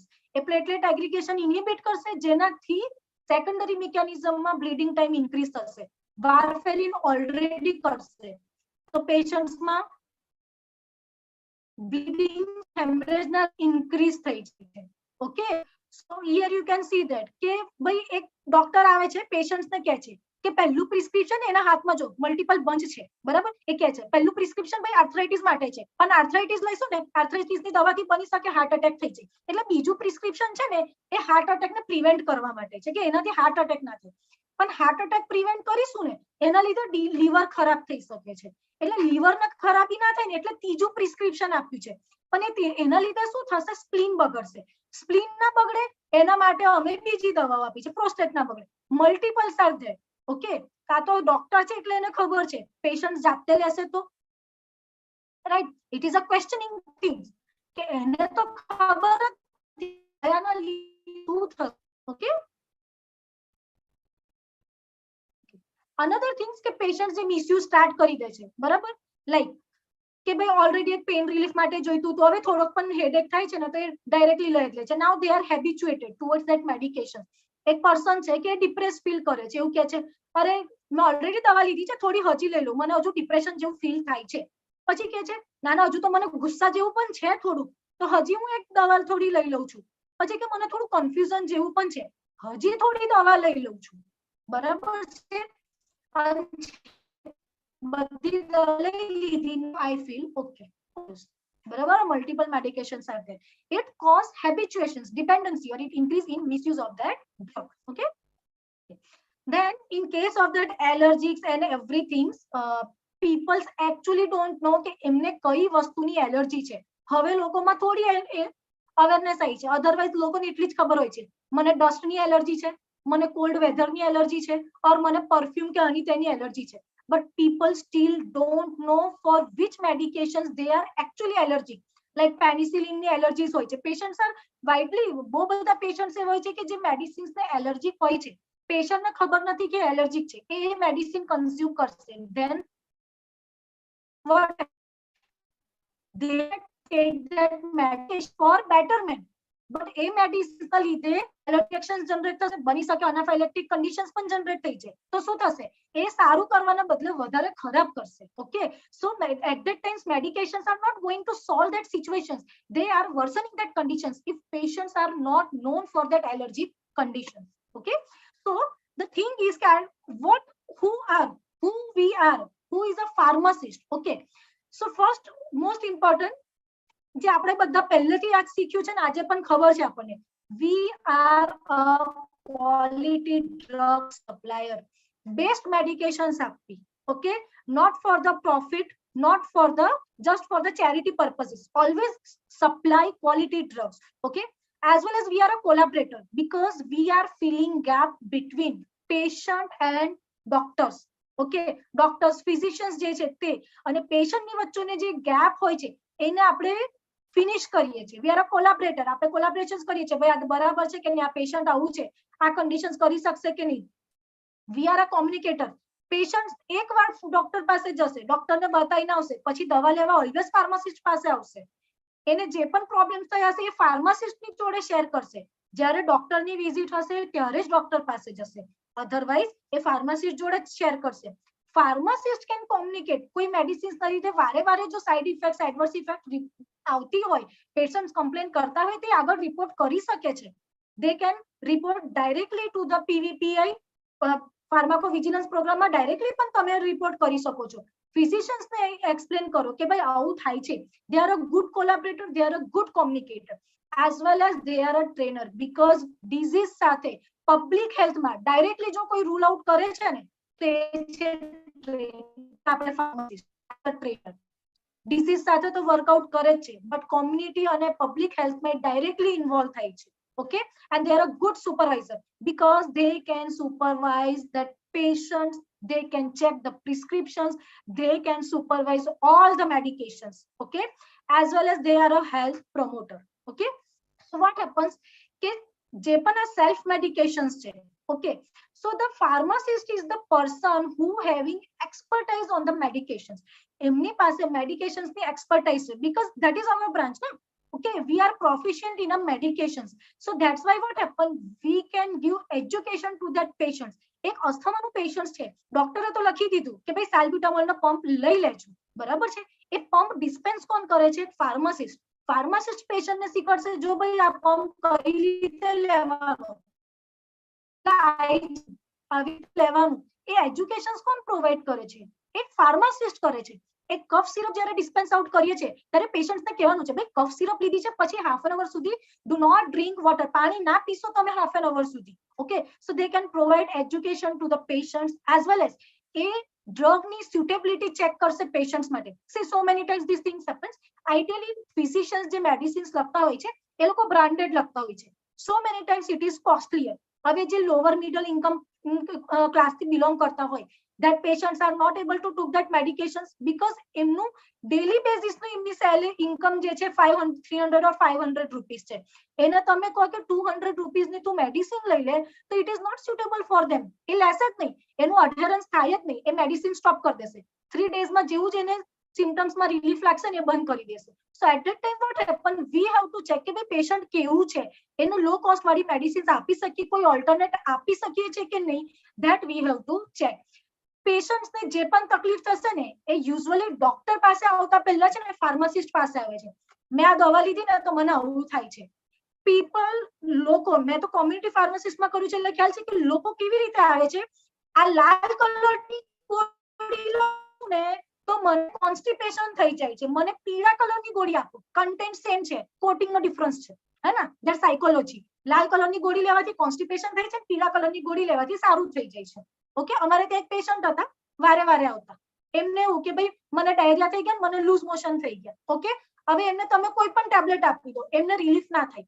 એક ગ્રીન કલરની ટેબ્લેટ માટે એ person addicted હતું, બરાબર છે. Green કલરની મને tablet આપો, મને સારું થઈ જશે. ગ્રીન કલરની ટેબ્લેટમાં એમને મલ્ટીવિટામિન આપતા, એ પર્સન સારા થઈ જતા. So is there any correlations between multivitamins and diarrheal condition? No, but that is the accessibility of the drug. A patient કેવું છે, એની સાયકોલોજી કેવી છે, એનાથી થાય છે.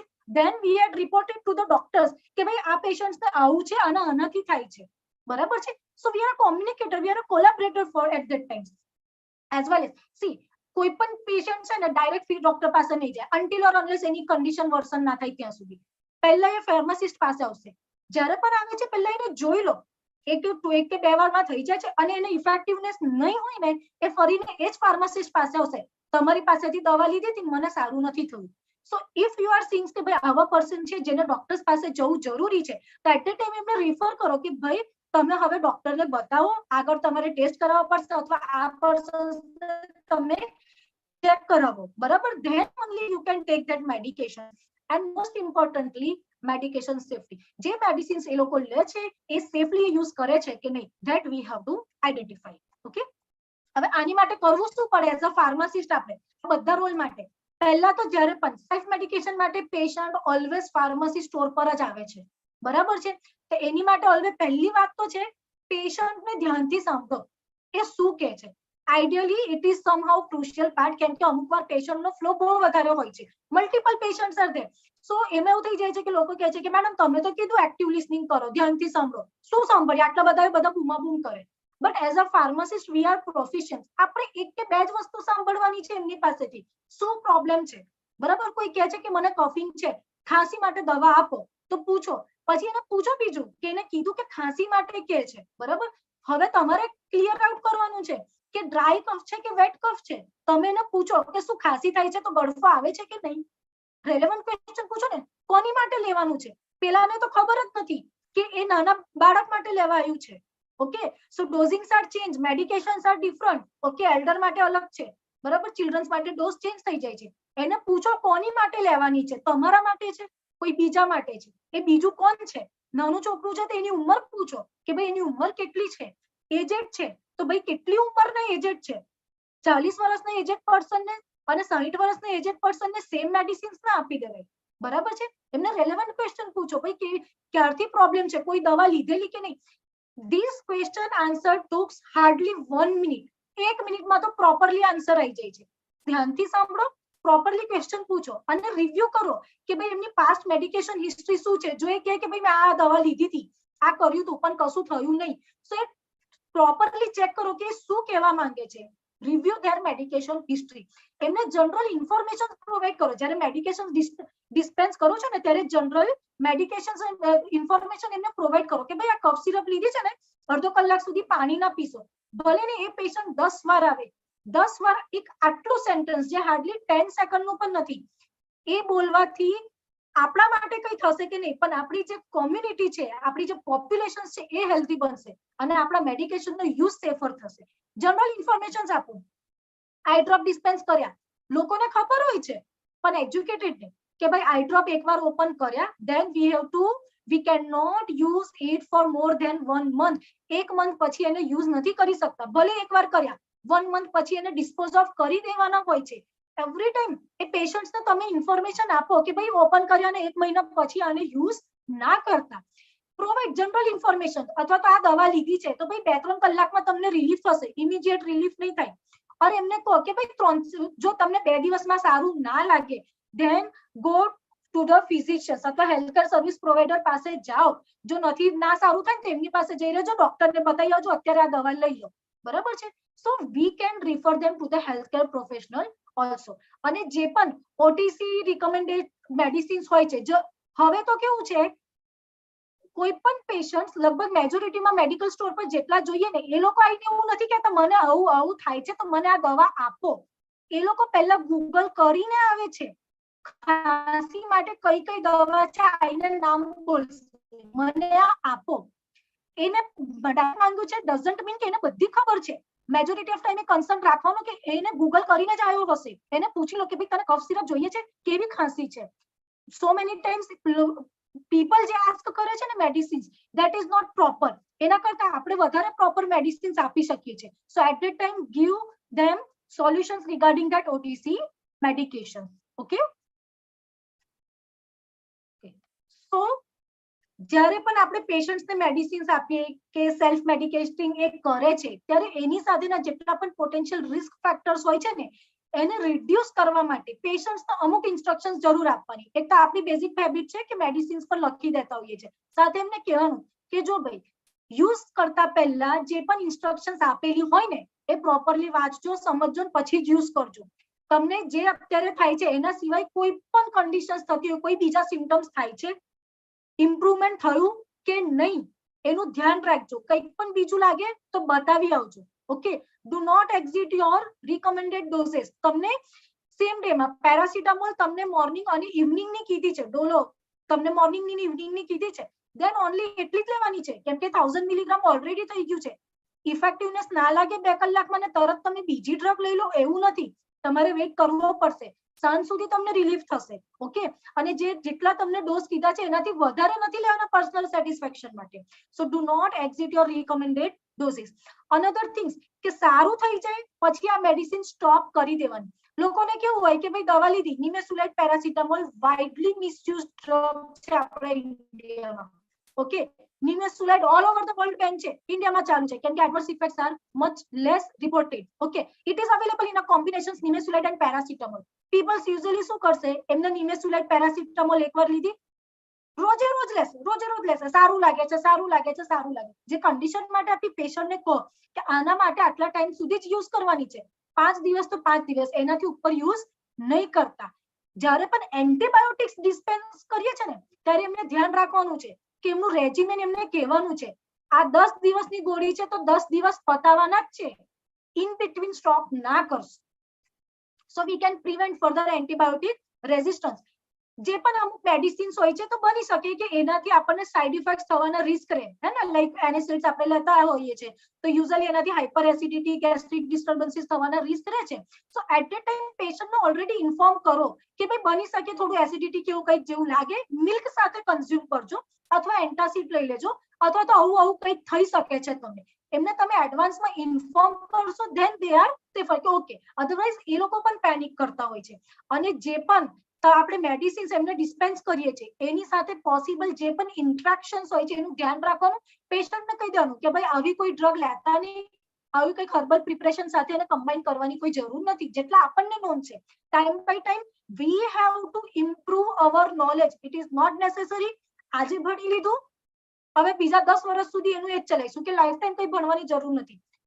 Okay, time by time news articles બધા આવતા જ હોય કે medicines related, that we have to utilise. આપણે ટાઈમ બાય ટાઈમ આપણું નોલેજ અપડેટેડ રાખવાનું છે.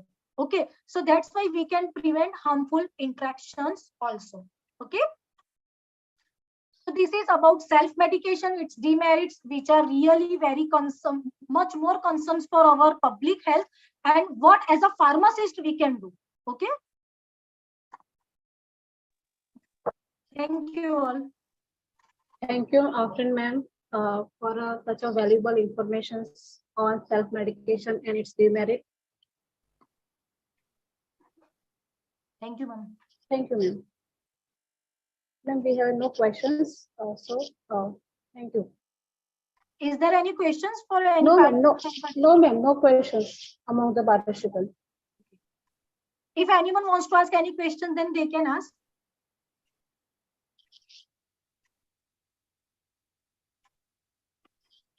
Please put your questions in the question answer chat box so that it will be easy to coordinate.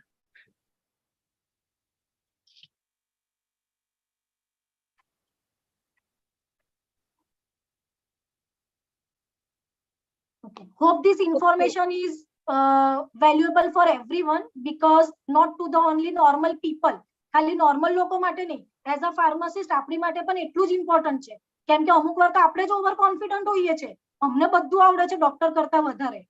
So it is equally important કે આપણે પણ safe રહીએ, બીજાને પણ સેફ રાખીએ, and that is our main motto. So hope so this will be helpful for everyone. Okay, thank you, ma'am, once again. Thank you, Mittal ma'am. Thank you, Kimal sir. Thank you, Usman sir. Thank you, Yeah, Harsha ma'am. thank you. Very informative session. Thank you, sir. Okay, now we have reached towards the end of our first day sessions. I hope you all enjoy the informative sessions. Thank you for attending the sessions. On tomorrow, for that, yes, sir. Just madam, just want to share few things. Yes. Yes, all the participants, please note that tomorrow's session will start at 9:30, and at the end of all the sessions, you will have a feedback link which will be shared to you in the same way, and there will be a practice. There will be a test, objective test, multiple choice questions test will be there. So you have to attempt that test also. Based on that result as well as your attendance, the certificate will be issued by GSPC. Okay, and I will share the presentation of all resource person to you in your WhatsApp group. Okay, so that will be useful to you for preparation of multiple choice question test. Okay, thank you. Yes, Mittal madam. Yes, sir. We have to finish our first day sessions. Okay, so you can leave the meeting.